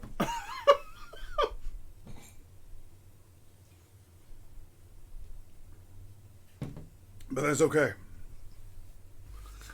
It's getting a little late. If I'm honest, I'm starting to get a little worried here. Do I have enough time to do all 5 pumpkins? Certainly not if we put that much effort into each one of them. So I'm going to need to go a little bit more basic on the next, and that's okay.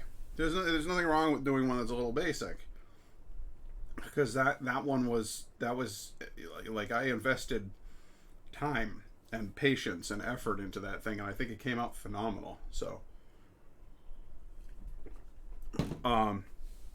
let's go ahead and grab another pumpkin.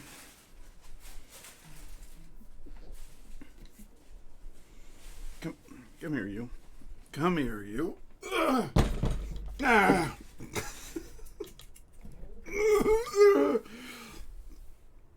It's good stuff. Everything's fine here. We're all fine here. How are you? Move that a little bit over this way. Move. Well, there you go. The Elgato Stream Deck. There you go. All right. Get back in the camera range here. Now, where do I want to work on this thing? Because I want to incorporate the warts. I like the warts. The warts are fun.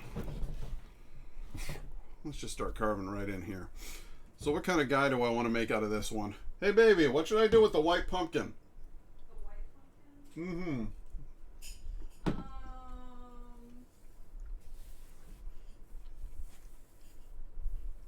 Oh boy. Elvira? I don't know. Well, I'm actually going to go with. And there's no way I can finish all 5 of these pumpkins if I keep cranking this much effort into them all. So we're gonna calm it down a little bit and go with something a little bit simpler. Just SpongeBob's face. I don't know. I mean, I'm kind of thrilled with that, actually. I'm kind of thrilled with the idea of a SpongeBob. Yeah. Well, I mean, all right. We'll bring up a picture of SpongeBob here. Will I get?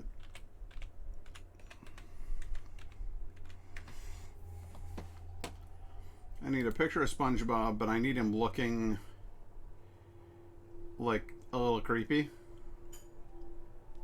What I like is you making SpongeBob with this like apocalyptic music. Yes, Awesome. that's what I'm here for. Creepy SpongeBob.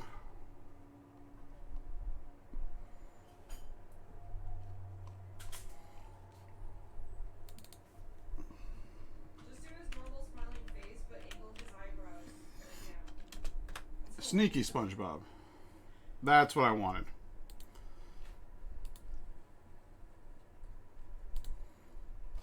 I wanted the sneaky SpongeBob face, and now I will add that in here to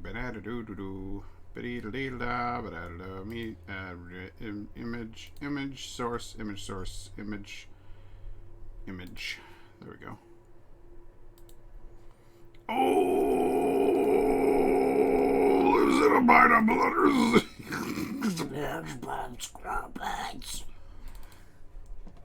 Absorbent yellow and porous. I thought you were doing like Hulk Hogan doing the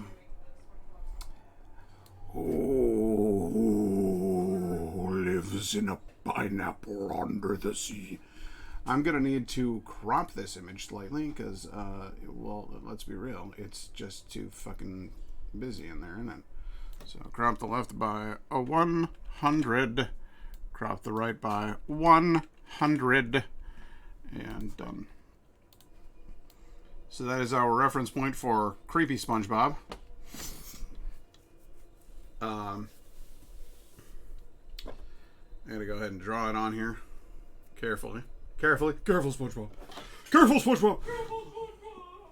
It's actually the kind of spottiness of this is working. Like they're not his spots, they're warts, but you get the idea. It's close. I'm getting 100% SpongeBob vibes off of this. Let's start with a rectangular shape. I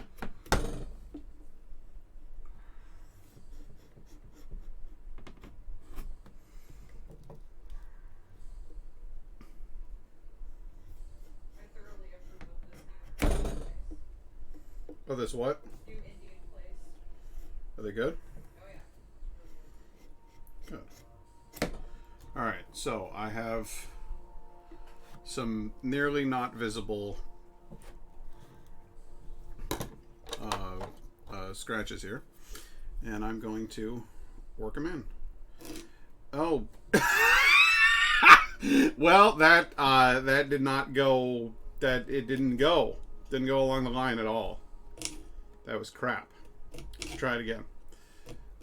It just went like off to the side. Like I'm like, yes, I've made my guidelines. Now I'm just, all I need to do is follow them. And nope.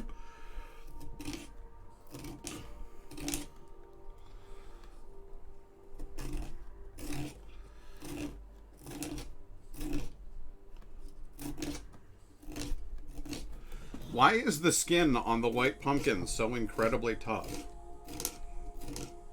It's like the opposite of with humans, because my skin is so goddamn delicate that it, all right, well, this is fucking broken. I just fucking broke that. Good job. Good stuff. It's, you know what? I'll work with this.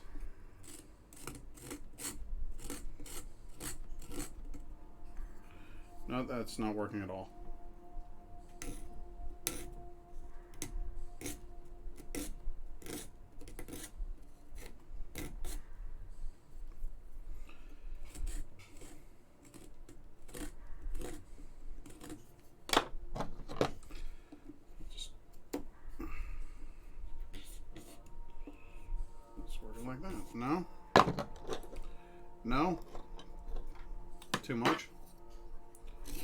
not enough.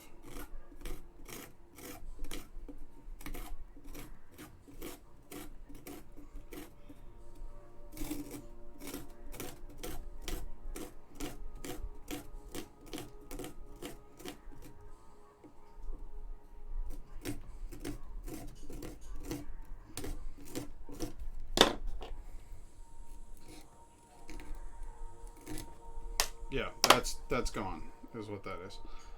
Let's try it this way, though. Nope. Yeah.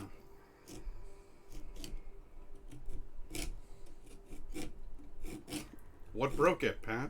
Well, I was using a clay tool on a hard-skinned gourd, and that didn't work for you? No. It actually went extraordinarily poorly, as I suppose I should have predicted from the very beginning. Yes, I think it would have had.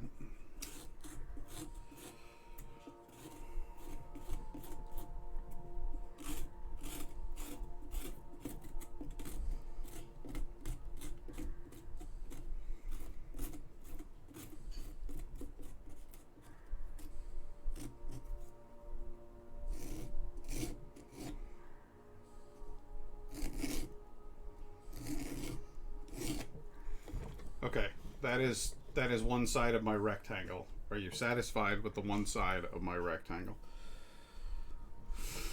This is the other side of my rectangle.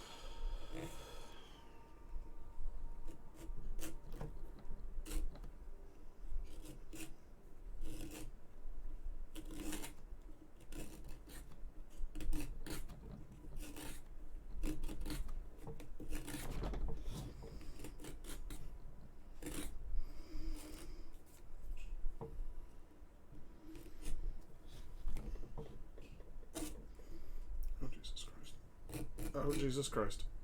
Oh, Jesus Christ.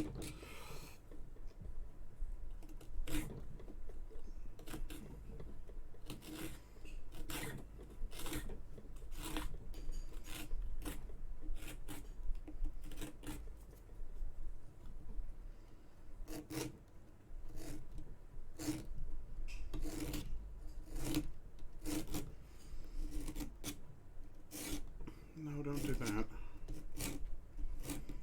Dear God, man. There we go. Okay, that is the other side of my rectangle. See, it is a very clearly delineated rectangle. Those are straight lines there. Now what I'm going to do is I don't know. I don't know how the fuck I'm going to cut this thing. It's too goddamn powerful.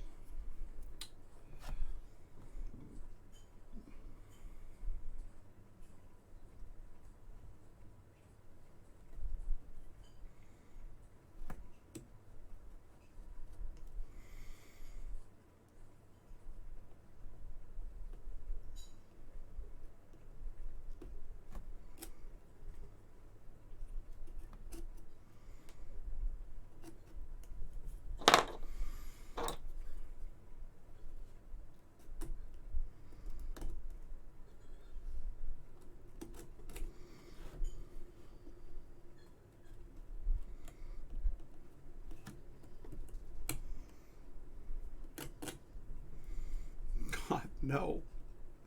No.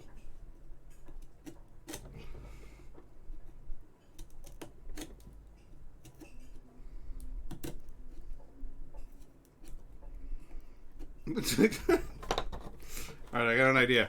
This is a poker. What I'm going to do is stab the poker through, like so, in lines, in order to try to pulverize this pumpkin to be, like, perforated.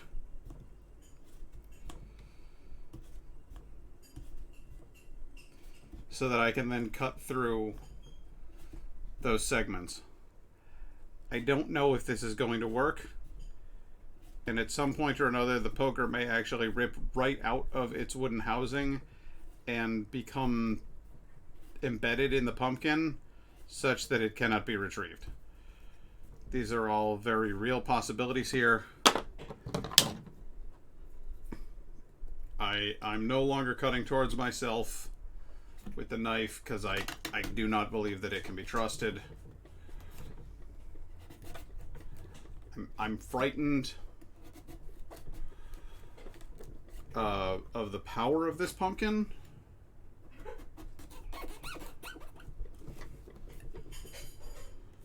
Indigo thinks that's funny. She's not the one cutting it. She does not know.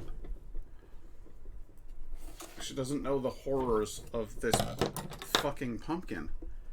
It's a nightmare. I should have done this to begin with. I'm shaving out more flesh from inside of the pumpkin in order to thin the membrane.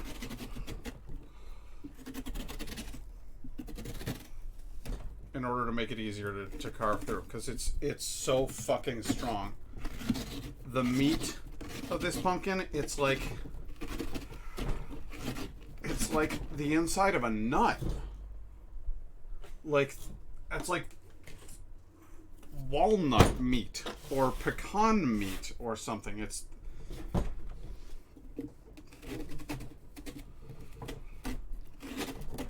I feel like I'm trying to carve a hardwood right now.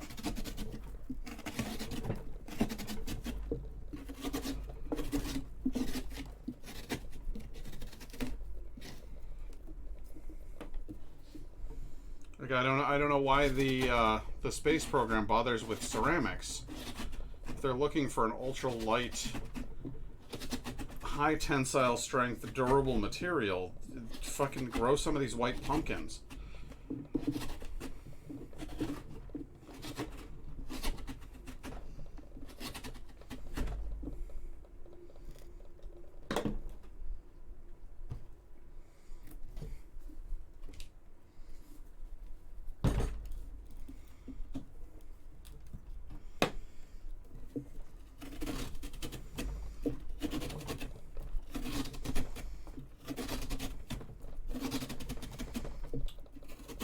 Fire might be the solution. You're not wrong.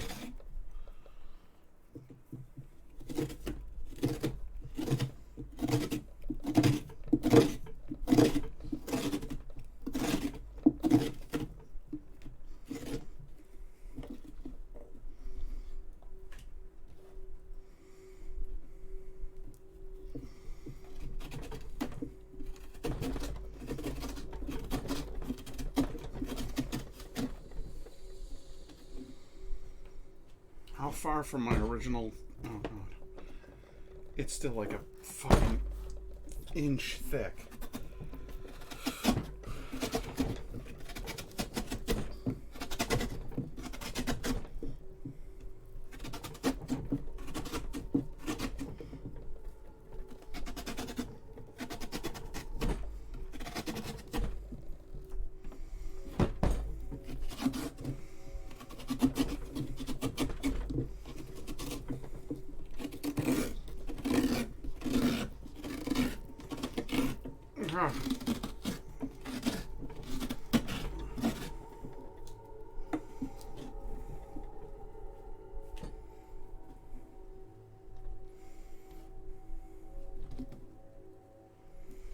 Stevie Buns, Butcher Trundle, he's a hero to you and me.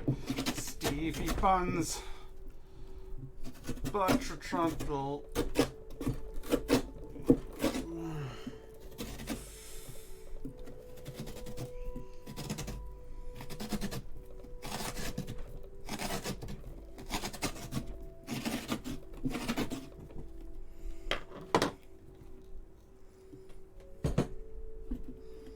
You're kidding me.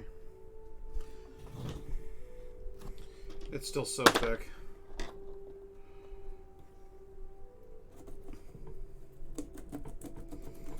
But at last, I'm through.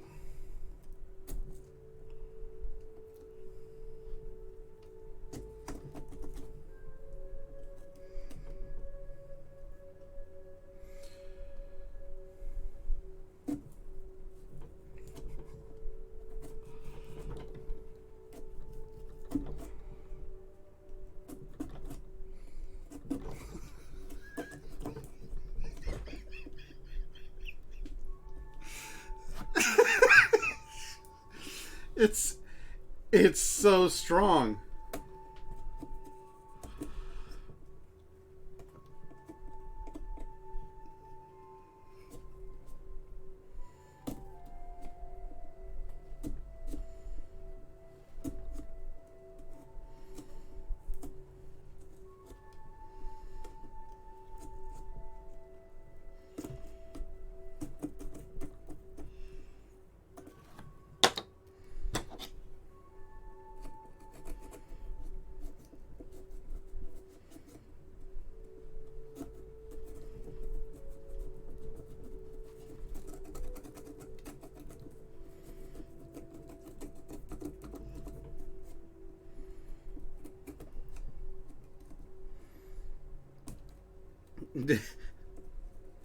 Day 15. I've completed 1/4 of SpongeBob's nose.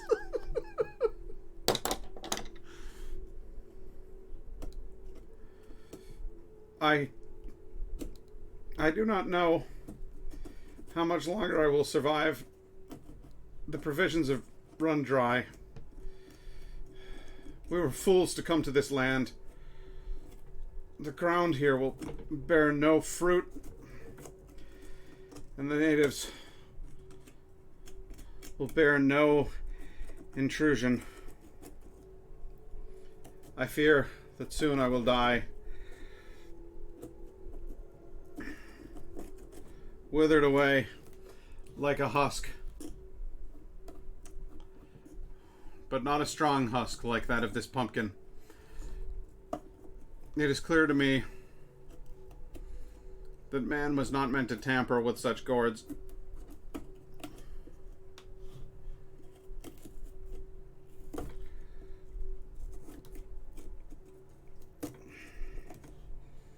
When first I set out to see the new world and carve its many pumpkins,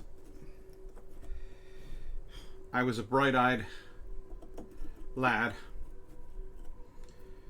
I am now exhausted, beaten, and repentant. Never should I have dared to claim the world's pumpkins as my own.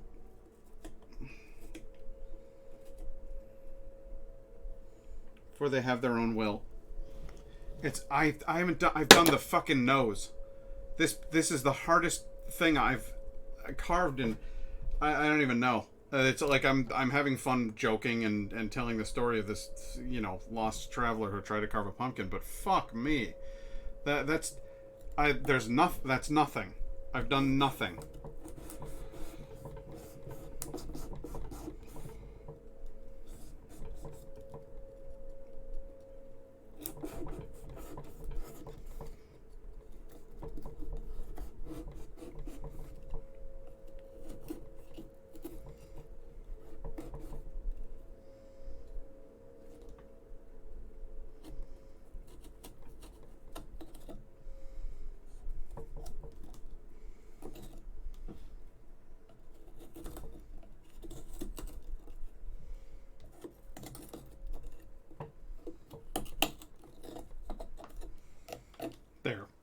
There is the nose completed and ready to glow.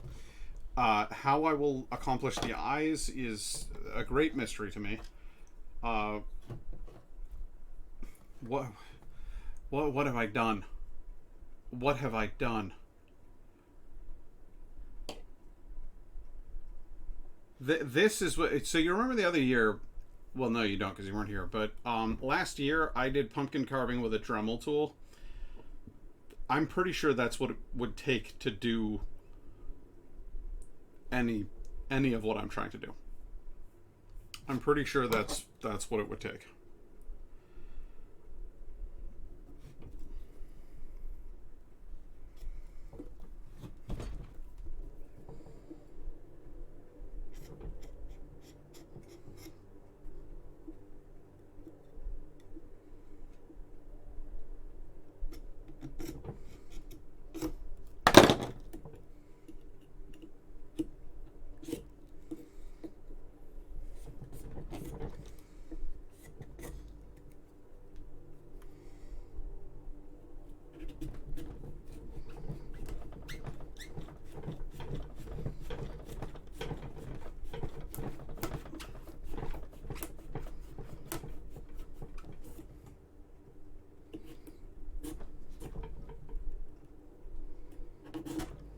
No, don't.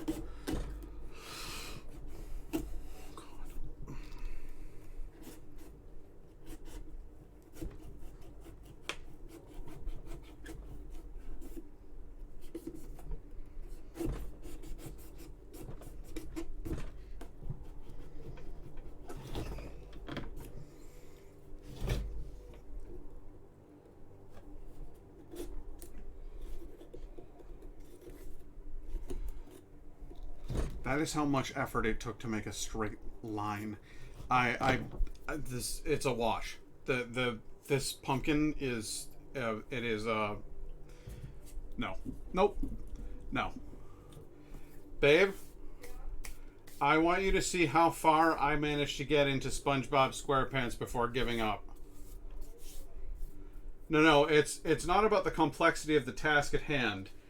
It's about the rigidity of this pumpkin's skin.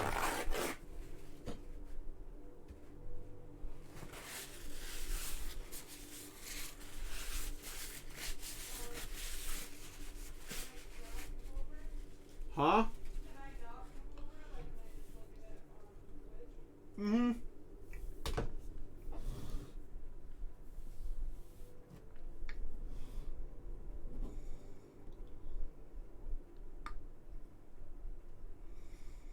That is all of the progress that I could make.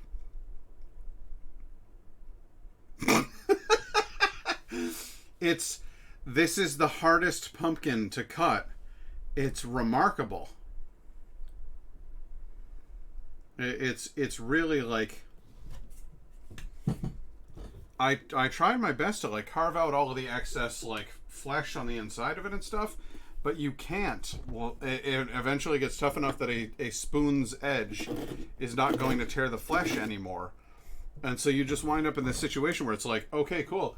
I've got a 1/4 inch of steel to cut through with a kitchen knife, and or with this, it's never gonna happen. Hank Knight, have a good night, dude. Thanks for coming.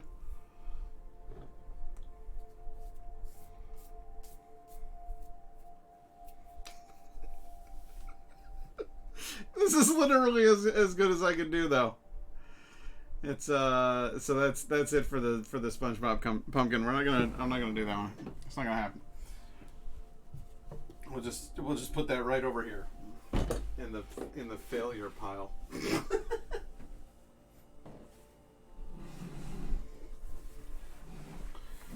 then I'll grab this pumpkin and I'll do something with this one. Because he's got potential. He's a big, round boy. Reminds me of myself. I'll take down this picture of SpongeBob now. Goodbye, SpongeBob.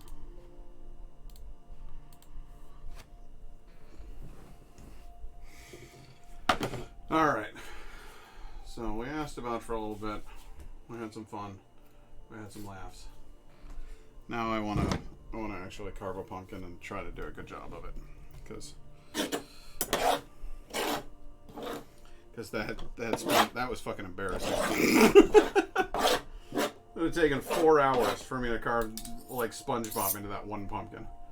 It's been an entire 6-hour stream of me trying to carve SpongeBob into that pumpkin and ultimately not finishing it before the stream was over, and that's how it would have gone.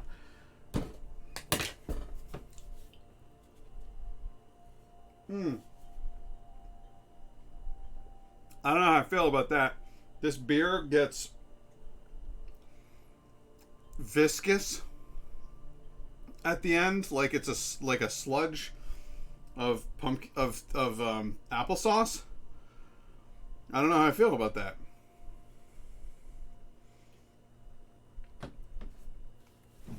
That's nope. Oh no. Oh no. No, that's too much for me. I don't like that at all. Ew. People who drink sours are weird. Let's get this.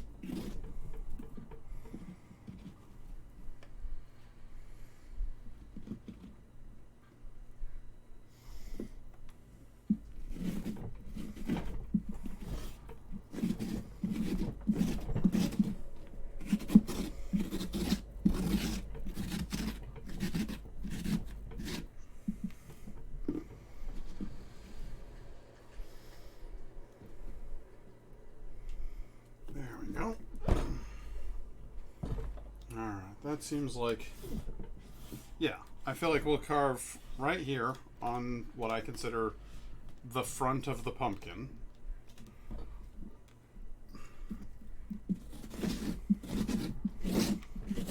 Trim down the inside enough so it'll be nice and easy to cut through. Get to the opposite side of it. And I feel like an awful lot of people always go with very straight lines on pumpkins, on jack-o'-lanterns. And so I'm going to kick around the idea of trying to do more circular lines on this one. I like the idea of having a pair of eyes, maybe a sort of a big rounded nose. Maybe I'll just do one big eye. One big eye in the center. And obviously I can't, I can't like disconnect the edges. So what I'll do... Yeah, we'll mix techniques. What I'll do is I'll draw a big circular line around here. That nice circular line around the pumpkin.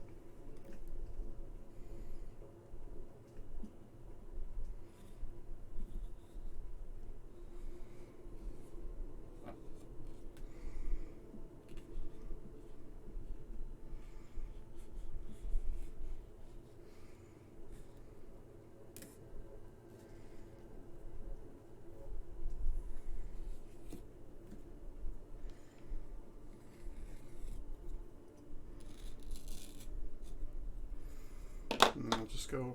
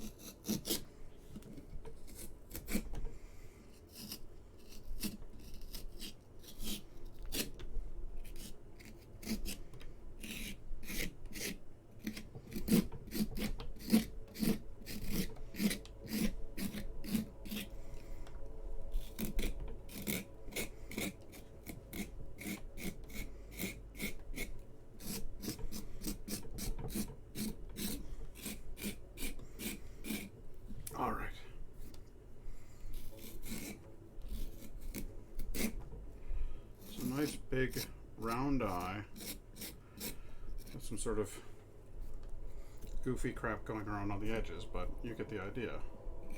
Right. Then go back around it with this guy to shore up the edges.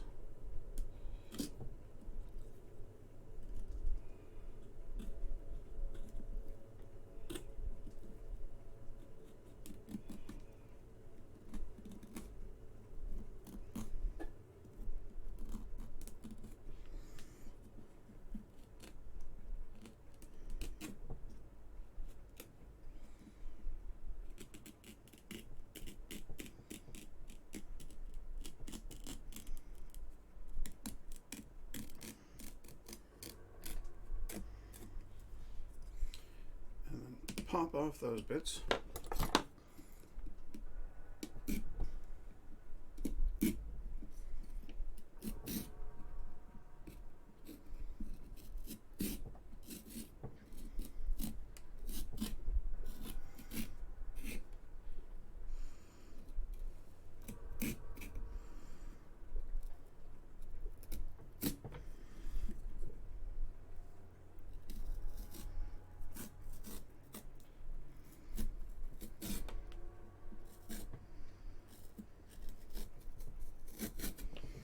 Good.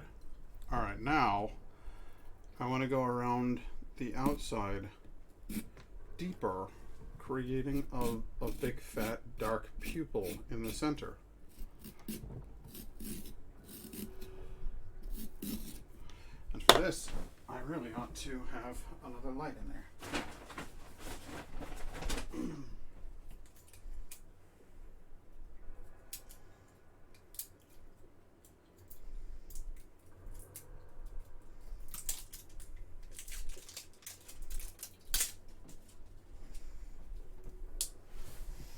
So, as previously stated, hey Siri, lights out. Done. Okay, so go around the edges here.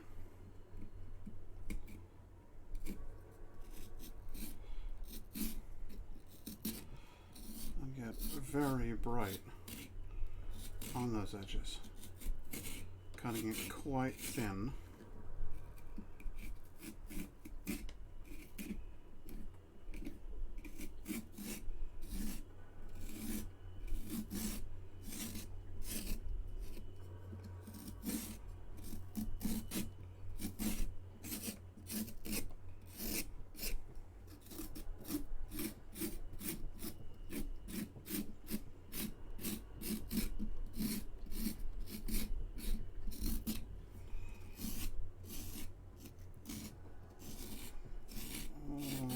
All the way around the outer rim, nice, deep, so as to create a nice thin membrane for a nice bright eye.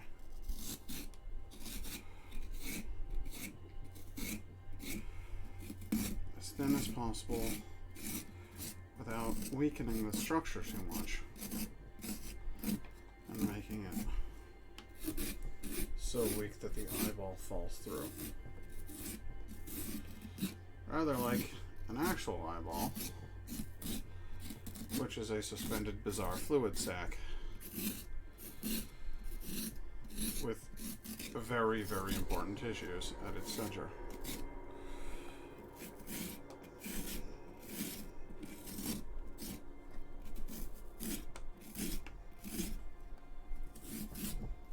Which, when you think about it, is so weird. It's no wonder everybody freaks out about them. Makes up legends like the Cyclops and other things.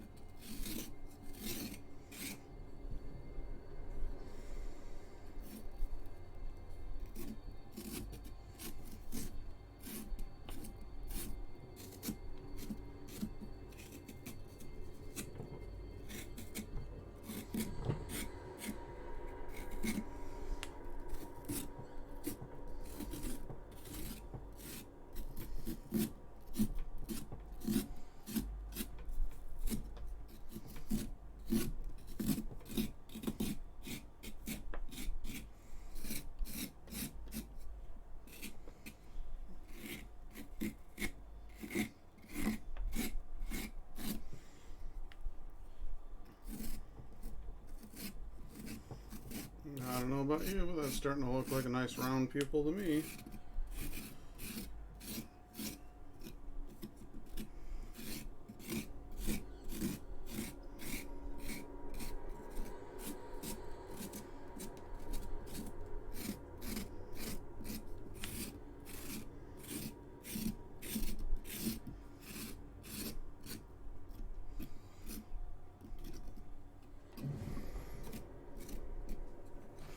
Now this is the part I want to be really, really careful with, because I want to create a single thin track that goes all the way around the center of this.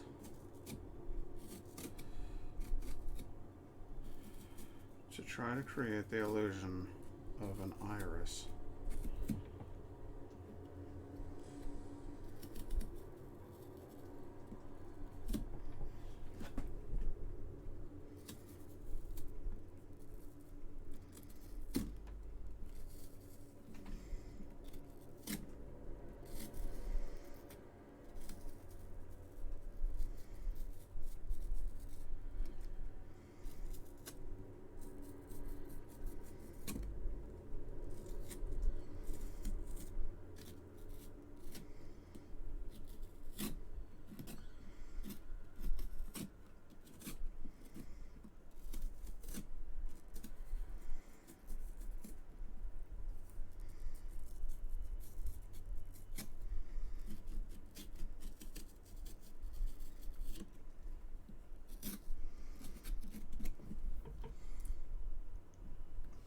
Okay.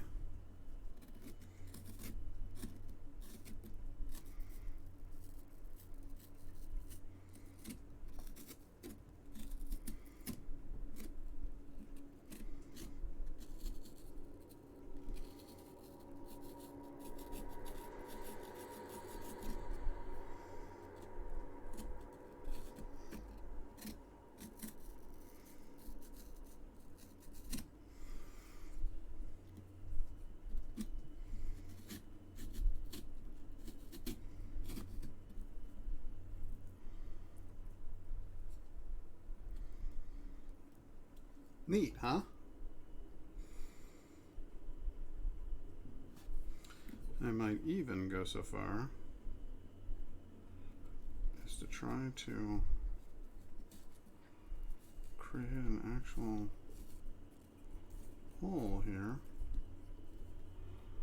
for a highlight or two.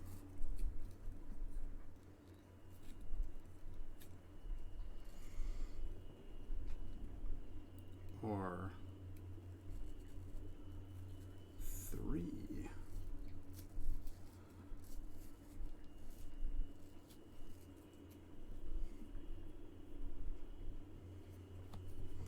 And then lastly,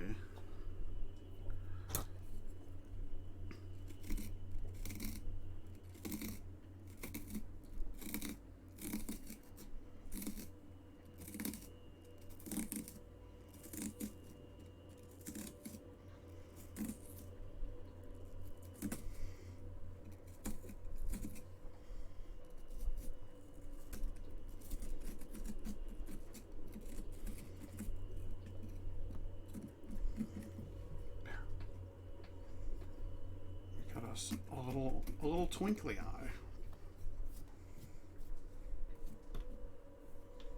I actually am very happy with my little twinkly eye character. He's fun. But what else? Oh, I don't know. A mouth?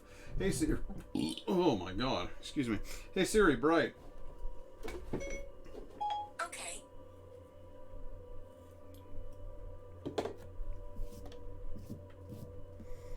So I got that. So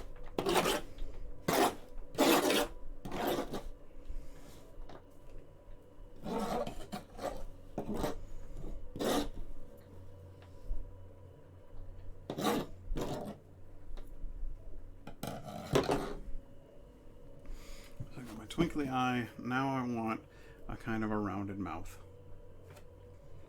Again, just to just to have a pumpkin that has a rounder sort of a mouth. Instead of always the same thing, you always have your square, jagged edges.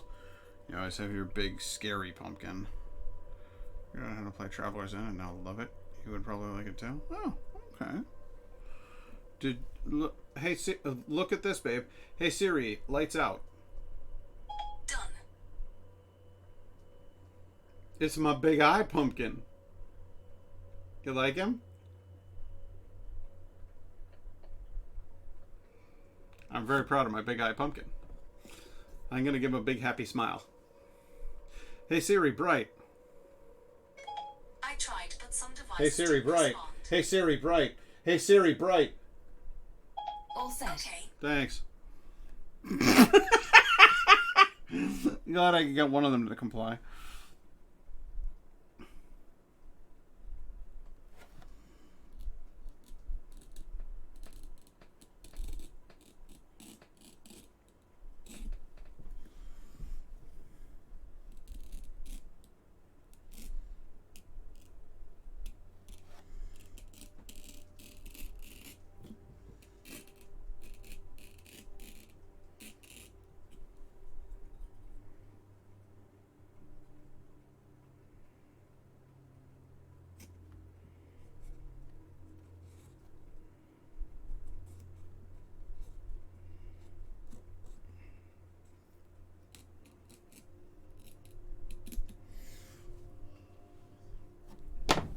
There we go. And then I'll just peel away the stuff I don't need.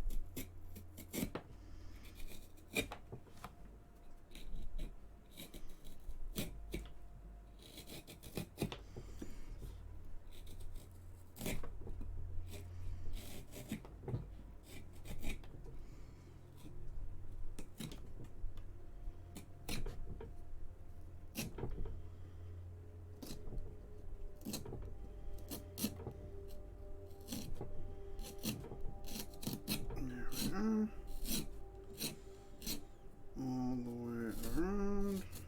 Got all the edges. Now just the middle. Keep it nice and even.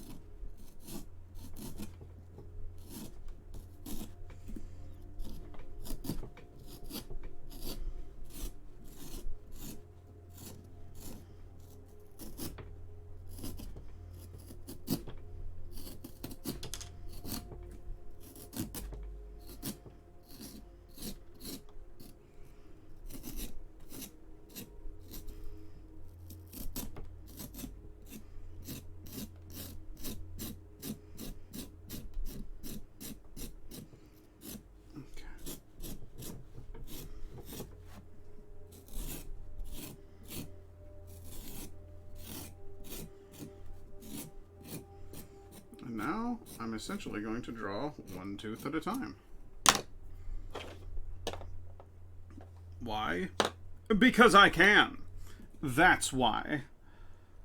So first things first.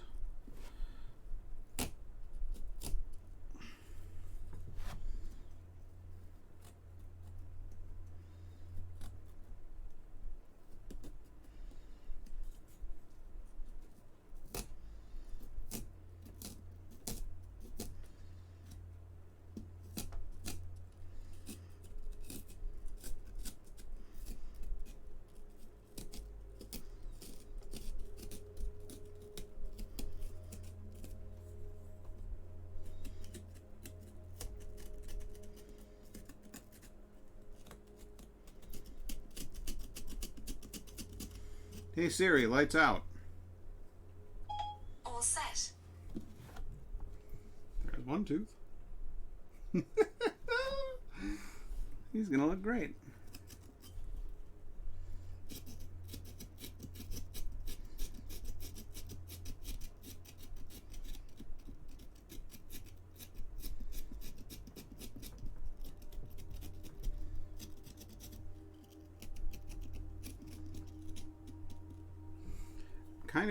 Kind of happy to be building a reputation for myself in the apartment complex as that neat guy.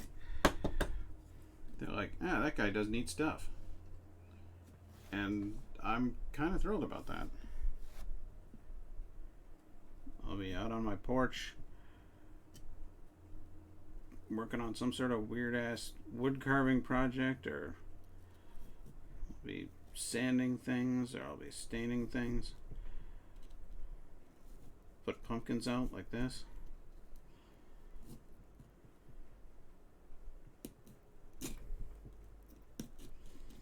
And then the neighbors will go, "Oh my God,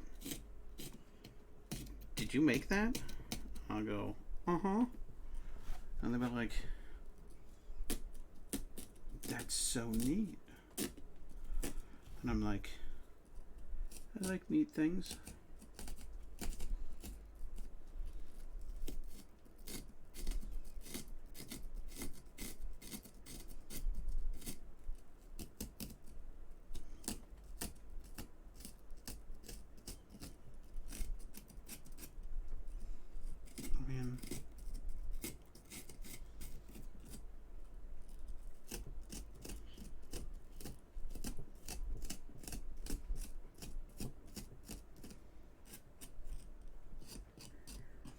Who doesn't like neat things?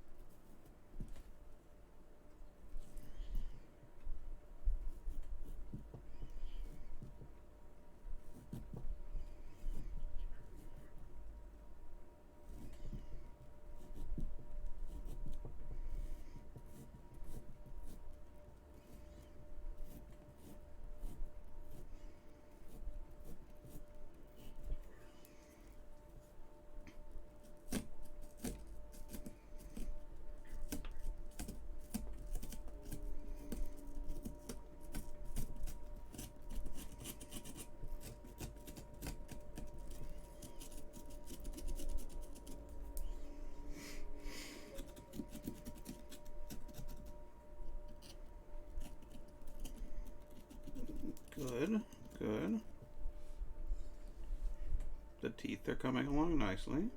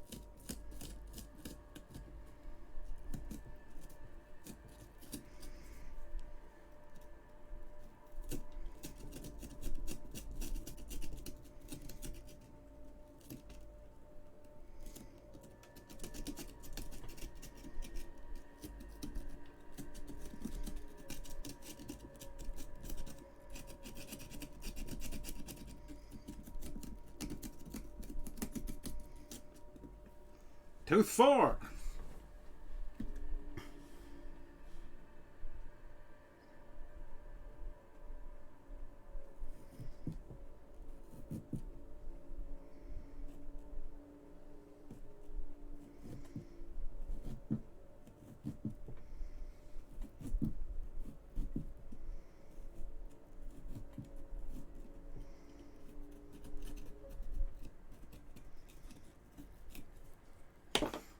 this guy works any better for these.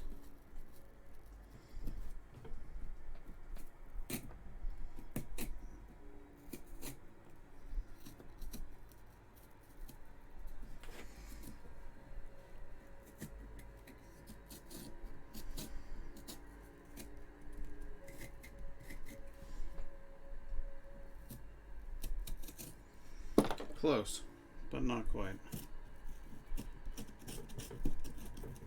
You have to be very, very careful with that. Otherwise, you end up tearing away excess material. I do not think that that is the ideal tool for this particular job. If I had a little bit more control over it, it would be, though. There we go, tooth 5, and it does get things done quicker, which is nice.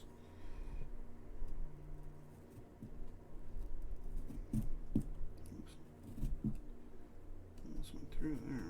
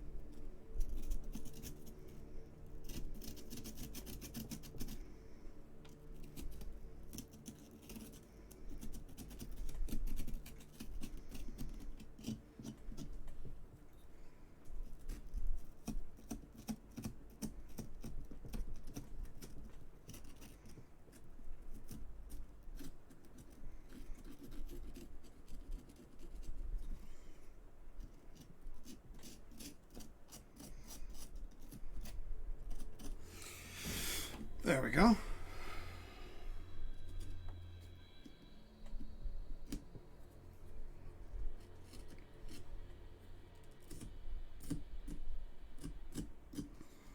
One, two, three, 4, 5, 6, 7, 8.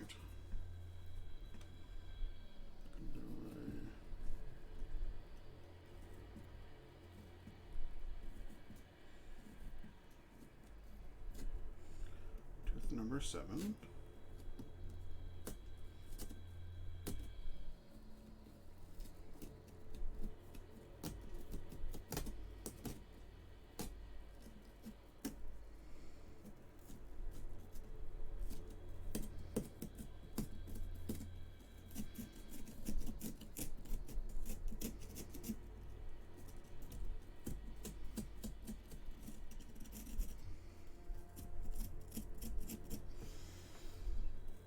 Tooth number 7, and lastly,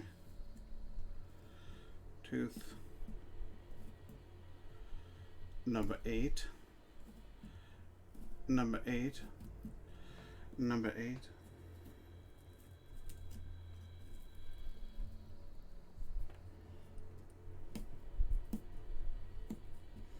I'm so glad that Gen Z has grabbed on to, like, early phase Simpsons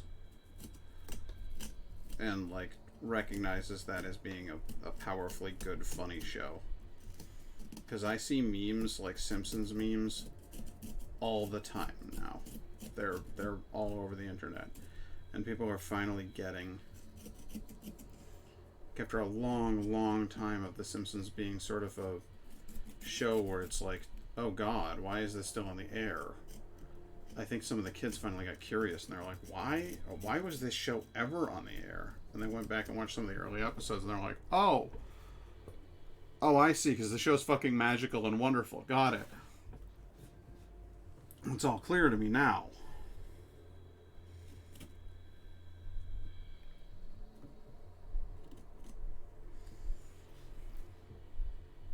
And you think I'm gonna stop at a top row of teeth? You're fucking wrong. I'm doing a bottom row of teeth. This shit's happening.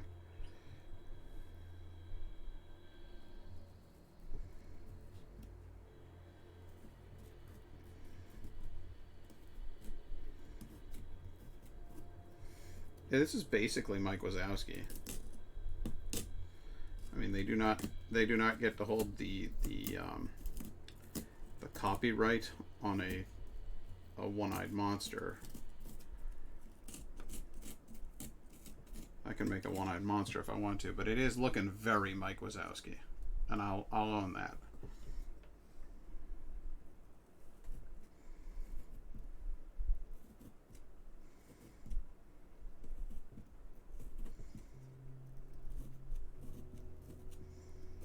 Oh, I love this one. What the hell? We're doing this again, huh? What the shit, guys? This fucking computer.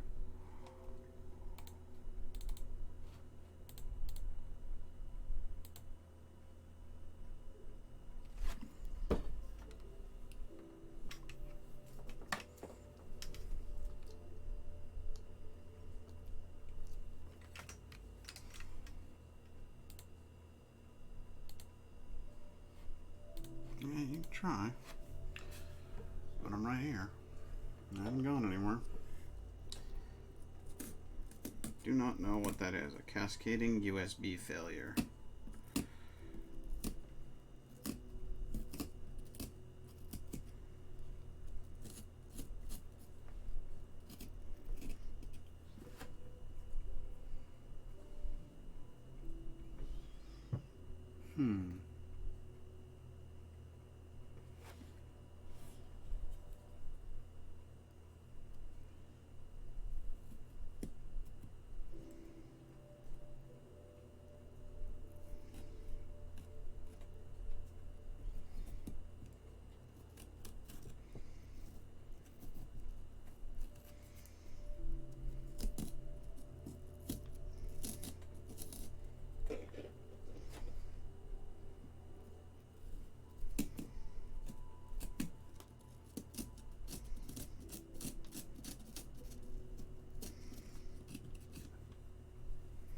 I was not expecting to be working in the dark like this, but it works a lot better.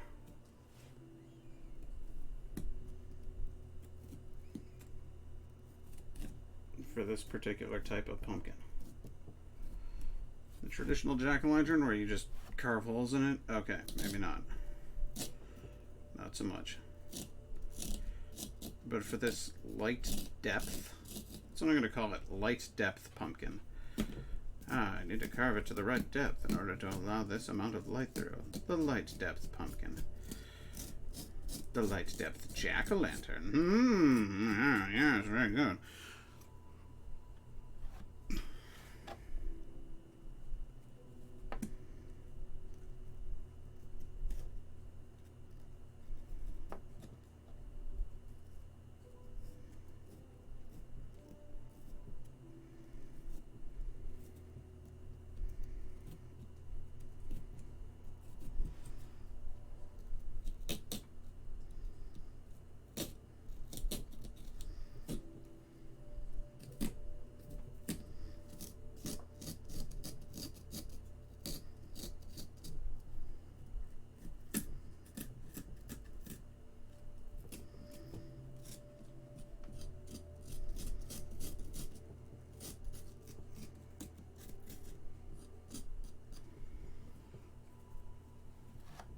I love him.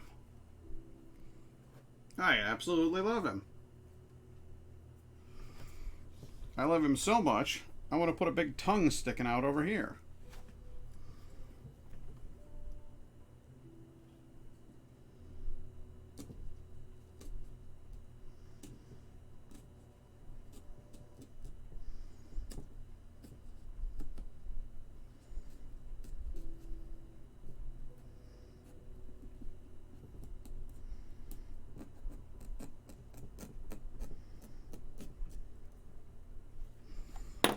Hey Siri, bright.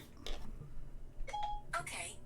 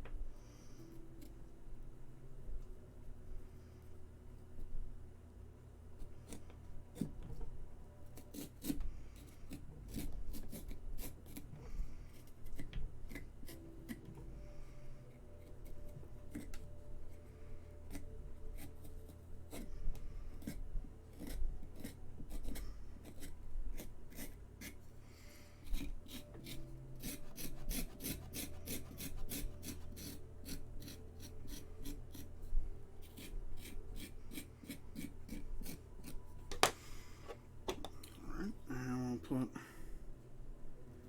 Just so you'll know the tongue's right there. Hey Siri, lights out. All set.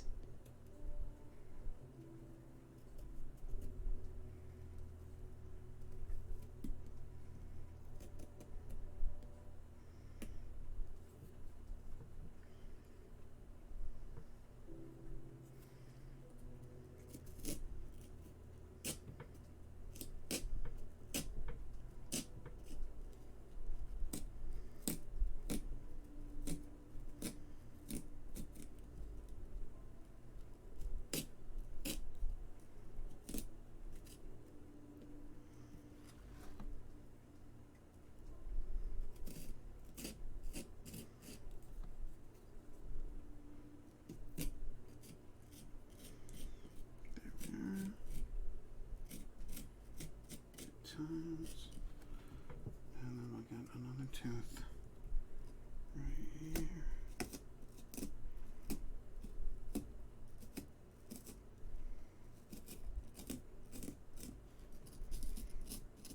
And let's get in there.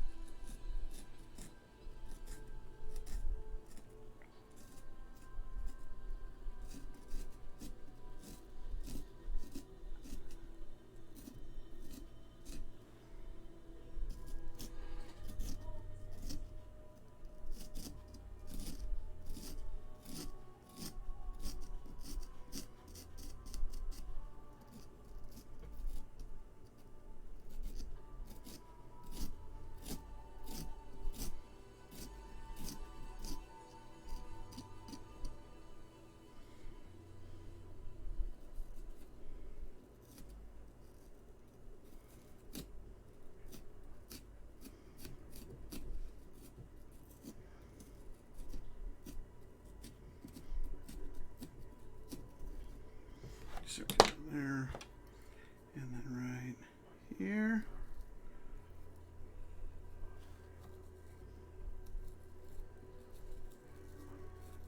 A hole all the way through.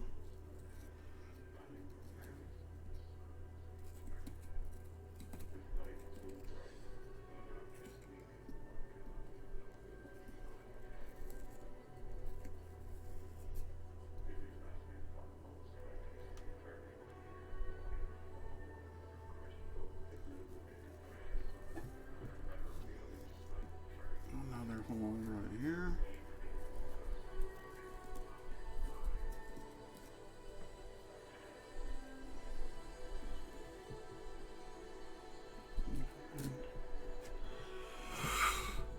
Scraped hole down here. Because again, his tongue is shiny.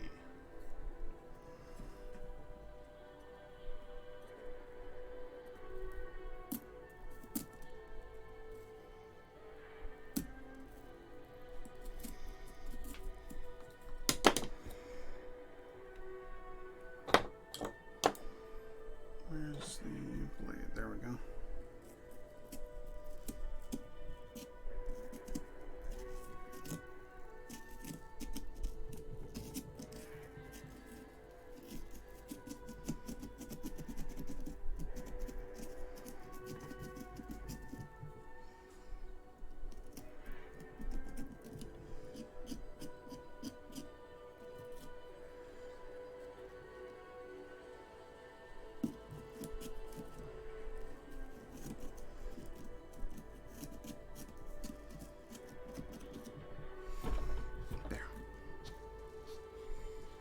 Big, slippery, shiny tongue.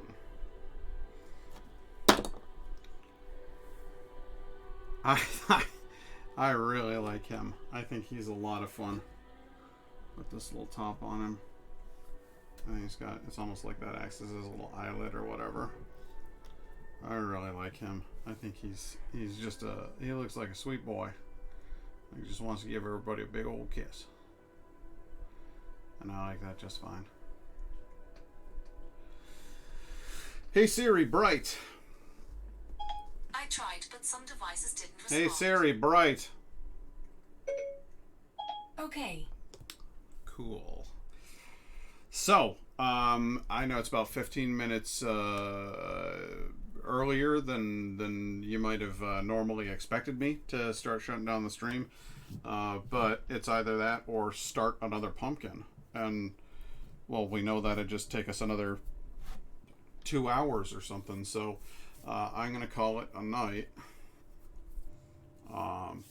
Personally, I had a great deal of fun. I don't know if anybody's still out there watching, but if you are, thanks very much. Thanks for sticking around till the end. And if you aren't, well, that's okay. I had a good time, and I hope everybody who watched did too. I will be. Well, things are going to get a little bit weird for a while because I am going to continue working the job that I have for a little bit, but I accepted a new job today, and I'm going to be putting in my 2 weeks notice at my old job, and so that means I'm going to be learning new tasks, and I'm going to be working different hours, and I don't know exactly what that means for the stream. I don't know whether it means that I'll be able to do 2 nights a week. Certainly won't be able to do 3 anymore because I'll be working full-time hours. But I think you might see this become less common of a thing. Not to say that it's going away, because it's not. I like doing this. It's a fun thing that I like doing in my spare time. But life changes necessitate hobby changes, and so everything's going to get a little bit weird for a while, and then I will get it back to some sort of version of regularity. But don't worry, I'll still be around, and you'll still see me here doing wacky stuff. Until the next time, thanks everybody. I hope you have a great Halloween, and pleasant screams.